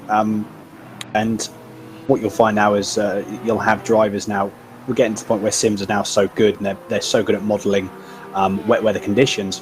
There's now going to be puddles of standing water out on the track as Steve is. So you're going to have some adjustments of lines. Unfortunately, this is something that you learn as you're going along. It's one of those ones where you've got to make that decision and you've got to adjust the lap after you hit a bit of standing water, because then you recognise you have to constantly change your driving lines now. So these these variable track, you almost having to do a slightly different track for every single lap now with this increased amount of standing water that's coming down. So also it goes to show, as I was saying, what sims are able to model now in terms of wet weather conditions. I think the thing to mention about ACC as well is it's absolutely phenomenal at a developing wet track and a developing dry track. So as it is getting wetter, from the first moment it started raining, that track has started changing. Back in the old days when sims were a little bit simpler and not quite as close to real life, you either had a wet track or a dry track. That's not true anymore. You will in fact have a damp track, and it progresses to get wetter and wetter. And as we're seeing it, the spray is building up on those cars. We had a very good question that's just scrolled down the chat from Chris B, asking what will the drivers be doing in these conditions: traction control, ABS, brake bias, probably all of those things in the GT3 cars, possibly even changing engine maps as well. So it will be a case of they'll increase the traction control, maybe they'll move the brake bias maybe slightly back. You know, and the ABS, they may adjust the ABS depending on the balance of the car. And even as a last resort, I always would adjust the ECU, but that would be the final thing I'd adjust. Yeah, exactly. We've actually just got some useful insight into the car number 3, Porsche GT3 911 of Mr. Crossman here. So you can see in the bottom right-hand corner, just below the QR code. Speaking of the QR code, if you are, feel free to scan that. That will send a link to the. That will send you to the Just Giving page. So, like I said, we've hit that £3,205 pound and 16 pence mark. So again, anything that you are able to donate, even to just to share the link as far and wide as you can, would be greatly appreciated. But just below that, you've got you can see the throttle application, the brake application, and you've also got the engine maps as well. So we'll start from top down. So at the moment you've got throttle, so you've got the traction control, you've got TC and then TC2. They will be adjusting how the TC goes in terms of the traction control general and then the cut that you'll find. So you've got 6 and 11. I can imagine that in a full dry track that'd be on 1 or 2. So that's now quite changed quite drastically. Similar thing with ABS. I know within a GT4 car especially, you'll have that on 1 on a dry track. That's currently in the moment 4, as we just a little bit of a moment just there. Very well held though. Yeah, so the ABS has been adjusted to 4. Also brake bias. This is one thing that personally for me, I'd be moving forward now. The last thing you want to do is to put more brake bias, for me anyway, to the rear. You really don't want that brake bias to the rear now, because the last thing you want is for the rear to snap anyway when you've got an increased amount of, or a decreased amount of traction and a lot less grip available to you from those rear rails. So you do not want them locking up. You don't want them to be losing traction, even with the ABS to stop you there. And also the engine map. So weird enough, the engine map hasn't changed for this particular car anyway, so they may be thinking that they can manage it themselves just based on adjusting the throttle inputs and adjusting their driving style slightly. So, but as you say, Steve, that would be a very much a last resort, isn't it, to change the engine map? Yeah, I mean, obviously you want the power available to you, and you can sort of almost detune the car out of the corners by increasing the traction control, as we can see Chris has, and quite as you rightly say, that would normally be down on 1 or 2. And it's halfway up there at 6, so he's running what I would consider quite a lot of traction control. That's about as much as I'd ever really run. I think if you need to run more than that, then you would then be looking at downgrading the ECU a little bit.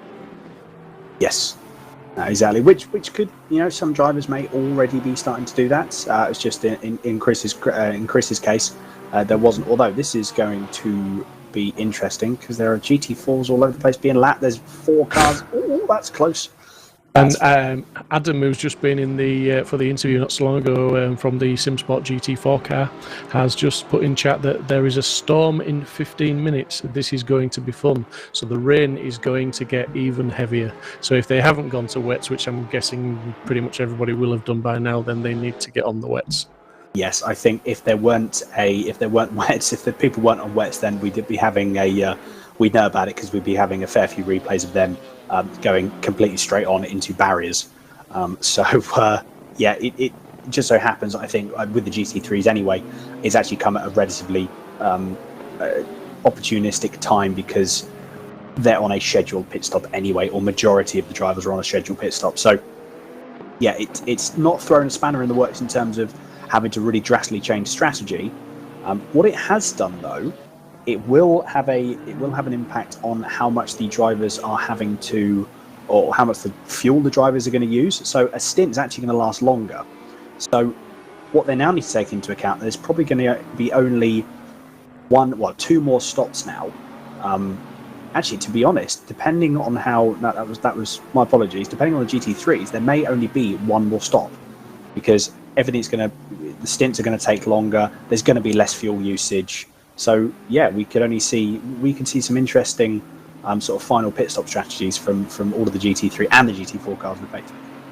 Yeah, absolutely, and I think the GT4 classes certainly one to watch at the front because I think that the final podium spots were still in contention. As we see just down at the bottom of the table there, we've got Steve Haley in the Simsport Porsche car number 42 in 4th in class. He's showing us a lap down on the car in front, but I'm not quite sure Yeah, he's pretty much one lap off the pace, so you would hope that maybe he can close up on that a little bit. But as we're looking now at Burke in third place, beaming the McLaren round in what appears to be a reasonably comfortable third place now. Yeah, exactly. It's nice to see the McLaren. This could actually be something as well. As we got so Luca currently in the car. Yeah, this could be something that we may see the McLaren start coming to its own now. Because I know that the McLaren's generally got. I know it has a bit of issues in terms of braking. It's definitely not the best on the brakes out of the GT3 cars. But this could be where it comes into its own. This could be wet weather conditions where the McLaren absolutely excels. So it'll be interesting to really see. I mean, at the moment they're P3, so they're obviously doing something right. Yeah, I think it's the only issue we've got really is all the cars are probably on a predominantly dry setup, albeit with wet tyres thrown on. So the setups aren't going to be ideal for the conditions, as we sort of talked about earlier. The first thing you would do, if you could, is raise the ride height on a lot of these cars, to get them up off the track a little bit. But yeah, it's certainly a compromise. But yeah, you might be right that the McLaren could come into its own. I mean, it's not been in clear track very much in this race. It seems to have been battling all its way through, the whole race. So now it's in clear air, albeit in wet air. It will be interesting to see what goes on. Yeah, indeed. How the conditions are going to change anymore. Obviously, we're saying the thunderstorms. So I imagine what will probably happen now, if anything, is just the lap times that everyone's made their move on the slicks now. Everyone's done what little setup changes they can. I think probably the only thing that really they're going to be able to change now is, as you say, traction control, your ABS, your engine maps as well, and also just tyre pressures. If the track starts to get a bit colder, they'll have to adjust tyre pressures in accordance with that. So, yeah, I think realistically there's going to be not much change. You're just going to find the lap times are going to get a little bit slower. That's all that's really going to happen when those thunderstorms hit. There's going to be a little bit less grip that's going to be available to the drivers, but realistically, like I said, probably all we're going to see is lap times to get a little bit slower. As we see, Henry, we're currently on board with the number 88 car of Henry Wardell, and he is still trundling along. Well, I say trundling, he's not actually. That's a complete lie from my part. He's still going at a fair old lick, to be honest. So he's not putting on a bad show for a one-man band. He's doing all right. No, not at all. Yeah, like I said, rather him than me at this point. I would be flagging, if not having to have stopped at this point from sheer tiredness, and fatigue. So, what is really interesting now, and what the sim does very well, is the standing water. And if we just stay on board with Henry now, when you see him go down this next straight, any water he starts to hit, you'll see that steering wheel constantly shaking in his hand as it's pulling left and right. Just if he hits any puddles, it's very unnerving when you're having to steer going down a straight.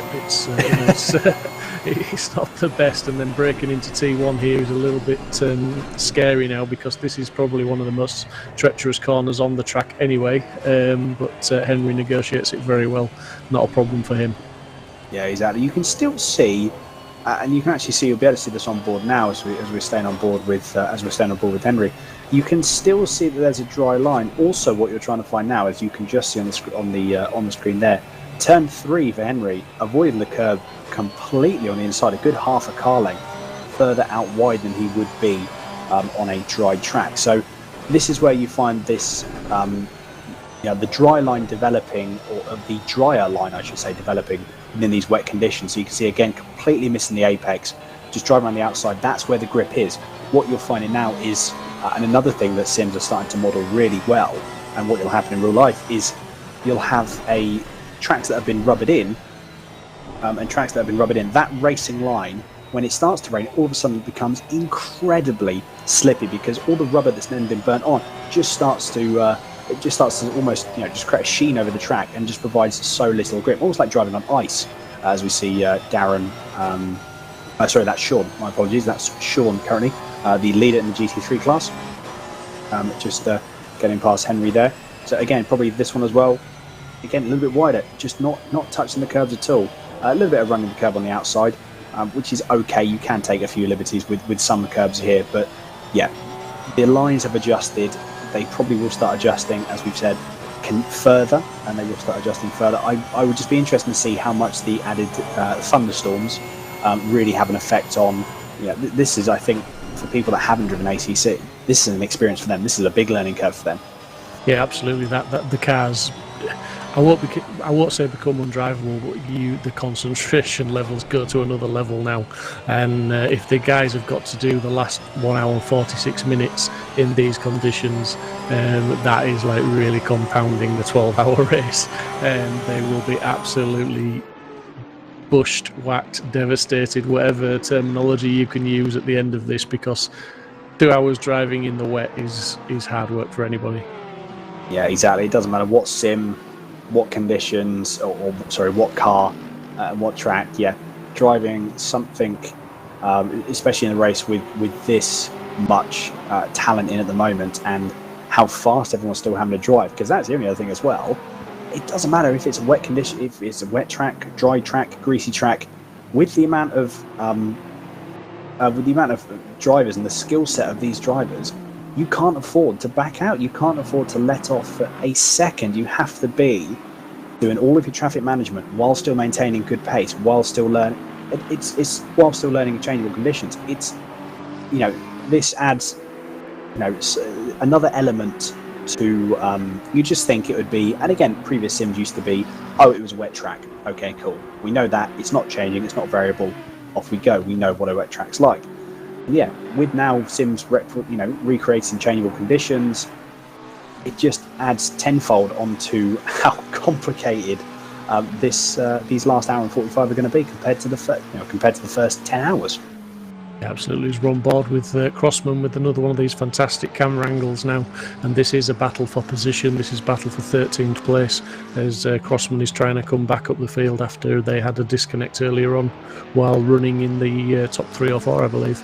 But yeah, Chris is really up behind the McLaren, and it just makes turn 1 out braking almost double jeopardy now, doesn't it? Yeah, it does. You've got to be incredibly committed to driving to a large bit of flame from the 720 GT3 car. Fantastic to see some spits of flame from the exhaust on that car there. Yeah, overtaking also becomes incredibly tricky because you have to be incredibly committed to making that move. As we see the Lexus getting very, very close to the back of Chris Crossman's car. You can just see he just got a bit excited on the curb as we see Chris Crossman trying to capitalise on a poor exit from the 720 GT3. They're going to try and go too wide going down into the next corner. That's very, very brave indeed. Are they going to try and make it? A little bit of contact there, a little bit more contact there, and unfortunately that was something that realistically I think both drivers should have been a little bit more sensible in going too wide in those sort of conditions, because realistically they were both off of the racing line. And they were both off of the optimum line then. So we might get a replay on that from a different angle. And again, as we've seen before, that may completely change our view. But from my side anyway, that could have been a little bit of a fault on both sides, and they probably should have just maybe not have did what they did at that particular part of the track. So at the moment, back into the PPR Esports JPS style livery inspired car, and this is a battle for position. It's getting late. I'm struggling to speak. It's getting late, mate. Don't worry about it. Just keep going. Oh God, we'll muscle through. It'll be fine. We'll just keep on bashing on. So battle for position. There we go. For P30. This is for P35, I believe, isn't it? So we've got Warren and Netchell, I think, in the number 300 AMG car, the only AMG. Yeah, it's a battle for 5th in class in the GT4s, I believe. So yeah, it's for honours in the GT4s. As we can see, just on board now with Valentine. Do you know what? I'm quite surprised whether, or it'd be interesting to know the reason behind why not many people chose Mercedes in terms of the GT4s. Yeah, I've not really done much driving in it myself, to be honest, but it's in the championships that I've raced in, there are some Mercedes in there, and they are reasonably strong at certain tracks. They are not a bad car to drive, so yeah, I think it's interesting, like you say. I think the Aston is a very strong GT4 car. That's why we've got sort of a few of those in, and likewise with the Porsche. I think those are the two cars of choice with the GT4s. Yeah, exactly. I just have seen on the YouTube as well, and just in the green room, we've got Sean Bennett currently in the green room at the moment. So hopefully we'll be able to get him into the comms booth and have a little bit of a chat with him. I don't know, Steve, if you want to have a chat with Sean when he pops in, or yeah, I'll dip down and talk to Sean. Not a problem. Fantastic. So yeah, we're still getting some insights from the drivers. We're still getting some insights and to see what's happening. We've got a replay here of Valentin. We've got another replay here of this was the small amount of contact that we saw earlier on between the two. So a little bit wide for the McLaren there. Porsche trying to capitalise on it. And I think at this point, look, so you've got this point, they're both off of the racing line. There's going to be a lot more standing water there. Brakes, bit of lock up. I think that was just inevitable. That was a racing incident. They both, at that moment in time, I think realistically you probably should have had the 720 initially sort of back out and try and just let that position happen. Then again, very hard to say that from the sidelines. That's something that your racing instinct, your natural racing instincts don't want that to happen. Let's be honest, you don't want to give up a position, especially when you are alongside or when you are in a position where you can still fight back. And realistically, though, with these conditions as they are now, and there's a lot more standing water off of the optimal racing line, I should say, you've got to be very, very committed, and you've got to know not only the car but also those track conditions on the outside off of the optimal racing line, especially in heavy rain now, which we can see now in conditions like these. You've got to be so confident, so committed, and yeah, I think that was just a bit of a racing incident. I don't think anything will come of that in terms of a penalty for anyone. It's just one of those things. Yeah, I mean that's the other thing with these conditions as well. That as you say, the conditions have changed, but the guys have still got to lap consistently. They've still got to battle past the GT4s, and ultimately, when they put the car alongside, they've got to trust each other, and that trust is just called into question a lot more in these conditions because it just takes that little bit more skill. It takes that little bit more trust, to get alongside. As we see, car number 62. Actually having a spin there, that's a 7th place. Niels crashing out. I cannot believe that. It's absolutely gutting from Niels there. Hopefully we'll be able to see a replay of that, but that's a real shame. They've done so well. And again, wow, that's as Michael managed to say, wow. As saves go, or P2 nonetheless, from Michael inside Max Motorworks. Honestly, as saves go, that's one of the best. That's one of the I can imagine Michael will need some new underpants and a new race suit after that incident there, because he's pressing the code brown button on his wheel as we speak. He very much is, isn't it? It's that's one of the best saves I think I've ever seen in terms of any sim racing. I think that's what actually happened here with Niels. Then he just tries to go on the outside for some reason. Just off the line, isn't he? He's off the line. He just tries to go on the outside, and the Schumacher S's. I mean, to be honest, that's something you'd really have to take into consideration. Would you do that in the dry? I mean, let alone the wet. I know obviously cars are going a lot slower, and the GT4s are going a lot slower, but yeah, that's probably a potential. I don't really know Niels in terms of I haven't watched him race, but there seems to be a potential out of character move for someone with the experience of Niels there. Yeah, maybe. I mean, he was obviously just he was just battling up to go on the outside, and whether he just clipped that curb, in the wet conditions, or whether he just put too much force onto those outside tyres in the wet condition. But like you say, maybe just a bit out of character. But no driver likes to concede position other when they're alongside somebody, as we've seen a couple of times. We saw with the Simsport Porsche a few laps ago as well. Yeah, exactly. We're seeing some. I mean, to be fair, I do stand corrected. With the, I didn't think the sort of the heavier rain would actually have much of an effect, but there's obviously a lot more standing water, obviously off of the optimal racing line in the wet conditions now. So, to be perfectly honest, I think this is something that's really. I've just seen another car. Don't know what car that was. Looked like an Audi, to be fair, from the very brief glimpse that I did see. As we're on board with Valentin now, it's really good to have these onboard cameras on what these cars are now, what the guys are now going through. And, I mean, there's a lot of spray. There's almost if it rains any heavier, it's going to get to the point where you're going to start to struggle to see, sort of a few comments ahead of you.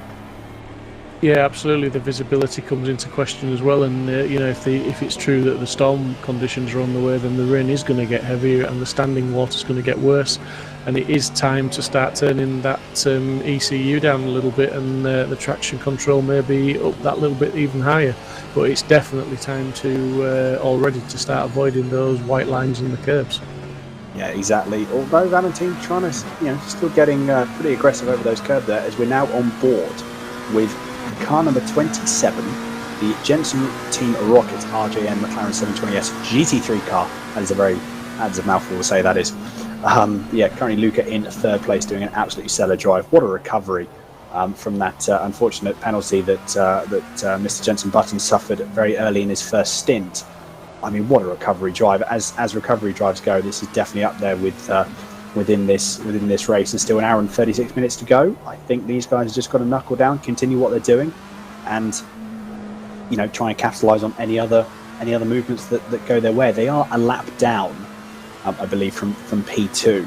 So I think realistically, unless some damages occur or unless anything really drastically happens, an hour and 36 minutes, that's not something that they're going to make up the extra lap on. I think as well, the fact that it's now raining heavy, obviously, and it's continued to rain. We were talking about teams making strategy calls. I think basically that's gone out the window now. It is just wet weather, so the positions are as they are. It's just who adapts to driving on the wet the fastest now. Yeah, absolutely. No, I think I would agree with you. Unless it were to stop raining now. I don't know what the conditions are actually with everyone's engineers, what they're telling them, but if the rain did stop, that's Luca getting very, very sideways. A big moment there at about 160 Ks, 170 Ks they're going through the Schumacher S's. That's something you don't want to see, isn't it? Absolutely, yeah. But the track temperature is still, well, I say it's 14 degrees is the track temperature now, so if it did stop raining, that'd soon start to warm up a little bit, and you would get a dry line reasonably quickly, because it's not like, we see a car off on the right-hand side there. That looked like an Audi. I know it was definitely an Audi, but was it a GT3 or GT4? Luca, I think they've just gone to full course yellows by the look. Yes, we've just got in the bottom of your screen, you can see full circuit yellow, and that's a GT4 nearly taken out Luca that decided not to go with the. That's another penalty on the way. Yeah, exactly. That was I don't know what Audi that was, but I think Luca will also need a new race suit after that moment there. So yeah, this could be I'm guessing this will be another reconnection issue. Again, we want to make sure that the drivers don't have too many issues, or in terms of what you'll find is if people do rejoin, there'll be a small amount of potential lag that can come up, and especially if you are racing at full chat, that can have a bit of an impact. So again, Simsport Racing doing as much as they can in everyone's best interest to make sure that they don't have any real issues when they're racing at full chat with something like this. We've got Francesco currently on your screen now, just waiting for that, and as soon as I say that, in fact, yellow lights go off. Full circuit yellow has been stopped, and we are now back up to full racing speeds. We've now just gone to the PPR Esports car of James Warren in the Audi R8 GT4, currently running in, I believe this is P3, P5 in class, or P6 in class. P5 in class, I've just been told. So stellar drive from James and the team there. So fair play to the PPR Esports team. A really, really good drive from these guys at the moment. We've just got I'm sure there's going to be, and we're going to be seeing this at the later stages of the race. Excuse me. There are going to be a few more battles now heating up. We've got one more pit stop. I would imagine there's one more pit stop unless any team has done some drastic strategy changes, as James decided he wants to go a little bit sideways on the exit of turn 1.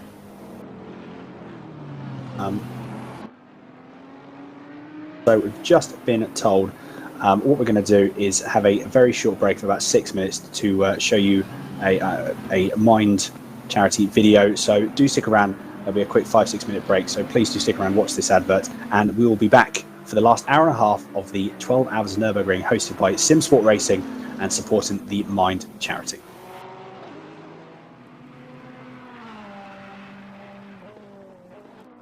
I was about 16 when I was diagnosed with depression.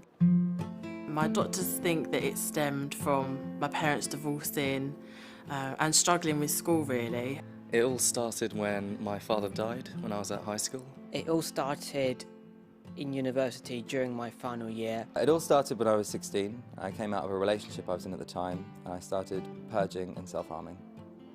I first realised I had a mental health problem when I was 15. I was cutting myself every day and crying all the time. Soon after the attack happened, I started to feel throes of anxiety, panic attacks started creeping in. I first realised that I had a problem when I really wanted to stop all the things I was doing, but I just couldn't seem to stop no matter how badly I wanted to. I was suffering from hallucinations, which at the time were really scary because I didn't know what was reality and what was my imagination. At my worst, I felt like I was absolutely worthless, alienating and destructive, with no help of recovery. I felt like I had this black cloud hanging constantly over my head, and it's just a feeling that stays with you and you can't seem to get away from it at all, and you feel completely alone. I felt like this was going to be it forever. I felt as though I'd never reach any of my ambitions or my goals. I felt like I was in my own bubble, hearing muffled voices of people around me. When I had my first proper mental breakdown, and I decided to run away from home. I felt like the world would be better off without me. My mental health problem means that I go through many highs and lows which I struggle to control. Sometimes I just want to hide away. I feel that I have to make everyone else happy and every day is a struggle, but I just remind myself that I'm strong. My mental health problem means that sometimes the world can be a very scary, very dangerous and very dark place.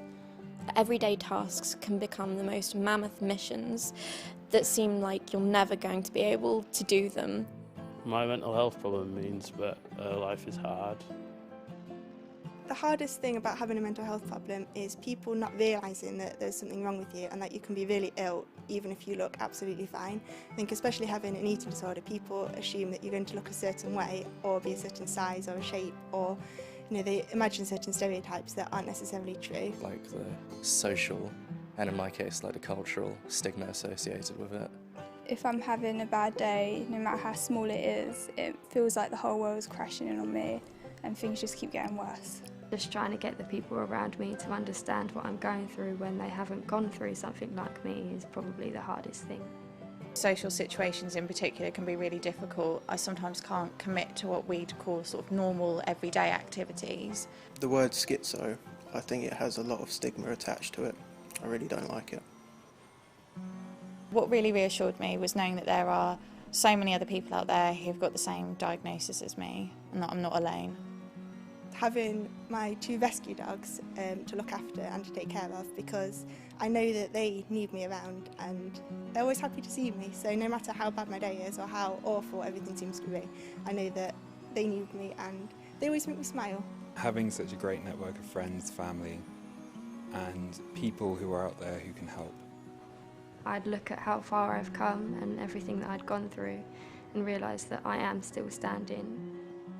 It really helps when my friends treat me the way that they did 6 years ago before this all started. I was that happy, laid-back person, and that's the person that I want to be and aspire to be again. It really helps me when people just treat me normally. I'd like people to treat me like you would your own mother, I guess. I think that's a good way to treat people. I don't want people to tiptoe around me. I would like people to treat me like any other normal person, but also just to be a bit more sensitive around me, not to be stigmatised, depression and everything, and telling me to cheer up and everything. I wish I'd known how much I was going to grow and learn as I grew up and grew older. I wish I'd known how much therapy was going to help me and how much I was going to gain from that. And I wish I'd known that it was possible to meet people who would love me for all of me, including my mental illness. That I didn't have to feel so alone and that there was a lot of support out there. That there are people out there and organisations that can help me. I don't regret having mental health problems because it has made me who I am today. I wish I'd known just how supportive people can be once you tell them what you're going through.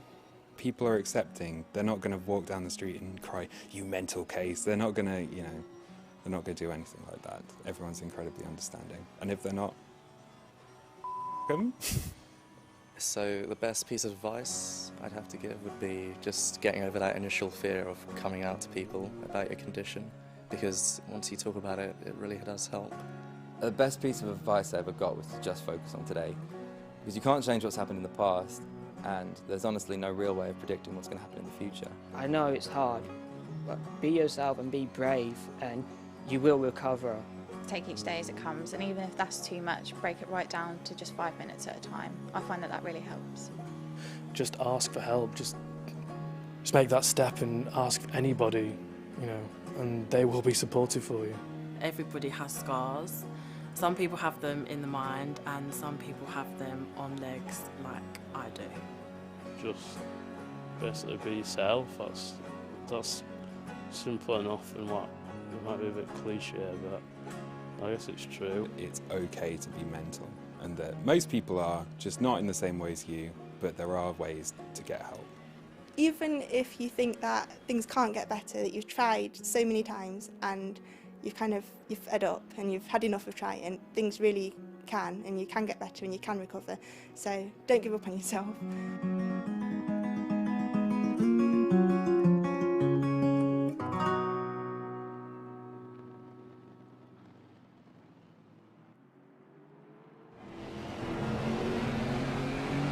And we are back. Welcome back, everyone. After that message from the Mind charity, £3,220.16 has currently been raised so far of the £4,000 target. Yeah, Only absolutely. 25 minutes left. Oh, sorry, Steve. No, I was just going to say we've had even more messages in the chat now from the guys on the service and the drivers. The storm is getting heavier from Adam Mazalovic, and then also 5 to 15 minutes it's going to get a bit more rain, as we're seeing car number 133, a penalty warning for ignoring full course yellow, gave time back. So obviously he was one of the guys that didn't slow down immediately, but then gave the positions back that he'd maybe gained, so they've not given him a time penalty, they've just given him a warning, which seems pretty fair. Yeah, exactly. So, warning, at the end of the day, it is what it is. There's no time penalty given. It's just a very much bit of a slap on the wrist to say, watch, make sure you watch out for what you're doing and don't do it again.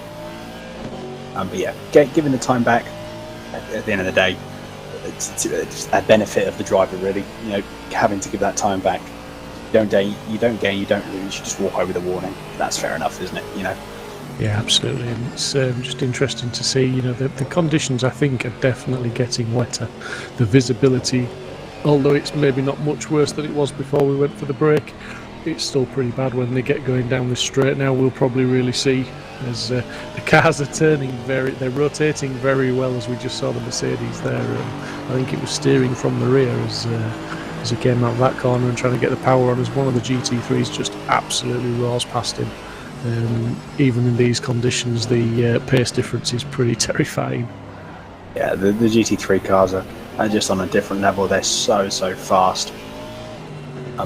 This is actually a battle. This is still a battle for P35. So you've got Valentin and Warren. So the gap is now, well, the gap might be a little bit less than it, depending on how this GT4 or GT3 gets past the GT4. But you can see how much correction and all the corrections that Valentin's currently trying to make on board to try and make sure that the car actually points where he wants it to go. This is one of the things we were talking about, and we have been talking about throughout the event, of the GT4 cars not really sort of, you're having to really wait and having to really sort of wait for the car to respond to you. In conditions like these, it's something you really now need to change, because you can't wait for that car to make the decision. You've got to really give it some direction and really make it and really be quite assertive with the steering, actually really get that car in. Almost what you want to do as well now with these wet tyres is you want to load the suspension up quite quickly and really dig that front wheel and dig the front wheels in to make sure they actually get some grip into the tyre. So you'll find that there's going to be some driving changes, some driving style changes, and they really want to make sure that they dig that front end in to make sure it actually grips up for the corner. Yeah, absolutely. I mean, it's all about finding that grip in these conditions, as we're seeing. Like you say, the Mercedes, he's doing a relatively good job, circulating as he is, but he's constantly fighting to find the grip, as we're seeing those very small corrections, but corrections all the same when he's turning. And like you say, with the GT4s in the dry, you're sort of waiting for the car to respond. You're constantly, it's a patience game, but in the wet, you can't be patient, you can't wait, you've got to try and turn it in and be ready to catch it when it's going a little bit further than you want it to. Yeah, exactly. We've just got another really very cool onboard angle. This is, as you can see, just on the left hand side of the screen, I believe this is the exhaust on the Audi. So, yeah, it's there's some really, really cool camera angles. And we've just seen that was a very, very bad incident there. We're definitely going to get a replay of that. I know that was the 300 Mercedes, I think, being taken out. So I'm not sure who else was involved. It was definitely a Porsche, wasn't it? It was a Porsche GT3 as well as Valentine, and that's a real shame. I'm guessing when we see that replay, I'm guessing it'll be textbook. GT3 was off the racing line, trying to get past, braked, either lost the rear actually on the brake, aquaplaned a bit, and the car then swapped around, and Valentine just happened to be in the wrong place at the wrong time. I'd put sort of money on that would be what's happened. Yeah, absolutely gutted when again, it's one of those situations that's totally out of your control, and wrong place, wrong time. It's devastating, but these things do happen, as we're about to see. Yeah, sure. I'll replay now. Again, at the moment you've got the car number, the 120 Porsche, off of the racing line quite drastically. It's just going to aquaplane, the car's going to swap round, and I'm guessing. To be fair, realistically, he just sort of drifts over to the left a little bit too much. And that could have been. That could have been just, again, aquaplaning completely straight on. There's obviously going to be a massive loss of grip on the inside where he was. Mike Williams just commenting in YouTube that it seems that some drivers have forgotten what blue flags mean since it's become wet. I'm guessing that there's a few guys a little bit hesitant to get out of the way, obviously, with there being limited lines to be on, as it were. Yeah, I think again, it is very much obviously blue flags are, as we've just got C. So we've got C. Martin, so donated £20. Thank you very, very much indeed for the £20 donation, Mr. C. Martin. Thank you very, very much indeed. So we're now £3,240 into what we've raised so far. Absolutely fantastic. Yes, I think. Realistically, you've got to be. GT4s, as long as they stay within the racing line, as long as they do what they need to do and they're predictable, realistically, it's still up to a GT3 car to make sure that they get past safely. So while it is going to be trickier to get past, and to make adjustments and to try and get past slower class cars, when blue flags do come out, at the end of the day, as long as the GT4s are where they should be and they're predictable, I think the GT3 cars need to make as much reasonable effort as they can to still get by them safely. Yeah, and I'm just looking at the lap count as well. Obviously, the lap times are now in the sort of 207s for the leader, 206s at best. We've got lap times going all the way down to 209, 212, and that's for GT3 cars. But the leader has completed 318 laps today so far. That's a fair old lap tally, isn't it, Dan? Yeah, absolutely. Still another hour and 18 to go. So yeah, it's going to be nearer the. I think if my maths are correct in my head, which they're probably not, let's be honest, I think maybe we're going to be over the 350 lap mark. Actually we're going to be well over the 350 lap mark. So I'm just going to keep my maths to myself from now on. I think that's probably the best thing to do. I'm sure somebody's going to correct us in chat and give us an educated guess. An educated guess, a sensible guess. So yeah, absolutely. if we could have that information, because. Yeah, obviously it's information that we can't provide. I was going to say, don't put your head on the line, mate. Let chat take that one.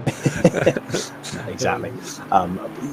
I think really we're going to be, the Team Forzilla guys absolutely just storming away with this. There's still an hour and 17 left to go. This is not the end of, we're definitely not to the point where we're at the end of the tether now. But we are getting to a point where we are going to start to see, as you can see, Sean currently on your screen now, as he's actually had a little bit of an off.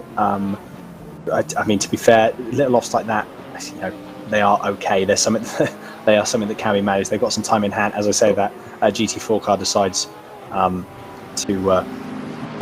don't think leave quite enough room. I think he may have misjudged where the Porsche was rejoining.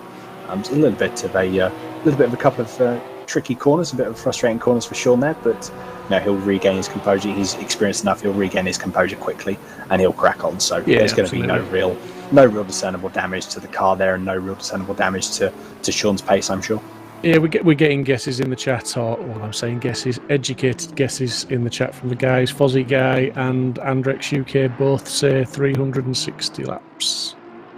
So yeah, about 360. I mean, obviously, if it had stayed dry, I've thought at the beginning of the stream, I was guessing around about 370, 380, but that was with 12 hours to go. I was trying to work out roughly how many laps the guys would do in the dry conditions. So yeah, 360 won't be a bad tally if they get somewhere like that. Yeah, I think that could be it's almost like the when they say, guess how many coins are in the jar or whatever. This could be guess how many laps are going to be. Guess what the leaders are going to be in terms of laps. And guess what you win.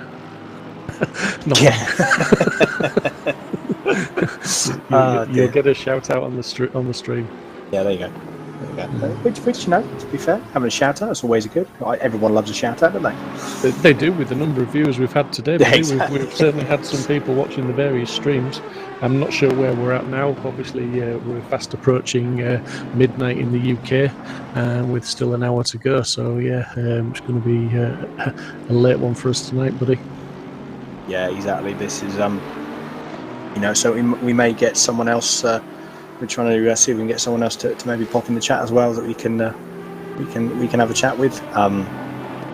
Yeah, we've just got car number 16, another 5-second penalty for contact with car number 42 on lap 316, and also a warning for aggressive overtaking on GT4s. So that was car 42 is the Simsport Porsche Cayman, currently running in 4th place in the GT4s. So obviously it sounds like a GT3 car's lapped him aggressively, shall we say. Yeah, so and that was it for car number 16. So this is the Lexus of Thomas, the Emile Frey Lexus Racing that's currently on your screen at the moment. Do you know what? This is obviously the only Lexus. Again, it'd be interesting to see if there were any, if there was any sort of reason for choosing the Lexus, or is it if it was just purely to the fact that they like, as we see, someone getting very, very sideways going into the Schumacher Esses there. That was interesting. Hopefully they did save that, but fair play to them if they did. And there is the Simsport Racing Porsche Cayman GT4 car with Steve Haley at the wheel. Car number 42, as I say, running round in 4th place at the moment, which is a good recovery drive from those guys, because they were well down the order after a few incidents at the beginning of the race, with Aris getting caught up in an incident that wasn't his own making in the first stint, and then Steve Hinden getting I can't remember if he said it was a drive-through. Oh, it was a stop-go. He was speeding in the pit lane, so he got a stop-go as well. So to recover back up to 4th place in the GT4s is a pretty good drive from those guys as well. Yes, exactly. No, can't fault the. There has definitely been some really good recovery drives, to be honest.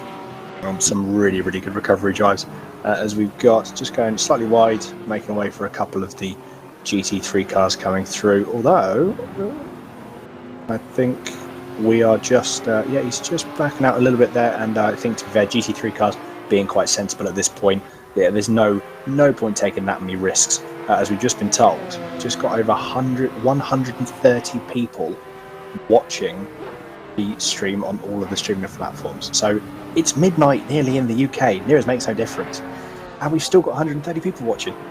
Absolutely awesome, isn't it? It's unbelievable, to be honest. It's brilliant, and really proud of what we've achieved today as a community. And I'm not just talking about Simsport. I'm talking about the whole sim world, as it were, the community that's come together to take part in this race and put this fantastic race on for everybody. And the drivers are now just putting that final piece in the jigsaw and going to complete the last hour and 12 minutes for us. Yeah, exactly. The time is whittling down. You may find, I know I did just say then that liberties are not going to be taken. And if they are going to be taken, they've got to be drivers are going to make sure they are fully committed to making sure that they're going to make that move stick. and they're going to try and overtake that car safely. I mean, the closer it gets, maybe after the pit stops, you may find that people, it's going to be, well, it's a sprint to the finish then, isn't it? Once you get past into the final pit stops, it's just a sprint for the finish. If you're sitting there and you're, half a second quicker than the car ahead of you, you've got to make that decision. Are you going to take that risk? Are you going to really try and catch up and gain that extra position? There's going to be a lot of, I think, battles potentially towards the end. The last 45 minutes to an hour. Well, I mean, when we look at the clock now, we've got 1 minute and 46 seconds and counting down till we come to basically the last 70-minute stint. So in 1 minute 37 seconds, the guys can pit, and that will complete their pit stops for the race, and it would just be a race to the flag if that's what they choose to do. I'm not saying they're all going to do that, but the way the rules are, that would be totally possible that they could start coming into pit and just race to the flag if that's what they want to do.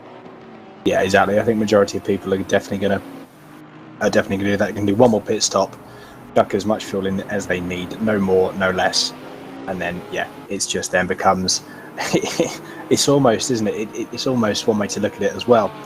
Is another thing which I completely love about endurance racing is you almost get 2 races for the price of one. You do all of the endurance racing, you do all of the, in this example, obviously 12 hour.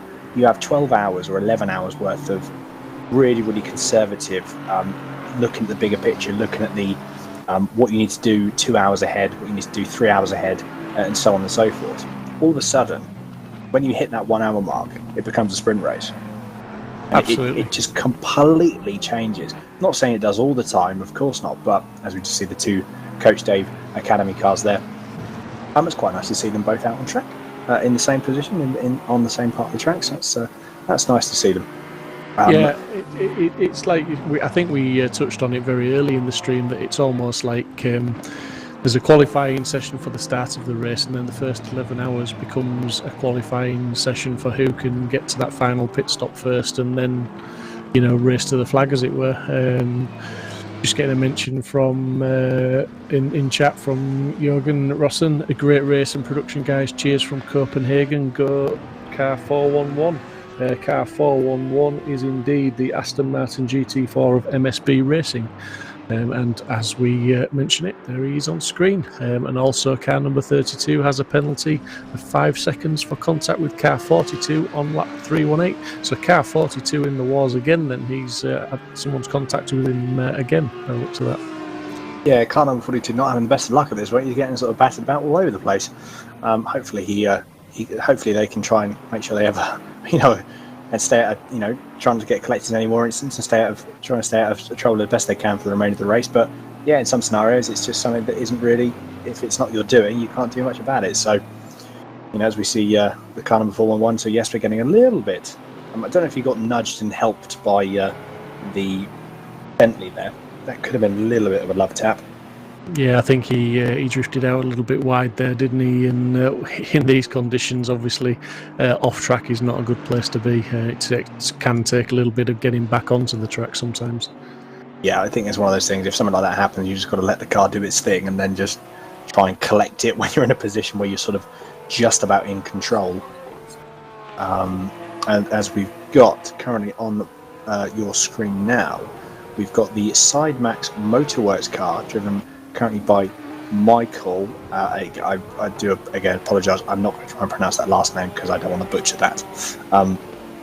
So I do apologise, but we get Michael in the car number 99. Apparently we can tell that he's been sideways or he does like to get sideways for a majority of the lap. So this is some interesting.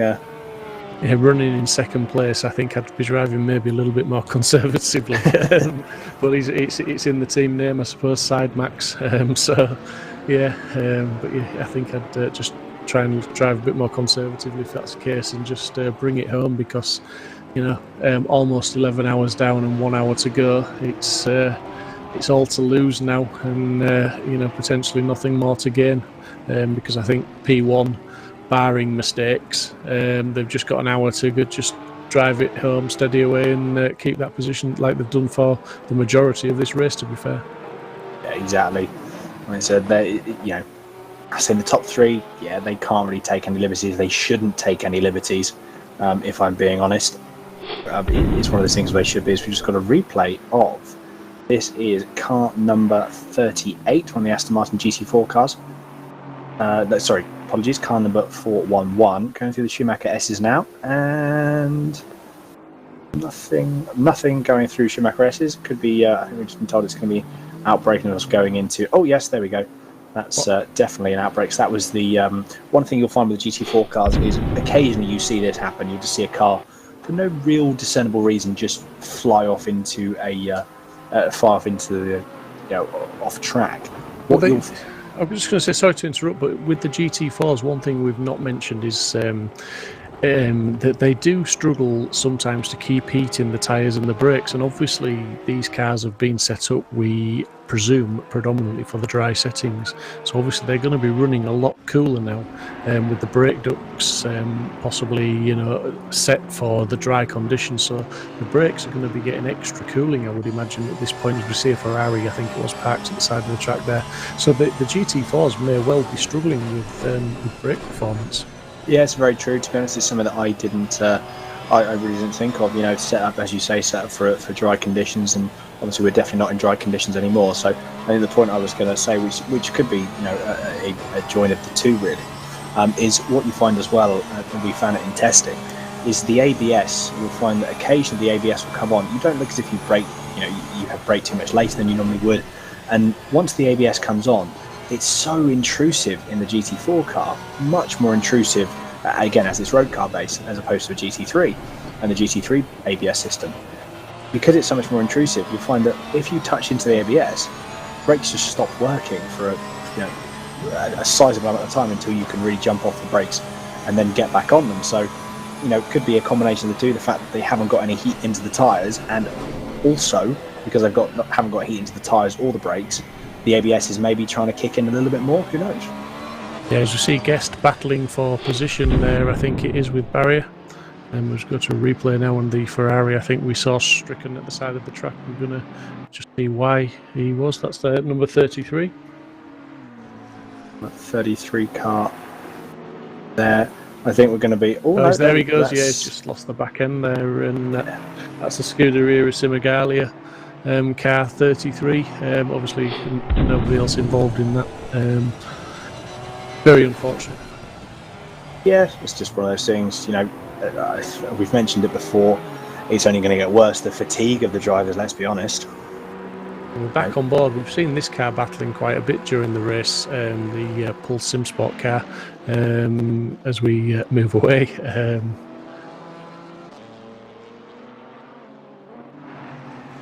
Back on board, so we're just moving through now, cycling through a couple of the drivers. We've got Valentine now in P4, but one thing to watch out, as we've just looked at the camera that I was also just about to request, Mr. Guest only a second behind. Yeah, absolutely, and this will be an interesting battle in these conditions. It's one well worth watching, and sixth place realistically, he's 3.5 seconds back, but 3.5 seconds isn't an awful lot if these two start battling. Exactly. Also, they start battling as well. Traffic. Absolutely, yeah. Valentine, mate, if he hits a bit of traffic, I mean, that is throw a big spanner in the works there. So we've got car number 420, 420, 15-second penalty for contact with car 300 on lap 317. So that would have been the first corner incident that we saw between the Porsche and the Mercedes. So again, unfortunate there. Penalties were served. Again, I think sort of justifiable, really. It was no fault of car 300s. I'm going to put a guess in that Sean Arnold has done his final pit stop, and he's doing a double stint at the end because his last lap was a 2:34, which would accommodate a pit stop. Well, I think one would hope so. Yes. Well, I'm just thinking outside the box. He hasn't had an incident, but I think it's more likely that he's pitted and he's now racing to the flag. Yeah, exactly. So this is it. This is... the pit stop has happened. He's still leading. Obviously, he's only 2.5 seconds now ahead of P2. But yeah, P2 obviously still needs to pit. Everyone else needs to pit. So yeah, I think at the moment Sean needs to just head down, crack on, because there's an hour and 2 minutes left. Nothing needs to happen. He doesn't need to do anything different than what he's been doing. Both those drivers and both those guys, that whole team, have just put in an absolutely stellar performance. Not to say that the other drivers haven't and the other teams haven't. Everyone has put in absolutely incredible performances. It's just at the moment, and from this race that we've seen, the Team Forzilla guys, they've just been that small cut above the rest, haven't they? They have, but it's just been pointed out in chat, and I'm just checking my timing screen. It's been a long day. Car 137 in 6th place, his last lap was a 2:05.097 compared to the guys in front of him. You know, we're talking 2nd place, 3rd place, 4th place, doing 2:07 2s and 5s. So he's 2.5 seconds quicker than the other guys. Wow. And Okay. he was running at the sharp end earlier today, so I'm wondering if, you know, his setup maybe suits the wet better, or maybe the driver just likes the wet better and he's just getting those lap times in. Yeah, I think, you know, I was going to say something similar. Maybe they've actually taken a bit of a gamble and actually tried to set the car up slightly more for yeah, as you say, for wet weather conditions. It would explain a bit of drop off in pace. You know, when the car was dry and so they moved slightly further down the order, as you say, they were running contention. So it could have been when through the night it was colder, car just wasn't responding as well. And yeah, like you said, now the wet track is there. It's just all hope potentially has played in their favour. Yeah, I mean, thanks Peter for pointing that out to me, buddy. Slap on the wrist for me, because I have got the timing screen up and I missed out on that one, but I'm certainly watching it now, buddy. We've got Glenn Guest currently on your screen now in the Pulse Simsport C Porsche 911 GT3R. Just look how much car 137 has closed up, the car we're talking about with the lap times. He was 3 seconds back, I believe, when I mentioned it a lap ago.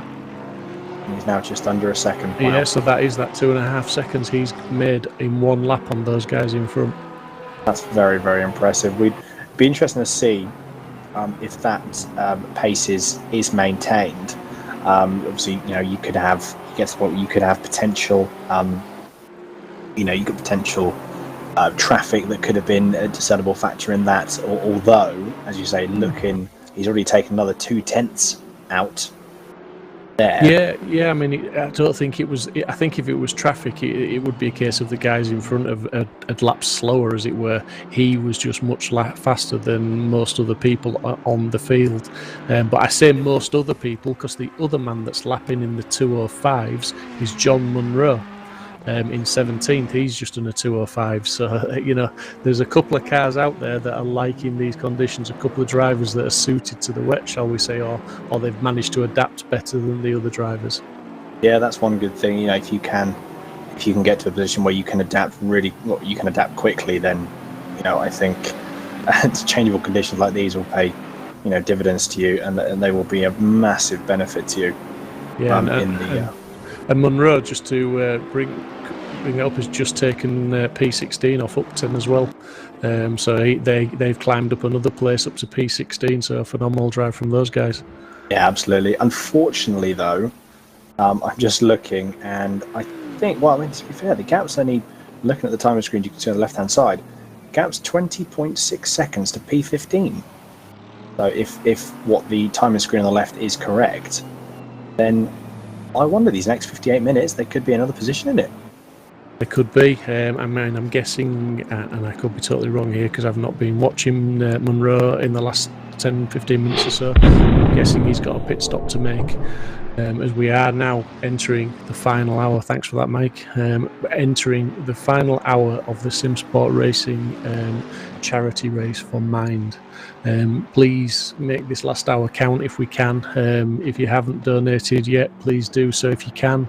Just click the link. Any money, any size donation it just helps us towards our total of £4,000, which we set ourselves earlier this week. We raised it from 2,000 because we'd almost achieved that by qualifying. So yeah, please give what you can, guys, and enjoy the rest of this stream with 57 minutes to go. As we see Munro, I'm guessing he's trying to lap that car or unlap himself, I'm not quite sure which. Yeah, and as we just saw, I think you just saw that in the shot before, the Coach Dave Academy car, the 720 GT3, going completely sideways and having, unfortunately, a half spin into the Schumacher S's. So I imagine John was like, "Thank you very much." He will take that with no real trouble there. So it wasn't for position, but at the same time, looking at that now, he's got some clean track on him. So again, there's going to be some quick laps from him, I am sure. So another 2:05 is definitely on the horizon for John, if providing he gets some clean track and he can get his head down and crack on. So still racing throughout the field, which is really good to see. There's still different, and as you say, Steve, bang on the dot. Yep, just jumping into the bits now for his last pit stop. So 56 minutes remaining, and John Monroe just jumped in for his last pit stop.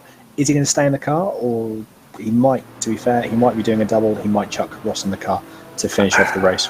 I mean, in these conditions at this point in the race, because he's had the track time now, if you were calling the shots in that team, if he's up for it, it may well be better to leave him in the car. Do you think? Yeah, probably. Like I said, he's used to it. He knows what the track's like. He's got the most recent knowledge of the track, where the sort of tricky spots are, where the parts you can really sort of still be quite aggressive, where you've got to take it easy. Track conditions, standing water available, so where the standing water is. So yeah, and more importantly than any of that, the times tell their own story. He's been doing the 2:05s. Exactly. So, I can imagine that they're going to be like, yeah, Ross, honestly, you crack on, mate. We insist. He's doing a 2:05, and you've got Sean Arnold, obviously, who's maybe not pushing quite as hard now, but he's doing a 2:07. Second place did a 2:09. The P3, they did a 2:05.7 last lap, but yeah, there's not very many people hitting the 2:05s. As we see car number 222 getting a penalty, and it's a drive-through for an unsafe rejoin and contact with car 2 and car 420 on lap 322. So car 222 has really sort of done a job on himself there and managed to get a drive-through. As you see, Chris Crossman taking an autocross style line over the last chicane there, deciding that he wants to maybe try and see how much air the Porsche can get over that last chicane curve. It turns out it's actually a surprising amount. We see Roy. Sorry, Steve, go on. No, I was going to say Chris Crossman, obviously, as he alluded to in the interview earlier, that he's lost a teammate with Archie, whose PC decided to shut down while he was driving, so they lost. They had to disconnect and lost a few positions from that, and also the teammate couldn't rejoin because his wheel wouldn't power back up. So they've gone from 3 drivers to 2 to finish this for about half the race, I believe. Yeah, a bit of a shame that, but again, still plugging away. Still 54 minutes left, so potentially some positions to be made up. Who knows? Absolutely, and still a lot of cars on track circulating. I think that speaks volumes for what's going on today with this race, that we had a lot of cars start and we've still got a lot of cars circulating, and we've got another donation there from Anonymous for £10. Thank you very much to whoever that was. Greatly appreciated, thank you. But yeah, it's great to see. Sometimes it's all too easy to give up when you're having a bad race, isn't it? And we see people doing that all too often, but it takes away the spectacle and takes away the challenge of the race for all the other drivers if drivers start to drop out. So we always, we prefer it when people stay on. It just shows a bit of respect for your fellow racers as well, I think. Yeah, no, it's great to see, and obviously especially great, as you say, the amount of cars that are still on track. They're all still being relatively sensible. They're all still, they're not taking any liberties really. They all understand that. I say that especially for majority. Obviously, there are people that are looking at it going, "We've got." That was very, very close there from the Porsche and the Lexus. Fair play to both those drivers for doing some general avoidance. That wasn't a battle for track position though. It's good to see. For the majority of drivers, it is very much to get to the end. As I said, there are a couple of drivers that have probably turning around and going, "There's positions to make up. Let's go." And they're really going to try and knuckle down and put some laps in and take those bigger risks. Although that's a lot more of the minority in this race.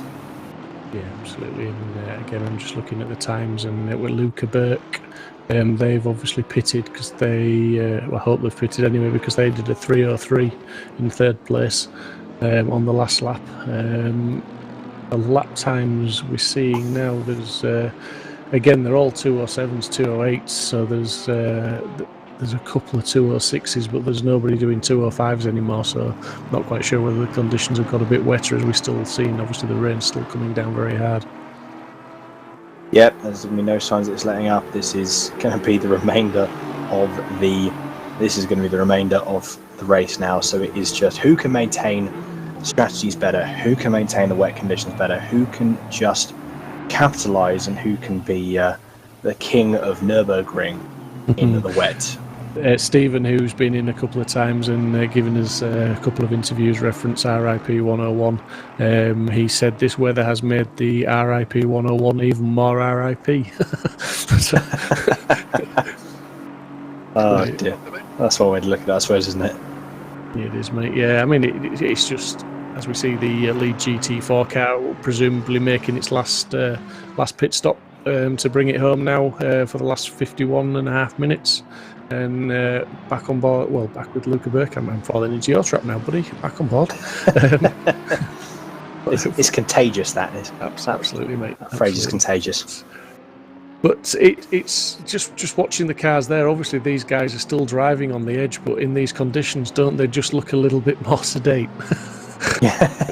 Just not a term you often use with race cars, sedate, but I'm going to use it this time. I think I can get away with it because they just look balanced and steady away. But we know that if we go on board with any of these guys, we'll probably see the steering wheel furiously going from left to right with corrections and inputs. Yeah, exactly. And speaking of that, as if by movie magic and director magic.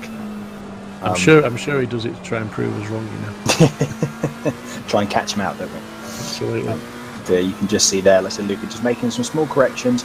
To be honest, you know, in terms of corrections, yeah, you probably have to drive the GT4s. You have to drive the GT3s, probably the opposite of what you drive the GT4s in the way. You have to just be just a bit smooth, and you can see the inputs. They're still making some adjustments, but the general inputs, obviously, especially there on exits, you have got to be a little bit. You've got to make sure that you are actually able to catch the slides, because otherwise, yeah, the car will go around. You've got to make sure you are very smooth with the GT3s in the wet. Make sure you load the car up properly.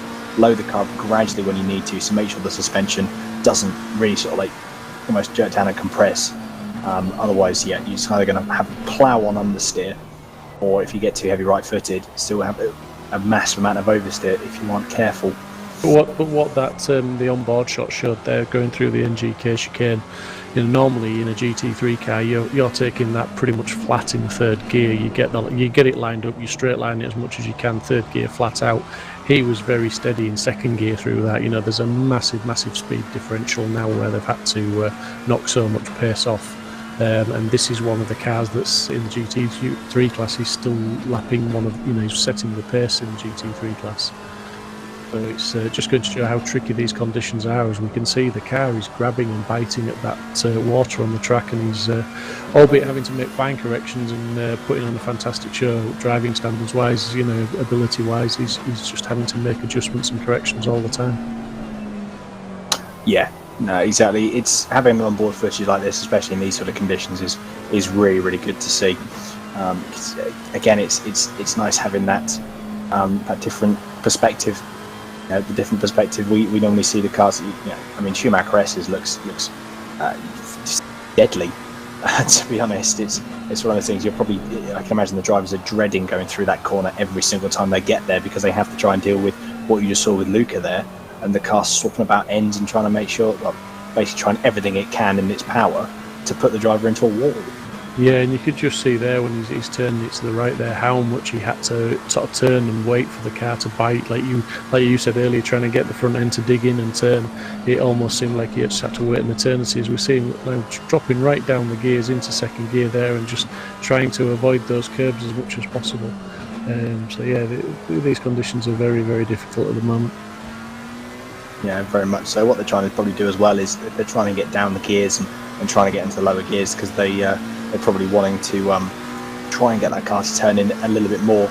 You know, you sort of jump into the lower gears and really try and get that front end in, and make sure that you are making sure, like I said, you're not going to have just a massive amount of plough on understeer for these cars. So yeah, I know we've seen a couple of the guys that are doing some quicker lap times, and yeah, it'd be interesting to know, are they doing it because their setup is generally better, or are they just more comfortable in the wet? there's lots of factors that play in this now as well. Also testing, have teams tested, have some teams tested in the wet more than others. That could be something that's also you've got to take into consideration as well. Absolutely, yeah. I mean, obviously, when you're practicing for and testing for a 12-hour endurance race, you would like to think you sort of consider, well, potentially 12 hours, we're possibly going to have some rain at some point. I mean, obviously, we only sort of set the percentages, but we don't control the weather fully in the respect that we don't program it to rain. It's just a percentage chance. So you would really say, yeah, you need to practice. You need to get some sort of compromise built into your setup so that it's drivable and it's going to last, and you're going to know what sort of tyre pressures to run if you have to go to the wets. Yeah, very much so. Very much so. We've just been told as well that we have got Steve Haley in the comms box. No problem. I'll drop down and have a chat with Steve now. Sounds good. We will see you in a second.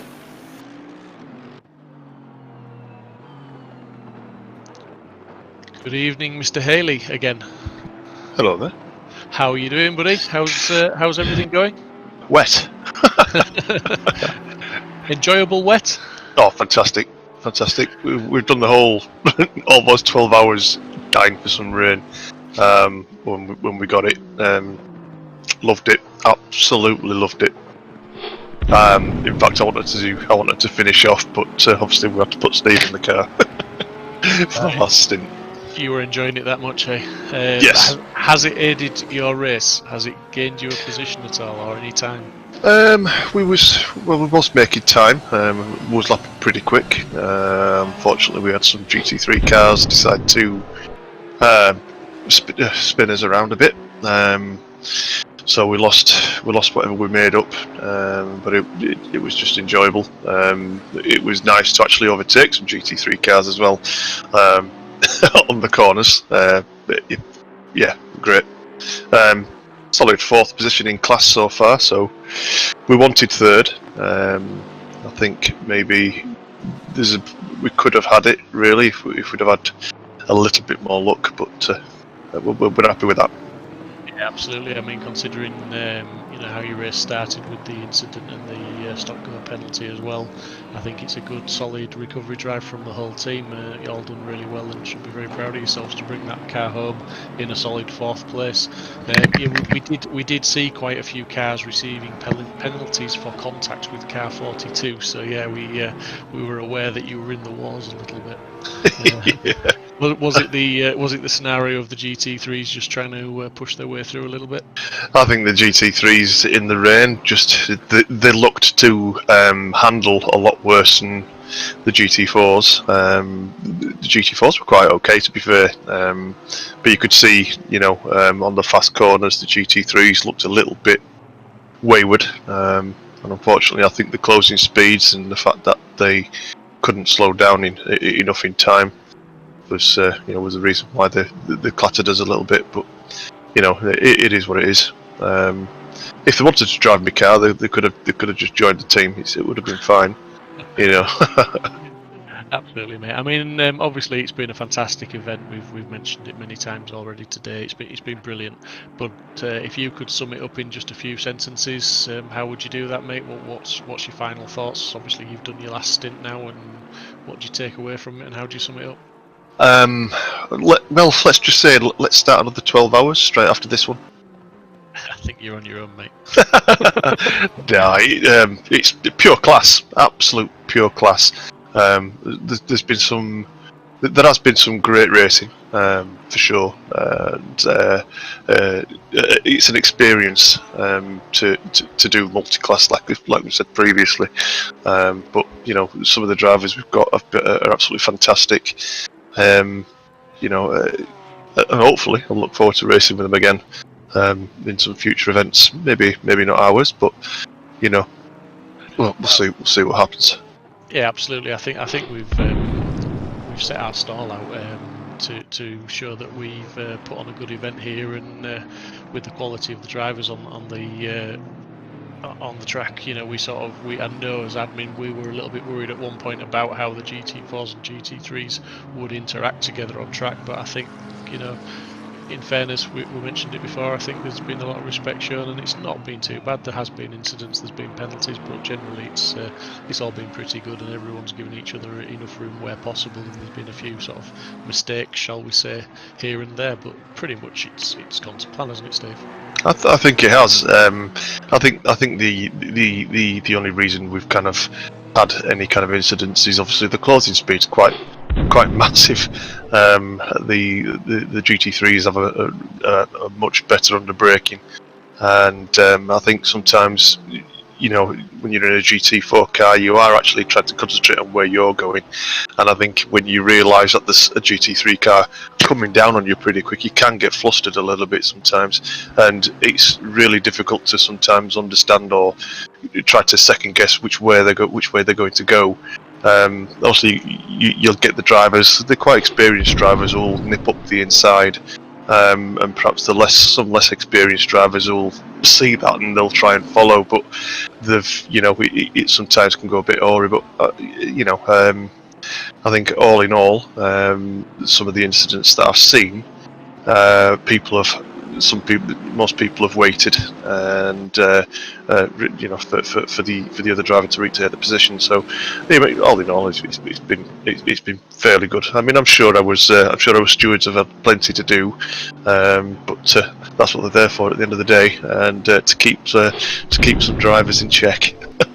Absolutely, yeah. We did have a chat with Aaron earlier on, and he mentioned that at one point they were about 70 laps behind with their inquiries because the complaints were coming in thick and fast. But obviously they got on top of that job, and they are up to speed at the moment with it. But I think I'm going to get back to the action, Steve. Not because I don't want to talk to you, but there are cars sliding and spinning and having a bit of fun in this wet weather, so I don't really want to miss any of the action with the viewers. But, fantastic. No worries, mate. Hopefully you're going to continue watching the stream with us, and I'll be staying on until we finish. Yeah.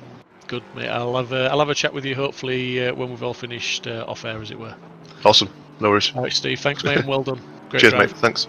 Speak soon.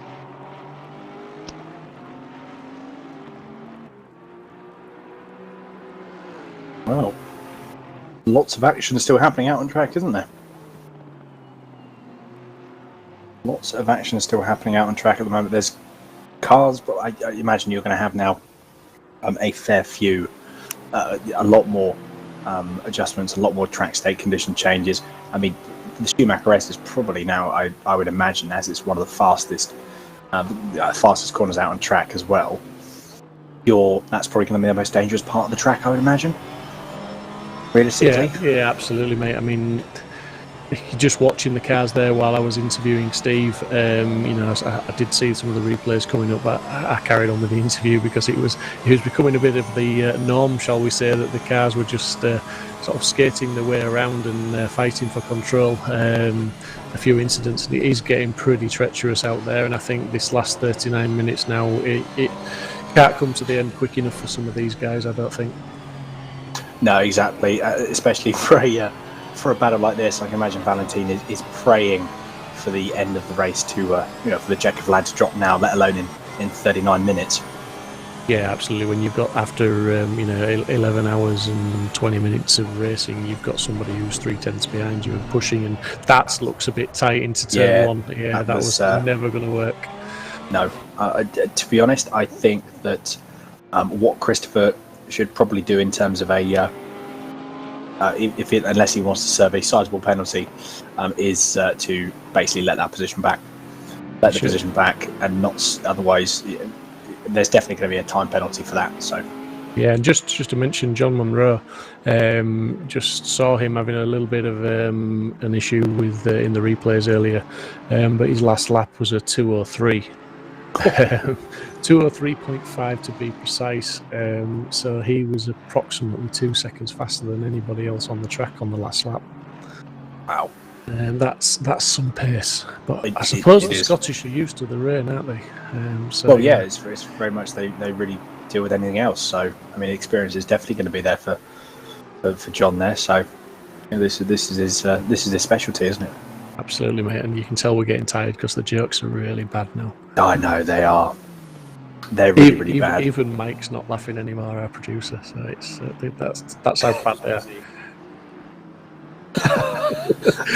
we've had a disapproval. To tell us he's busy and it was poor, that's 2 insults in one go, I think, there, wasn't it? But yeah, I mean, John Munro putting the 203, and that's 203.5 in these conditions. That's awesome when we're seeing cars struggling just to stay on the track, as we're looking at Team Terra Racing in the Porsche Cayman GT4 there, running around in what is 7th place in the GT4s at the moment. So a good result for those guys. They've had a few incidents. We had a chat with Kieran earlier, and I think they've had a few issues with a couple of the GT3s pushing them around a little bit. But fantastic performance, and Bliv is doing the final stint in that car, very capable driver, and I do think he'll actually be enjoying these conditions. He's that type of guy. He's probably enjoying himself very much like when I was talking to Steve Haley. He obviously was revelling in that rain and wanted to do the last stint as well. No, I have to admit, I do have a soft spot for for any wet weather driving. It's something that I really enjoy, because you've just got that extra element. The fact it's an element, it's only rain, but it's more than that. It's more than just a bit of rain on a track. It's how the track develops and adapts and changes and weathers, I suppose. And yeah, I love racing in wet weather conditions. It is cracking fun. It really is. Yeah, it is, and as we've mentioned already, this sim does it so well. With the levels of effect that it puts in, the grip levels change so much with the rain, and we can see that happening on the track as we see cars struggling more and more for grip, and we can see the drivers fighting for control on the straights when the cars are hitting that standing water. And it has to be said there, Bliv in the Team Terra Racing car is taking a lot of liberties with a lot of curbs in that car. He is. It's quite surprising. Personally, I don't think I'd be taking that much curb if in these current conditions. I don't know about you, Steve, but yeah, I definitely wouldn't be, because realistically, I think it's one of the things where, at the moment he's 40 seconds back behind Valentin, the number 300 Mercedes. Do you want to start potentially taking those risks, really? To potentially having some damage to yourself or some damage in the car. So yeah, I think fair play for keeping it on the track with taking that amount of curbs. And the sort of the aggression that he's going through, but at the same time, I mean, yeah, I really wouldn't be doing what he's doing, if I'm perfectly honest.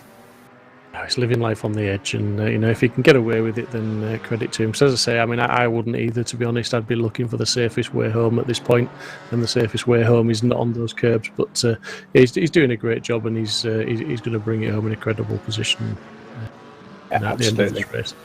Absolutely.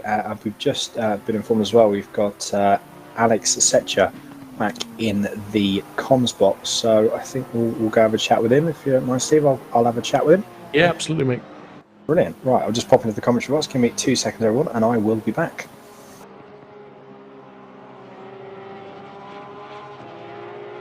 Good evening, Alex. How are you getting on?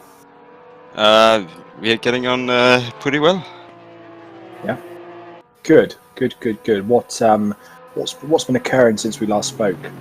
It's been a couple of hours since we last spoke. What's been happening with yourself and the team? Doing really, really well at the moment, to be honest, mate. Yeah, it's the rain has really been harsh on us. Well, we have had pretty good pace. It's not been that. We've just had some small mistakes that has been costing us some time. Yeah. In terms of obviously when the rain hit for you guys, as we've just got onto a little bit. There's cars spinning off absolutely everywhere on the live stream at the moment. When it actually, obviously, when we got into the position where it started to, where it started to rain, was it a pretty clear-cut decision for you guys to change over to the slicks? Did you have an idea of what you wanted to do when the rain started really coming down quite heavy, or were you sort of a little bit tentative? Oh, we when we saw the rain was coming, we were actually very happy. Oh, really? Oh, that's good then. We were fully focused. We got a driver, Valentin, that is super fast in the wet. So he's been doing very well right now. Yeah, absolutely. And to be fair, the times and the position for you guys reflect that. Valentin, by the looks of it, he's reveling in the wet conditions, which is really, really good.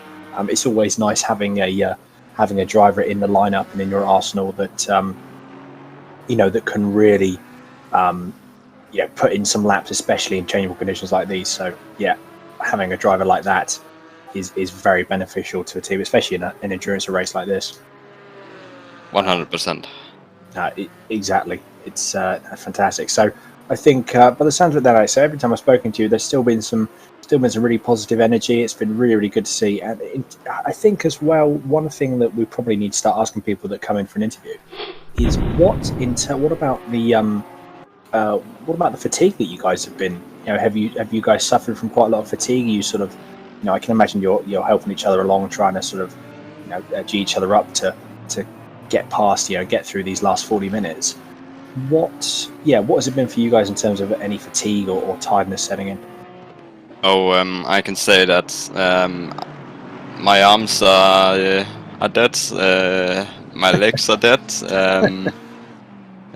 Valentin's back is starting to hurt a little bit. I think he's sitting a little bit wrong. So yeah, there's some fatigue going on for sure. Yeah, but I mean, to be fair though, with the fatigue that obviously I imagine lots and all the drivers and all the teams are facing. I mean, you guys, you're managing it absolutely fantastically. Really, Valentin's putting in some cracking laps, and realistically, you guys aren't that far away. 7.2 seconds from P4. Yeah, actually, he crashed us a little bit, so that's also why he got a 15-second penalty right now. Right. We were P4, gaining not much on P3, and yeah, sadly incidents happen. Although to be fair, actually looking at the zones at the moment, so car number 4, the P4, the Porsche 137, has actually got a 15-second penalty next to their number. So exactly. That is something that, at the moment, as in it's literally just come up on the screen, so we've got 15-second penalty for contact with car number 40 on lap 336. I think at the moment, if you guys can keep within that 15-second barrier, this is plain sailing for you, is it, for a P4 finish? Yeah, like P4 would seriously be amazing. I think that was more than what we have hoped for coming into this race, especially after the first lap incident. Yes, exactly. As you say, expectations do change. Almost in some cases, sort of minute by minute, don't they? Especially getting into the latter stages of an endurance race like this. But honestly, Alex, for yourself and the team, an absolutely stellar drive from you guys. Really, really, and it's been really, really good fun to watch and also chat with yourself and the team throughout the 12-hour. And it's good, like I said, energy has always been there for you. You've always popped in with, some real good energy, some real positive thoughts. And honestly, it has paid. It's worth its weight in gold for what's now happened for the position you guys are in. So really, really good to see. I think the last thing we probably should ask as well is, is it now just knuckle down and gut? Are you sort of are you telling Valentin now to sort of be a little bit more, conservative? Or I know obviously he's doing some stellar laps, but is there any direction from yourself, from you guys now as the team, or is it just let him do his own thing and crack on? Yeah, don't crash. Well, that's always a good one, absolutely. No, like we just said, do your best, set in some good flying laps, and see if we can get as close to that third place as possible. Fantastic. Honestly, that's, as you said, more than you guys are expecting, which is always a positive for a race like this, isn't it? Really is. Brilliant. Well, Alex, all the best of luck to you and the team for the rest of the race. We will definitely be keeping a close eye on you guys for the next 28 minutes. But really good to catch up again. And I will be potentially speaking to you soon. Yeah, see ya. Brilliant. Cheers, Alex. Take care.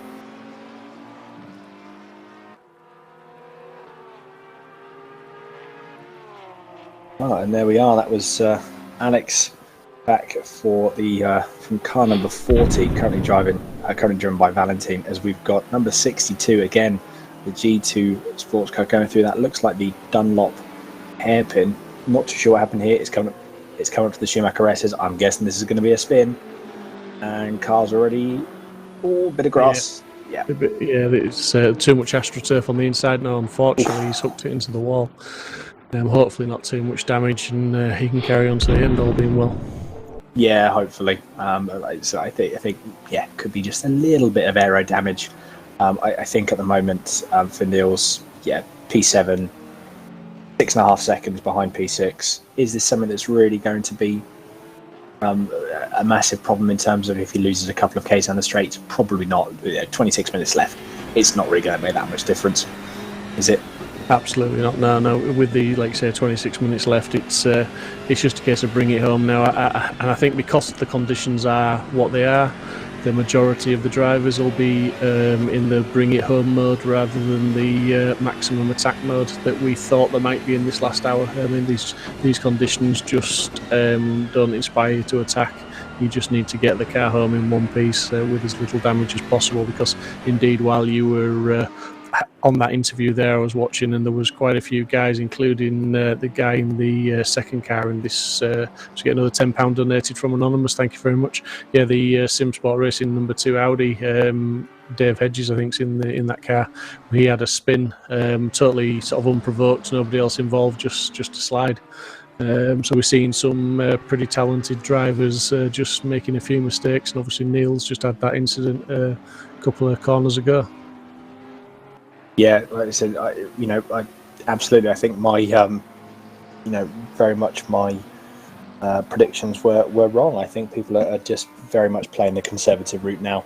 I suppose realistically as well, with the amount of cars that are spinning and still having incidents, even driving conservatively, if a car in front of you does have a bit of an off, then you're going to be right on the tail of him, potentially pass him. So I think, everyone just needs to drive, and I think what a lot of people obviously are doing, they're just driving conservatively.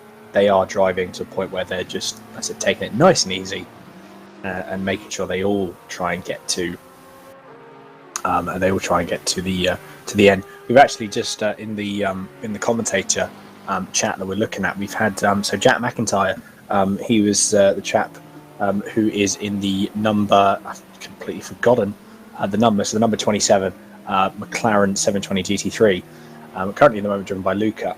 But Jack has also raised on his own Just Giving page. He's raised £230 with his family and friends. Donations from family and friends for his own fundraiser, which is going into the kitty for what we've got for the main Just Giving page and the main Just Giving charity. So that's something that we need to add us onto the main kitty as well.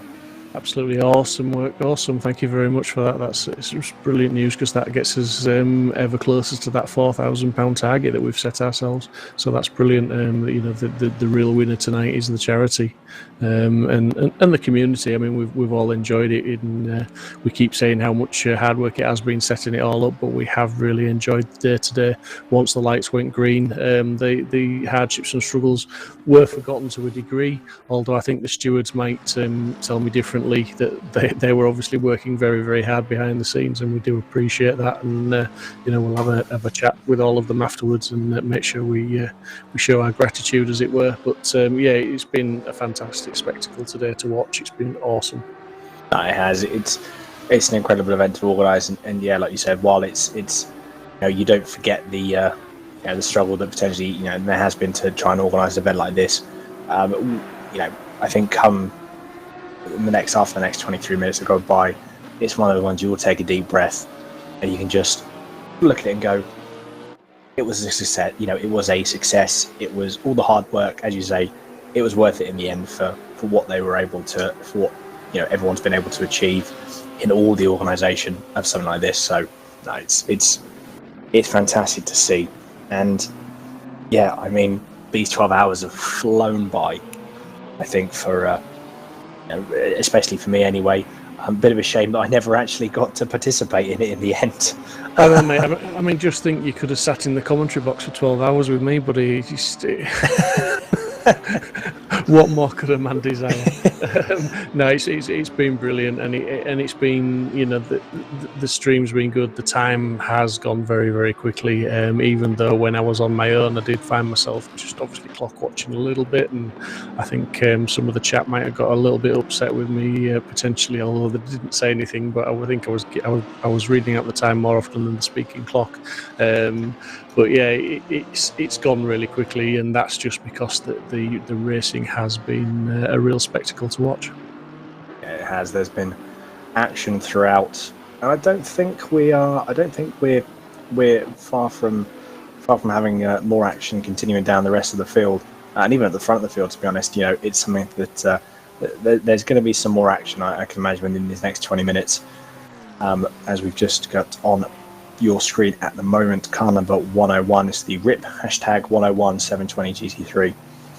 Having a small excursion, also doing some grass cutting on the last of the final chicane of the GP layout. As we're going to go down to drop in now to P25, the car number 32, and we've got Massimiliano. I'm going to go with that. From the MT Racing team, car number 32 Audi GT3 Evo, currently 3.1 seconds behind Mr. Dave Hedges, or Mr. Dave Hedges. Hedges? It's Hedges, yeah. Hedges, yeah. So yeah, two Audis battling. That could potentially, depending again on traffic, a bit at the front of number 32 Audi looking a bit battered and bruised. It has seen better days since the start of the race. That could be, you know, so there are some positions, there are some potential battles that are still going to be had throughout the field, which again, you know, we did expect it though, and you can probably expect it, you know, you can expect it from an endurance race. There are going to be some breakages, you know, there's going to be some breakaways in terms of your different sort of pace of cars and some different pace of drivers, and you'll end up in your own sort of little group. But it's good to see those groups have stayed pretty much for almost the entire race. Yeah, well, we've given this chap a lot of airtime this evening, but John Munro, I'm just looking, he's now up into P14. His last lap was a 2:05. In fact, scrap that, he's just done a 2:04.6. And he's chasing down round about an 17-18 second gap with a car in front that's lapping at 2:07s with 20 minutes left. So if you do the maths, that's an achievable gap to close. It is very much so. So that's one thing to watch out for. As I can see, the gap now is 16.4 seconds.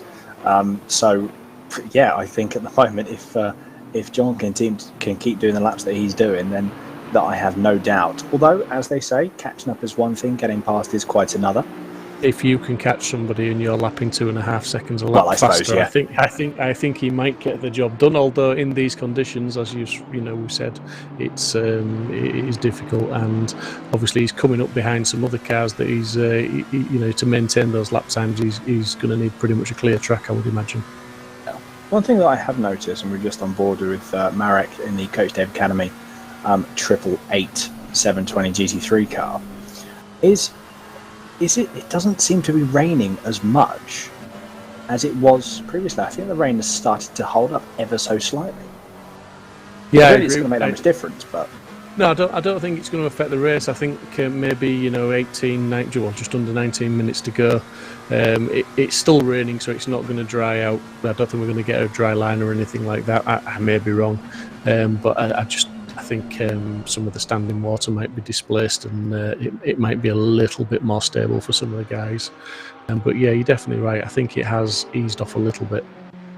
We see car number 33 has got a drive-through penalty for the third unsafe rejoin on lap 342.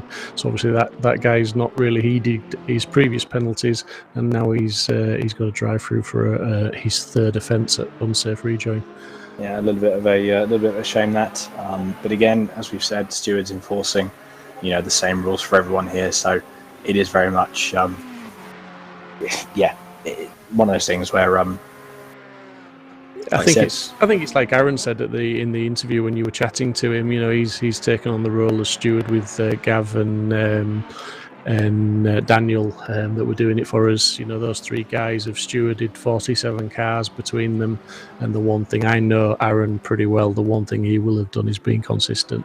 You know, and it's like he said, you can set out to give whatever penalty you want within reason to start with, and as long as you apply that rule, the same standard of harshness throughout the field, nobody can complain, really, can they? You know, and I think 5-second penalties, where they started from, was pretty much a very lenient penalty. Yeah, exactly. A 5-second penalty. While they said, if you know, while we were saying earlier on, if you do get multiple ones, they do start to add up. At the same time, it's at the same time, it's one of those things where you don't really lose that much time if you are that much quicker. Then 5 seconds can easily be made up in an hour if you are quicker than you know, people around you. So yeah, you know, I think. But again, it goes to show some good adjustments. You know, some good adjustments by the stewards. Obviously, turn around and well within their right to start enforcing some more aggressive penalties if they feel that people aren't actually paying attention and aren't listening to the calls that are being made by the stewards. So absolutely, we've just got Darren Harley donated another donation of £20. Thank you very, very much indeed for that, Darren. So that brings the total to £3,260.80 and 16 pence. Obviously, add that with the 200, and I'm just going to double check. Add that with the £230 that has been raised by Jack McIntyre. Then, I mean, you know, we're really, really close, aren't we? We are pretty damn close, my friend, but I just want to mention as well, John Munro has just done a 204.5. The car he's chasing has done a 208.8, so that gap is tumbling down now. They're really applying the pressure, and I think that gap's going to close up probably with 10 minutes left of the race still to go, the way it's going at the moment.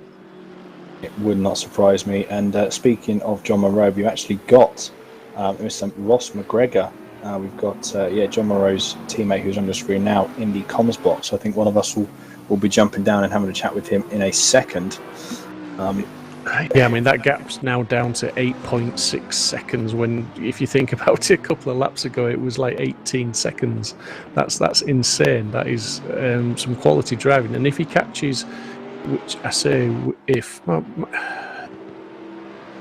It's not going to be very long, is it? No, it's not. It's going to be very, very quick. He's 7.6 off at P13 now, so he's closing all the time. Exactly. It's going to be interesting. So yeah, no, I think we're going to pop down to have a chat. So Steve, do you want to pop down? Do you want me to pop down? What do you fancy? I'll let you have a chat with him. No worries. Right, I'm just going to pop down. Give me 2 seconds, everyone, and I'm going to pop down into the comms box and have a chat with Ross McGregor from the Zancho Simsport Bentley team.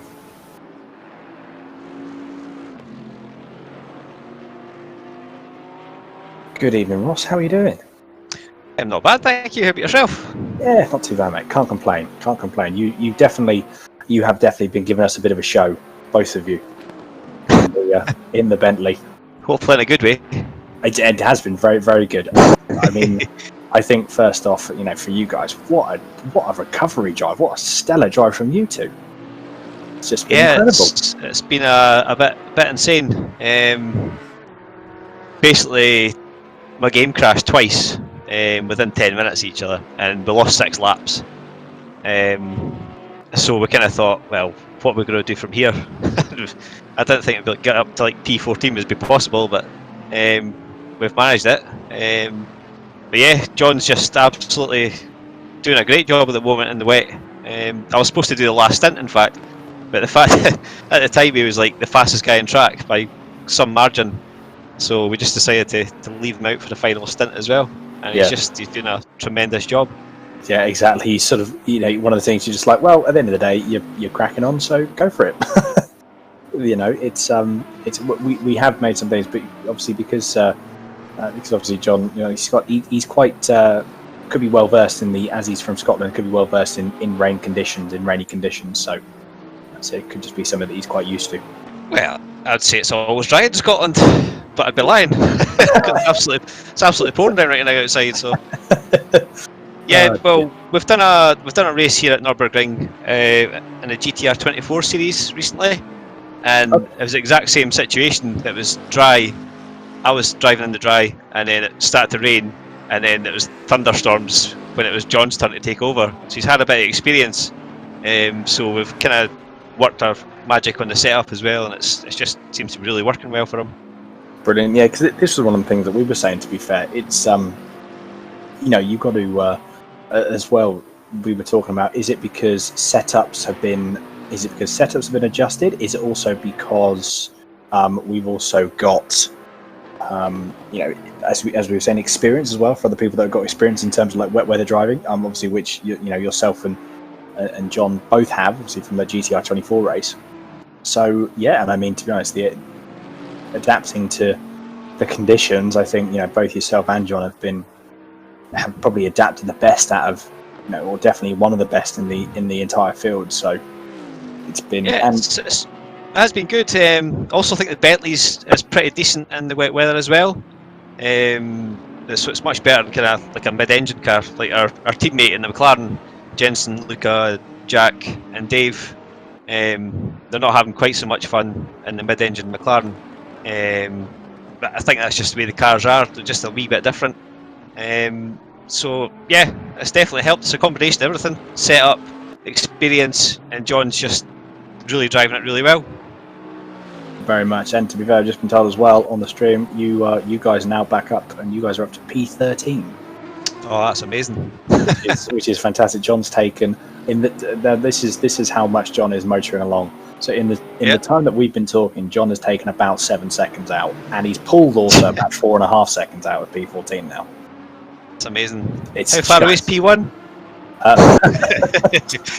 I think unfortunately maybe another 12 hours. You might have a bit of luck. Can we just keep it going then? Well, I mean, I'm up for it. I think Steve would. I think Steve will probably fall asleep halfway through the next 12 hours in the comment box. Yeah, definitely not, mate. But yeah, it's no, it's it's been honestly a stellar drive from you guys, and it's one that's just been really enjoyable to watch. It's a shame that obviously that did happen. Such early on in the race, but also, to be honest, it's almost a blessing in disguise that something like this happened, and if it did happen, it were to happen right at the very start, so you've got pretty much 12 hours to come back through. So you've got to look at trying positive as much as you can, haven't you? That's true, yeah. I mean, if it happened like 2/3 of the way through the race, it's kind of difficult to carry on at that point, but yeah, at the start, you've got a bit of an opportunity to kind of try and get up as far up as you can. And yeah, I mean, I don't know how far away 10th is, but if it was a top 10, that would be absolutely phenomenal. But as it is, that's a great job. Yeah, so fairly happy, but also we kind of think what could have been. Could we have been on the podium? I think, yeah, definitely. The pace we've kind of shown. Yeah, I think this is the other side of the coin, isn't it? Really, the other side of the coin is, you do think, it's been a fantastic recovery drive, but then exactly, you also do think on the flip side, you think what could have been, what would have happened in these conditions. Say if you guys were, if you guys were running P3, and you were all of a sudden it started absolutely throwing down the road with 2 hours left to go, and then you started plugging these lap times. I mean, who knows? Yeah, exactly. Coulda, woulda, shoulda, but it didn't happen. Exactly. I mean, at the end of the day, always a good thing. You've both got more experience now. There's always another time. There's always another race to be doing this. But no, it's been fantastic to watch from the comms booth as well. And really, really good indeed. Really enjoyable. And it's just been a fantastic event. I think you'd probably agree with that as well. Oh yeah, definitely. It's been well organised, and it's for a very worthy cause as well. So I hope there's been a lot of donations in for Mind. Yes, at the moment, we've got Jack McIntyre, obviously in the McLaren. He's raised £230 from his own fundraiser, which will go into the main kitty. And the main kitty now is including that donation, including Jack's donations, is just over £3,500. That's great. It's all worthwhile. It is, isn't it? It absolutely is, and it's been a fantastic event, and glad that yourself and Zancho could be a part of it. Well, thanks for having us. Brilliant. Right, Ross, I will let you crack on. There's 7.5 minutes left. I'll let you go and keep John company for the rest of the race. Do a bit of cheerleading. Yeah, a bit of cheerleading. That's it. Get your pom-poms back. No, fantastic to chat with you, Ross, and hopefully catch up soon. Thank you very much. Cheers. Good luck. Cheers. Bye.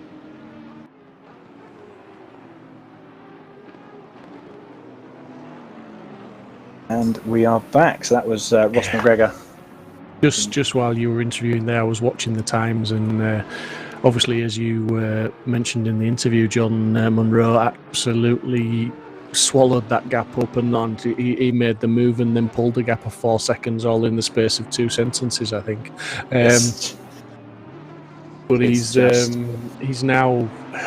still doing the times. He's done some 2:02s while you were talking. Absolutely awesome, Awesome, yeah. Fantastic. Don't want to take it too much time as it's near the end of the race, but Exactly. No, it's been a fantastic event. And I said 6.5 or just over 6.5 minutes left. So no, it's fantastic. But yeah, we've just been told as well that we have got Mr. Jenson Button back in for another interview. So we're going to be catching up with him in a second. But yeah, it's really good to have.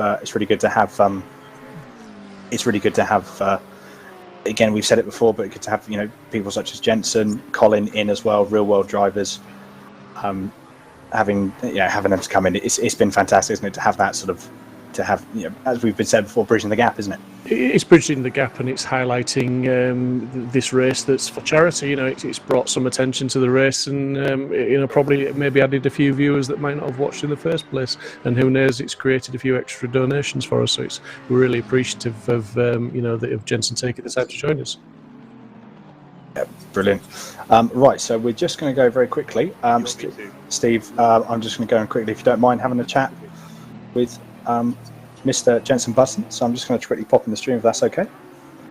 Absolutely, mate. Give me 2 seconds, everyone. Jenson, how are you?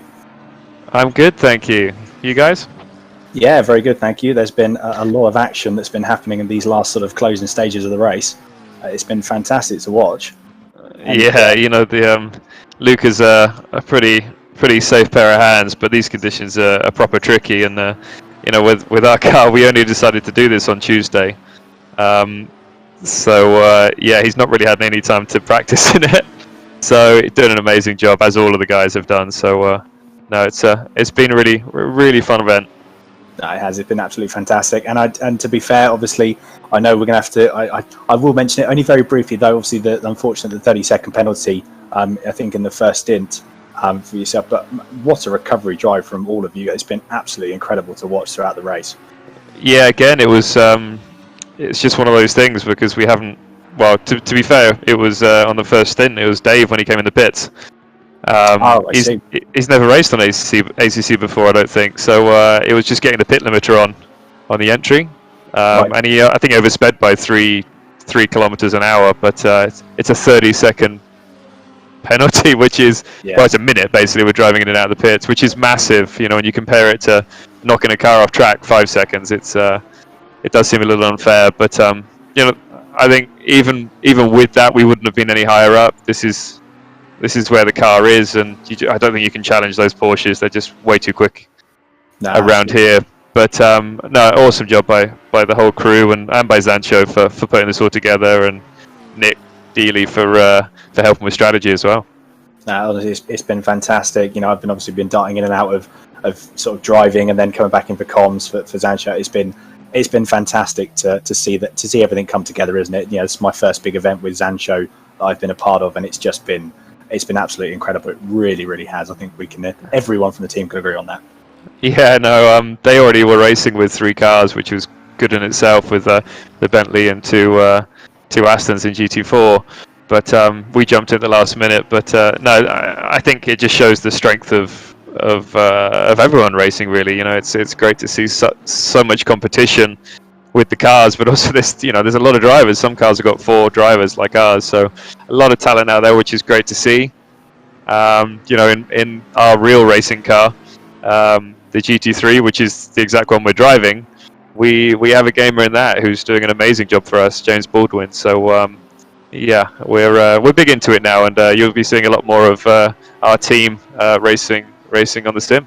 Fantastic. Can't wait for that. Well, Jensen, I know we've only got a couple of minutes left. I will let you get back to the team, but no, honestly, really good to catch up with you and talk to you. And yeah, good luck for the rest of the 2.5 minutes. Excellent. Cheers. Cheers. Take care. Bye.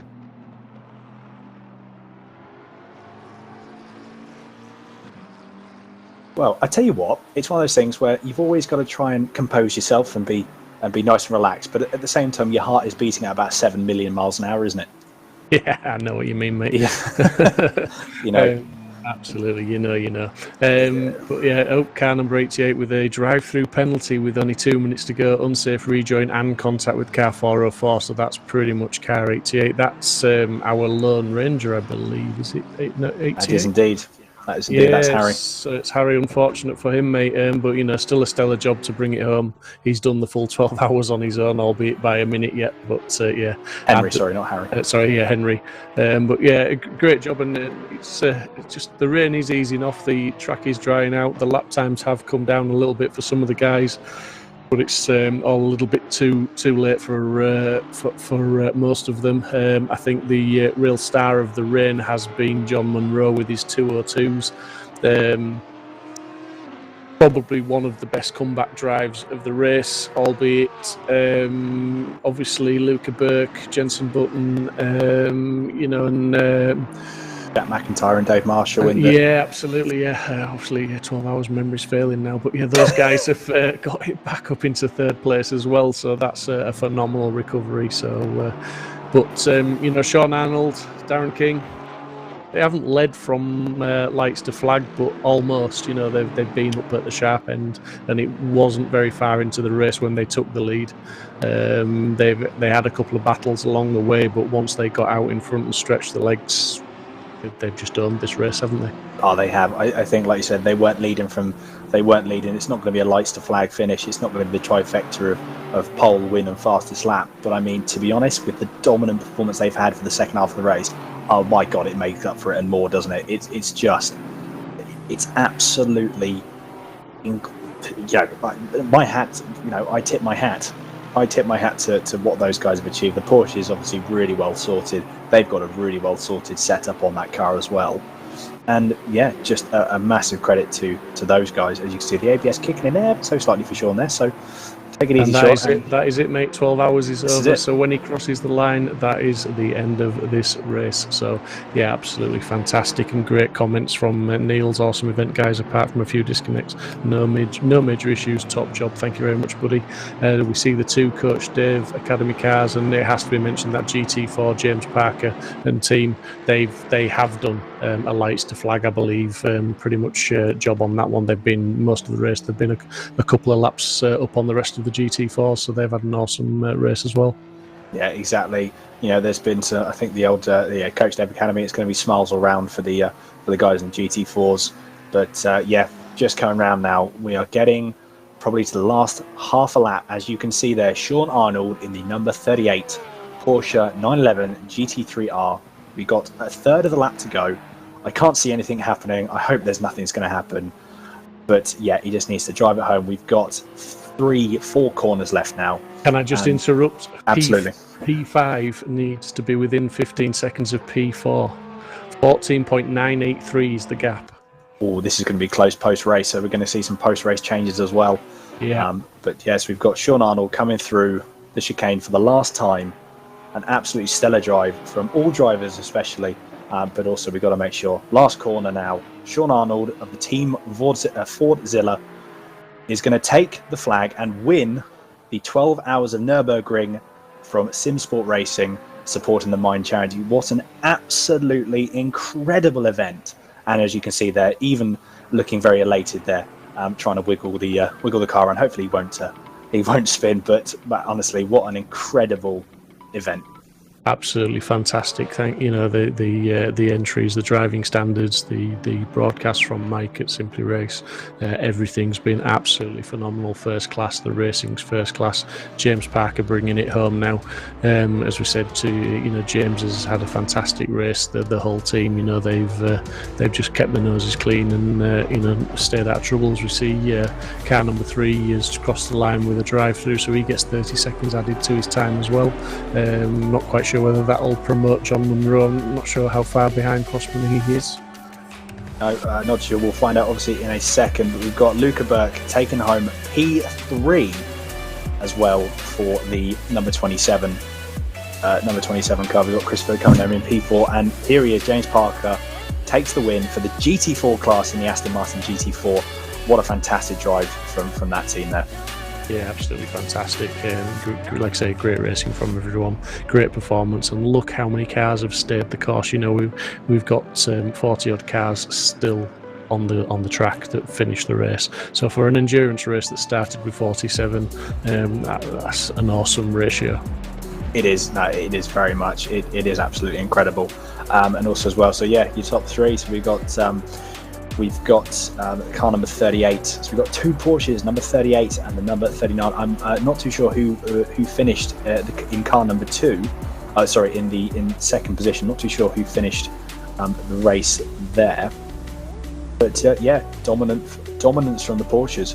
As we see a few more, as a little bit of an incident. We're just going to gloss over that incident at the very end of the race. The race is over then, so it's all taken. Yeah, absolutely. A few nice comments coming through in the chat. Thank you guys for putting this on. Really amazing job. Great race, everybody. Such a great time to take part in. Super tired now. Well, that's Paul Lindsay. Thanks, Paul, for your help with setting it up as well, mate. But yeah, great to be involved with everyone that's helped us with this, and it's been a real spectacle, and really proud of what the guys have achieved. I absolutely. I think, like I was saying, being a couple of people, like this is also my first event with Zancho, and also my first event with Simsport, and you guys have all been incredibly welcoming, and it's been a fantastic experience. Well, I'm hoping we all get to work together again in not the too distant future. I'm very much hoping so, because it's been definitely a learning curve. I think more so for yourself, Steve. Doing kudos to yourself for doing all the 12 hours pretty much on your own in terms of commentating. It's not an easy thing to do, is it?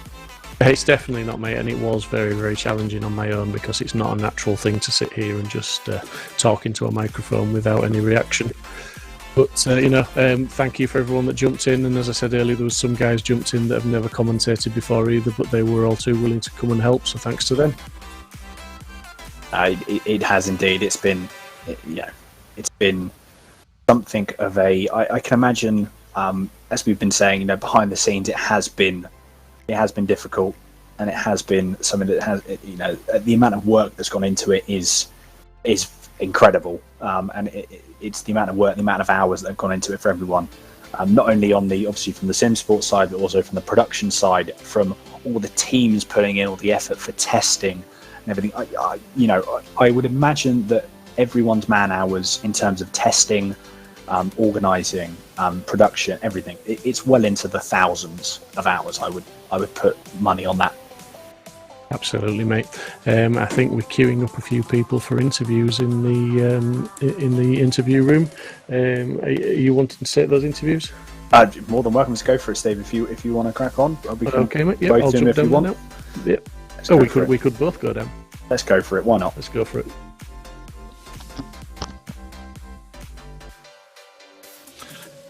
Good evening, gentlemen, and congratulations to everybody. Darren, great result. Yeah, what a race, guys. I told you it would close up at the end, right? And especially with that weather, this was probably one of the best endurance races I've done weather-wise. Day to night transition, then with thunderstorm, for the last 2 hours was just incredible. To be honest, mate, after your first interview, when you said it was going to close up, I kept holding you to that quote during the commentary. If you get a chance to watch any of it back, I kept saying, it's going to close up. He said it's going to close up, and the strategies are going to change things. There was a couple of guys had a couple of issues that dropped them further down the field, but the rest of you guys, it certainly closed up, and that rain really added something to it, because boy did it rain at one point. Yeah, heavy thunderstorm as well. So what happened as well on my, I think it was my third double stint, I was in the car done the first hour and it just started to rain. I went in for wet and I had Sean selected. Luckily he was there. Otherwise we would have dropped out first. And he had to jump back in the ring and get going. So that was our first mistake right there. An only mistake for the day. Well, credit to you guys for that, and I mean, just over to you, Sean. I mean, that final stint, you had a couple of run wides here and there, but nothing too major. It really looked treacherous with some of that standing water, and the car looked a little bit of a handful at times, but then other times it absolutely looked like a rocket ship and really composed. So credit to you, buddy. Some quality driving. Yeah, it was tough. I wasn't expecting it, to be honest. I wasn't expecting to be driving, and then I was like, oh, they're all in the car. I'm like, oh no, really? I had no practice in the rain either, so it was just all learning curve for me. And a couple of offs, couple of scary moments, but I just tried to get it to the end, and we managed it. I mean, how hard were you pushing in the end? Were you just fully aware of the gap that you had, and you were just literally watching that gap and driving to the conditions, not pushing too hard? Exactly, yeah. I wasn't pushing, I wasn't risking anything from the start, really, from the stint. We knew we had a good gap. Then we got into that instant. We had to take that early pit, fix some damage, lost a bit of time in the spin. So it was just maintaining that gap, not losing too much time, but obviously not trying to push it and risk losing a big chunk. Yeah, I mean, we were saying when you crossed the line, obviously it wasn't a lights to flag sort of a victory, but you had a bit of a battle early on, but all very respectful. But once you sort of stretched out and got a bit of a gap on the guys, as Darren mentioned, there was a bit of maybe different strategies going on that sort of gave you a bit of a gap. But to be fair, you never looked like losing that gap, especially not after we got halfway through the race. It looked like it was yours, albeit we did think maybe it's going to close up a little bit, but you guys just looked so composed on the track. It just looked faultless, to be honest. Yeah, it was one point, I'm not quite sure what team it actually was, but they caught up quite a lot, and it was like 13 seconds behind them. We was like, wow, they've put some good time on us here. And then the next stint, then we just carried on that gap, and I think Dal jumped in the car and he pulled like a 30-second gap. And then from there, like you said, we just maintained it. Dal drove absolutely phenomenal today, and I think what really got us to win in that big gap was just the consistency. We both had really similar pace and just consistently putting the lap times down, staying out of trouble. So yeah, I mean, we've had mega fun today, and thank you guys for giving us that fun. It's been it's been an absolute pleasure to host the event. It's been very hard work, as you can imagine, sort of setting it all up. The admin have worked really hard behind the scenes, but when we get guys like you and the rest of the guys that have taken part, and you've all raced with such respect and really given it your all, and we had 47 cars started, and we were just saying there was over 40 cars finished a 12-hour race. That speaks volumes for what we've organised and for the people that have taken part as well. So it's just all come together, and it's been fantastic. So thank you very much for that, and everybody involved. Over to Daniel. Any questions from you, Daniel? No, to be honest, I think, to be fair, the one thing I was to say is chaps, well done. Honestly, that was a fantastic drive from both of you.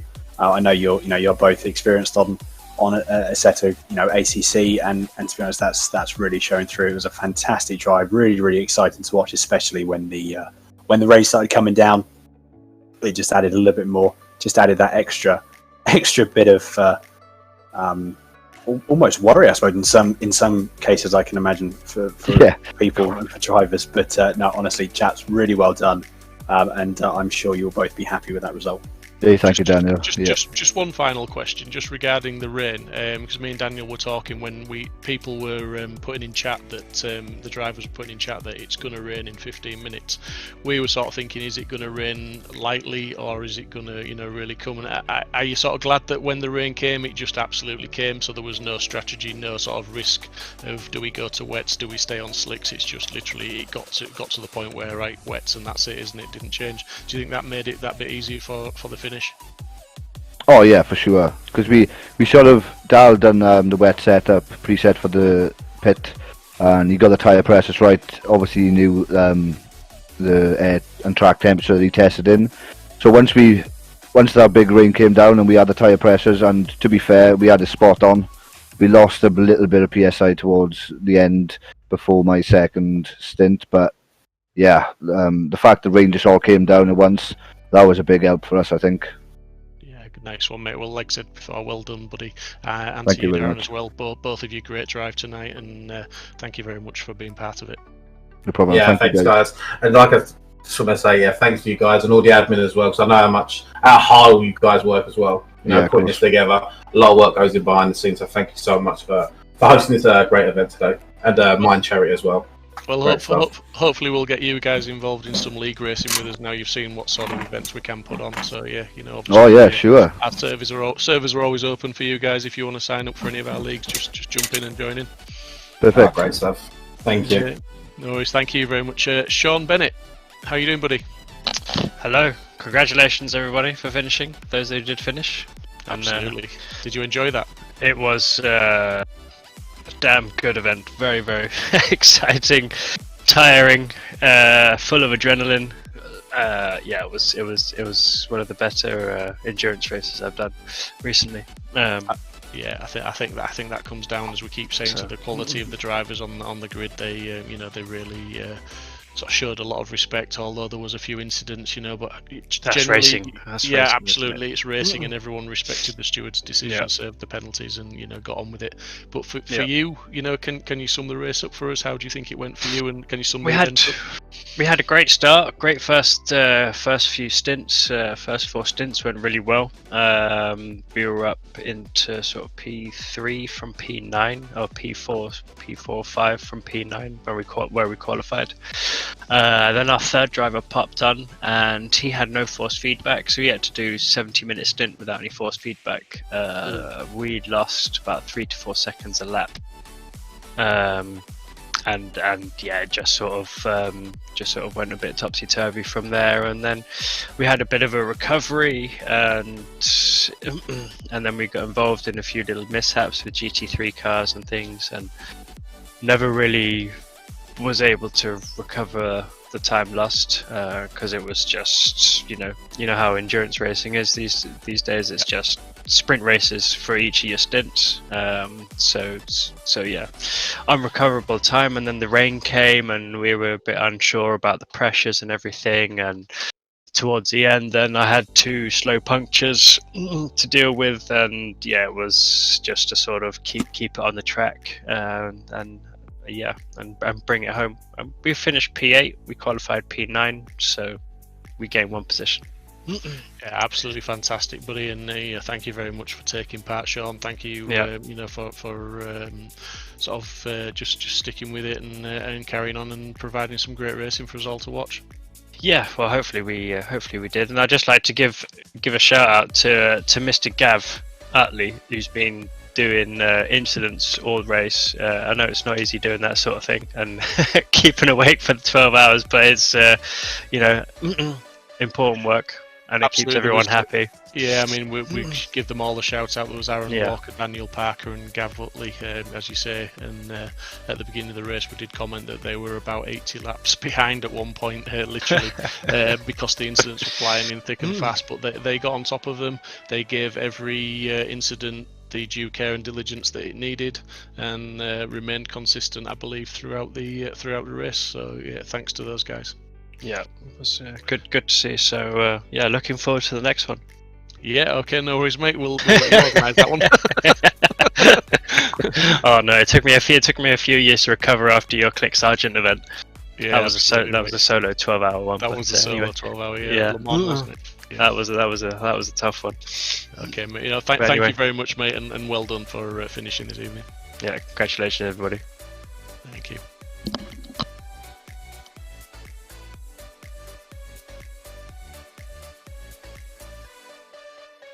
Got a few more people have joined us in the commentary box. So we have James Parks. We're going to go and be talking with the GT4 chaps now. So we've got James Parker and Joe McCauley. Is that how I pronounced it? Hopefully I pronounced that correctly. Fantastic. Look at that. I'm on the ball. On the ball today. Look at that. Firstly, I want to say, gents, I suppose, guys, we made it. You made it through the 12 hours. And we 12 hours of survival, I think we should call that, to be honest. It was a great race. There was questionable mentalities from some of the GT3 guys, and as a GT4, you've just got to survive that. And to be fair, with the amount of chaos and traffic there was, it wasn't about being fastest. It was basically just keeping your nose clean, making sure you didn't pick up any penalties, and the only time you went into the pits essentially was for a pit stop. So, the P2 car, they pushed us hard in pace in the early stints, but obviously with a couple of penalties, managed to kind of build a gap, and Vicky and Joe did a great job of just taking advantage of any mistakes they made. I was super happy with the result, to be honest. Honestly, shout out as well. It's just congratulations, for both of you to take the win in the GT4 class. That's a fantastic achievement. And also as well, it was very much especially to the last, I suppose, 2/3 of the race. Let's be honest, it was just an absolute dominant performance from the entire team. Is it something? Was there something specific that really sort of worked for you in terms of testing, or is it just a combination of everything in terms of really having a car that was really dialed in, having the testing there, and just sort of what do you feel was a key factor into it all? You gonna answer that, Joe? Or? Go on, mate. Go on. Well, me and James are really big on the GT4s, and not a lot of the faster people who mainly race GT3s come into the GT4s. So it's I don't know why nobody really enjoys them, because me and James really do. Yeah. And Vicky's fast in them as well. Yeah, so we knew we had good pace, just from the three of us. Yeah, the setup was good. It probably took us a couple of days to sort out and test to make sure everyone was comfortable with it. But yeah, it was just, I think the key to the success was basically stay out of trouble. That's all you needed to do, was just, especially in those last 2 hours when everyone was skittling off and having incidents. Joe had the worst stint of the lot because he had to come in the thunderstorm after racing in a GT3 race earlier on in the evening with and basically only doing dry running for the first half of the race. So it was an adjustment. It was an adjustment, yeah.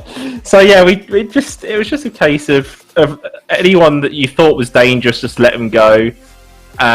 Just doing the laps and getting that average speed, per kilometre in, and just avoiding trouble. I think if anyone does that, they win. I mean, Sean and Darren today, they made no mistakes. Yeah. They just moved their way up to P1 and just stayed there. So in a race like this with 45 cars and basically a clean 200 meters every lap before you hit someone else, it's just keeping your concentration and avoiding trouble. Yeah, exactly. No, chaps, could not agree more. Couldn't agree more with this, with what you were saying there. Like I said, traffic management is key. Staying out of trouble is key. And I'm not being funny. I think this is the perfect example of when you manage traffic correctly, when you're sensible, and when you make sure that you're taking all necessary precautions. This is what happens at the end of the day. You walk away with a win. Yeah, absolutely. I just want to say thank you for organising this. It's been a great event. Even with the mishap at the start, it was professionally dealt with throughout, and the stewards are excellent. It's obviously all for a great cause in the Mind charity. So just thank you for letting us race and take part in this. Honestly, like I said, I mean, I'm not part of the Simsport Racing guys. That's something you'll have to thank Steve and his team for. But no, to be honest, and I would agree with you as well on that. They've been very welcoming for myself as well. So it's been a fantastic, a very professionally run event.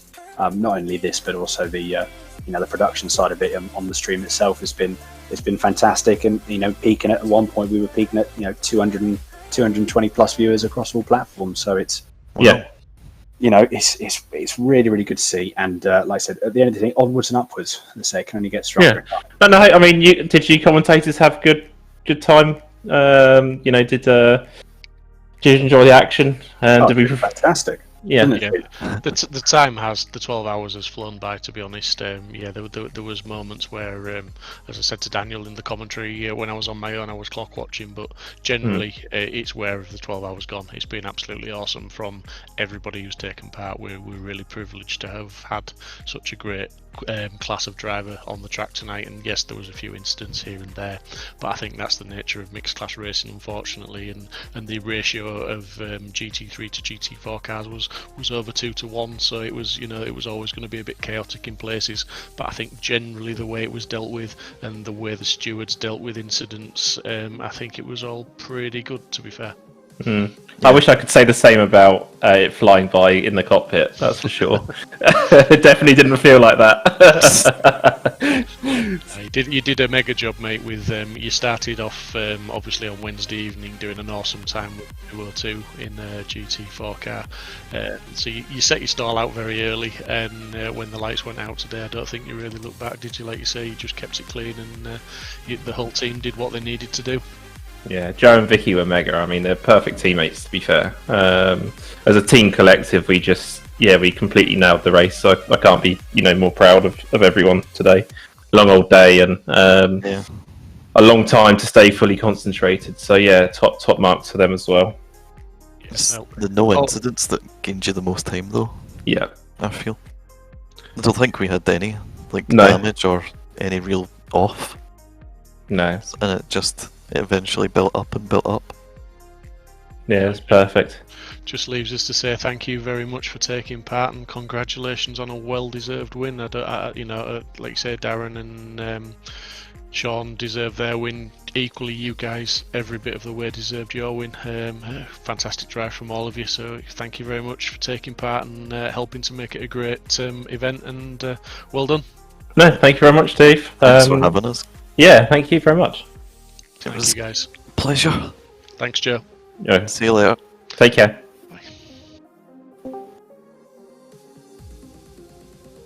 It's getting like musical chairs in here. It is, isn't it? Oh, hello, guys. Good evening, Ivan. How are you, buddy? You enjoy that? That was pretty fun race, but not without incidents. But still, yeah, I enjoyed it a lot. Absolutely, mate, and a very good race for you. Yes. Naturally, I wouldn't say that. Well, Grifax Engineering, I kept commenting on you in the stream. You were sort of impressing me because you were at the sharp end of the GT4s for most of the race. So you were putting on a strong performance for the majority of that race, I have to say. As a team, yeah, we probably, but I think we didn't really achieve our goal anywhere close because we were trying to put up some fight with the CDA, and in the end we lost like 3 laps or something. So I couldn't say that was really good a race for us. But a lot of things happened, and even if we want to say that, oh, come on, it was not our fault, sometimes you just can't predict something. But yeah, at least half of the mistakes was maybe by us also, and yeah, it was just not the greatest performance for us, but we're staying strong, and maybe for the next event it will be better for us. Absolutely. I mean, all you can ever do from an event is take the lessons learned, and if obviously if you're not happy with your performance, you take it on to the next race, and you learn from the last race, and obviously hopefully go on to better things. Because personally, I think the performance was pretty good, and you were up against some stiff competition with the Coach Dave Academy, they set their stall out very early on, and they didn't look back, did they? Once they got away, but you had a great, in my opinion, you had a great race. Yeah, also somewhere in the middle of this race, I guess from 7 to 6 hours. Oh, I guess it's 7 to 5 hours. Yeah, we had a qualification 2-hour race at Bathurst by RCI, and we managed to win it in 2 hours with more than 1 minute, I guess, to the P2. So we were kind of happy because of that. At least we won some race today. And well, yeah, it was quite a performance after all at the Nürburgring, but we just aimed for a bit higher, and we can't really be not disappointed by that. But after all, I think it turned out just fine. Could be worse at all. Yeah, I mean, absolutely. You can't knock you for wanting to, achieve more than you have. But just for today, be happy with what you've got, and like I say, Yeah, well done for the result, well done for finishing the race, and absolutely, thank you very much for taking part and making it, helping to make it a great race for all of us to watch. Thank you very much for the organizing this event. It was like the first event of this. I've never taken part in events similar like this, and I'm a sim racing for about 4 months, I guess, for now. So just looking forward to participating in any stuff like that, and it was really enjoyable. And I will always be looking forward to take part in something like that. So yeah, thank you so much, guys. It was really fun, and it was really good racing. Yeah, thanks once again. Thank you very much for taking part, and thank you. Yeah, thank you.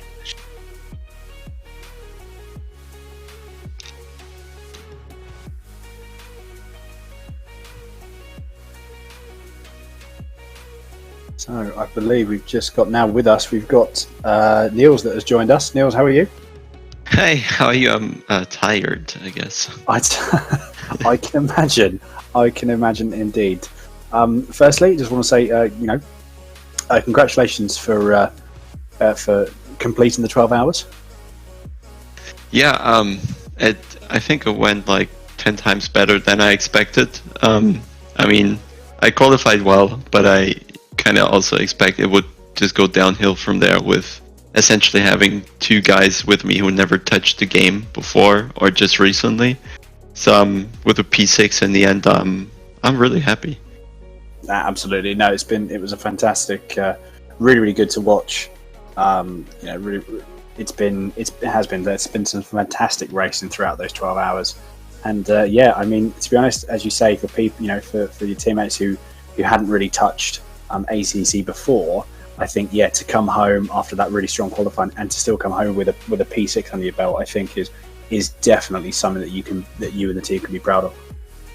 Yeah, I think we're a couple laps down in the end, but I kept stressing, and they took it into account well, that just these big incidents cost you the race. So we were fine with having a second here and there, or a couple more. Just kind of happens. But we avoided the big issues like stop and go penalties, drive-throughs, and all of that. So all we really had were a couple longer pit stops with a tiny bit of damage or so, and then a small incident on track with a spin or something. But overall, we had nothing race-ending. Brilliant, exactly. And we've said this before. That's the main thing, isn't it? Your traffic management, keeping out of trouble, staying out of trouble. At the end of the day, it yields results. It really, really does. And again, like I said, a P6 with with the strength of field and with some of the drivers that were in this race, it's something that you guys, I'm sure, like I said, yourself and the team are really going to be proud of. So no, really well done there. Is this something that I imagine you're going to be wanting carrying on with your other teammates? Are they looking forward to driving ACC a bit more as well? I will have to find out, because naturally, Carlos, being our CEO in GTO, is very busy. Right. He wants to have that as a hobby, so he's racing already in RCI. So he kind of is serious about it, and given that he's doing it for now like 4 or 5 weeks with a proper rig, his speed is also quite good. He was a bit scared going into this race. He took probably a lot more care at times than he should have, and in other situations probably the opposite, just misjudging how the other cars behave and how Mars can't change his direction as much as someone would like to. But overall, he's enjoying it a lot, so he'll probably stick to it, and sooner or later we'll see him in a race again. And with Neil, I guess it all comes down to what he has to do in the real car. But it was really interesting having him here adapting to it really quickly, and especially in the rain. I think in the end he could show what being a race driver means, and he was really quick to adapt to the changing conditions and find that tiny bit of grip that was there. No, fantastic. No, really, really good to see, and it was a fantastic event for a really, really good cause, and to have yourself Niels with the G2 team as well, absolutely fantastic. So no, really well done. And, I look forward to, and both Simsport Racing and myself, we all look forward to seeing you again, you and the team out on track again soon. Yeah, of course. Thanks for the effort. Staying calm when the server failed, I guess, more important than anything else to just keep looking forward there. And then I guess Dave helped out in the end. So overall, great event. No issues when the server was finally running. A couple disconnects that probably aren't on your end. It's just ACC there. If you can afford it, do it again. I think that would definitely be a conversation for Steve to have. But no, honestly, Niels, thank you very much, mate, and look forward to catching up with you soon. Sure, bye guys. Cheers, bye-bye. Chris Crossman, welcome, buddy. Steve Hinden, welcome. Hello there. Good evening. Chris, if I can come to you first, buddy. Well done on the recovery drive, buddy. It looked like you're having a little bit of fun with the Porsche in the wet weather there. Yeah, well, we didn't set it up for the wet, if I'm completely honest, because after all the practice we did, it was dry that much. We took a massive gamble, which didn't really pay off, but it was fun. But I don't know if you noticed, Kev Archie couldn't come back after he disconnected. His wheel was gone, and Kev was absolutely knackered. So they left me, who was obviously the third fastest driver on the team, to do most of it. But it was a good laugh, to be honest, and we had fun just trying to battle. And like you said, it got wet, and it was just trying to get see how many places I could potentially get back. I did keep having a little moment that, like I say, was not built for the wet, that setup. But yeah, we had a great laugh, mate, and definitely. It was interesting, to be fair, buddy. We got some on-board footage with you, and there looked to be a lot of steering inputs going on in that Porsche in the wet weather. I had to try and do minimal movements, and it was certain. It felt like ice at times. Yeah. Every time on the back straight, that little kink, that was one of the worst bits. I had to ease off and go to about 90% and squeeze as I went round, and that's how it felt good. But every time I caught another car there, it was horrible. And it's fun, like battling in the wet. It was great. I did a few other positions as well. So probably noticed I got a drive through on the last corner because I miscalculated the stint time slightly. I didn't know it was going to be laps of over 2 minutes at the end. I thought it might have been drying up. So anyways, on the last lap, I think the guy went, and I just didn't have enough stint time to finish the lap. So on the last corner, I got a drive through, but I don't think I lost a position because the guy behind me just got around me anyway. So Looked like you had a lot of fun, and the main thing is, at the end of the day, we've raised a lot of money for charity. So if you've enjoyed it, and it sounds like you have, buddy, that's what counts. I mean, if you can sum up your race in a couple of sentences, what would it be? Well, unexpected, but yeah, great fun. Good man, that's what we like to hear. Thanks very much, Chris, and well done, buddy. Steve. Hello. GT4 extraordinaire. Some good stint times from all of you guys as that race went on, and a credible P4, I believe, was it? It was, mate, yes. We were really pleased with a lot of the race. We had some issues. Harris got some damage very early on. I think it was turn 2 or turn 3. There was a bit of an incident, and Harris picked up about 25 seconds of damage. And that really hindered our first stint. But we sort of got our heads down and got on with it. I think we dropped down to 12th place, and it was kind of then the bit between the teeth and crack into it, and we pulled it back, and unfortunately I had a bit of a nightmare in the pits. We got a drive-through for track cuts. I tried to do the drive-through, and unfortunately it didn't work out, and then I overshot my stint time, so then I actually got a drive-through for overshooting my stint time, and then we pitted like 3 times on the trot, which basically cost us 3rd place. We should have had 3rd. Yeah, to be fair, you were pretty much one lap down, weren't you, on third place when I saw it? But yeah, it was a good drive from everybody. You sort of didn't let your heads drop, and you kept battling on. And like I say, to recover back up to fourth place after the issues you had, that was a good drive. And towards the end of the race, I know in Steve's last stint, he was certainly getting bullied by a few GT3s. We saw some cars picking up penalties for contact with car 42, so that nobody was making it easy on you.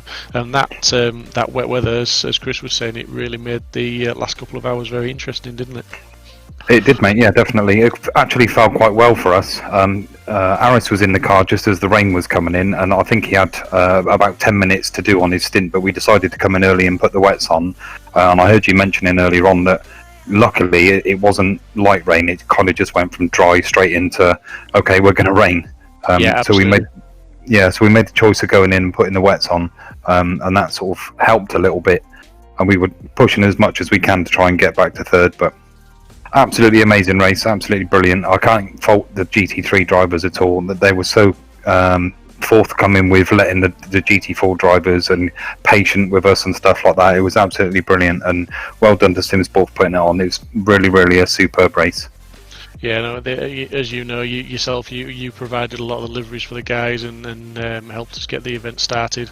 And the guys have carried on, and there's been a lot of work gone into it. So yeah, we've said thank you to them many times tonight, and I don't think we can say thank you often enough.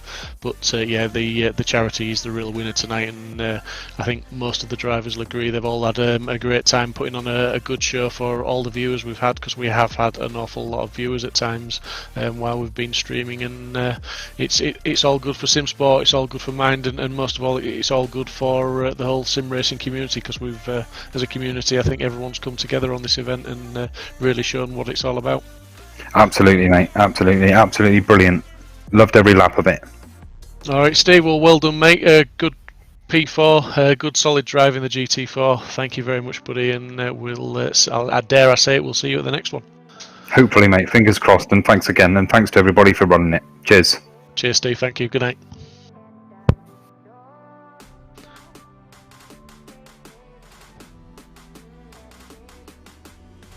Well, that sounded like everybody was pretty much impressed with the events of the day, and what a day it has been. £3,387.09 on our Just Giving, and then what was it, Dan, on the other one? Was it another couple of £100 we said to add to that? Dan with us? Has Dan gone? Has Dan fallen asleep? I'm still here. My mic was turned off. Thought you might have fallen asleep there, buddy. No. So yeah, £230 added from Jack's nice one. fundraiser as well. So yeah, we're well over the 3.6 mark. Absolutely fantastic. Thank you, everybody. The donation link is still live for some time to come, so we can still achieve that 4,000. So if you are watching any of this racing as a replay, please click the link and donate what you can. It all helps, and it all is going to a great cause at Mind. Daniel, if I can just ask you to sum up what you think of the racing and the event today, just as quick as you can, because I think we're all going to fall asleep very soon. I know, we're not far off, are we? To be honest, I think, yeah, brief summary, what a race, some incredible battles, changeable conditions made it even more exciting. So much that was going on, we could barely keep up. But I think, do you know what? All in all, it's been an incredible success. You know, from the Simsport, from yourself and the Simsport Racing guys, from all the admin team, the video production, the teams, the drivers, everything just came together. It worked really well. Everything was professionally dealt with. I mean, this is probably up there with being one of the most professionally organised and professionally run esports sim racing events, I think. Period. It's been absolutely fantastic, and just wanted to thank you very much for letting me be a part of it. Absolute pleasure, mate, and thank you very much for those kind words. They do mean a lot. I'm very proud of the community that's put this on. Thank you, Mike from Simply Race. The video production, I'm sure everyone watching will agree, second to none as ever. Fantastic. And Dan, you have been a fantastic co-commentator. You've done an awful lot of commentating with me tonight, or today, should I say. I'll keep forgetting we started at lunchtime. I know. Thank you to all the other commentators, Alex that jumped on, Dave Hedges, Steve Hinden, and all the guys that have who've come down for interviews. They've helped the stream to go a lot smoother and keep it interesting for the viewers as well. So thank you, everybody. And Dan, don't leave it too long before you're jumping in. We've got GT4 leagues, we've got GT3 leagues. So if you fancy just jumping in for a quick chat and a commentate, you're always welcome, buddy. Fantastic. Appreciate that, Steve. Thank you very, very much. All right, thank you, and thank you very much for watching, everybody. And I think all that's left to say now is good night.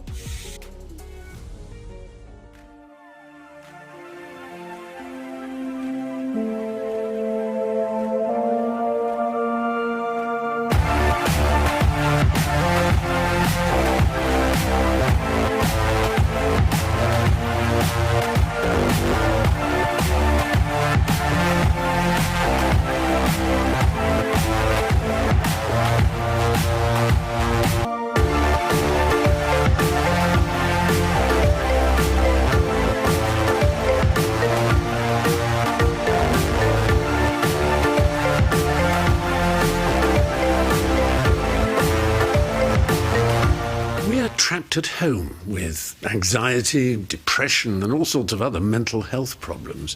To save lives, we're enduring uncertainty, fear, and grief. The impact will be long-lasting. One thing seems certain. Our mental health, yours, mine, our friends, family, and frontline workers will suffer. Please, give £10 to Mind today so that their mental health support services can be there for everyone who needs them.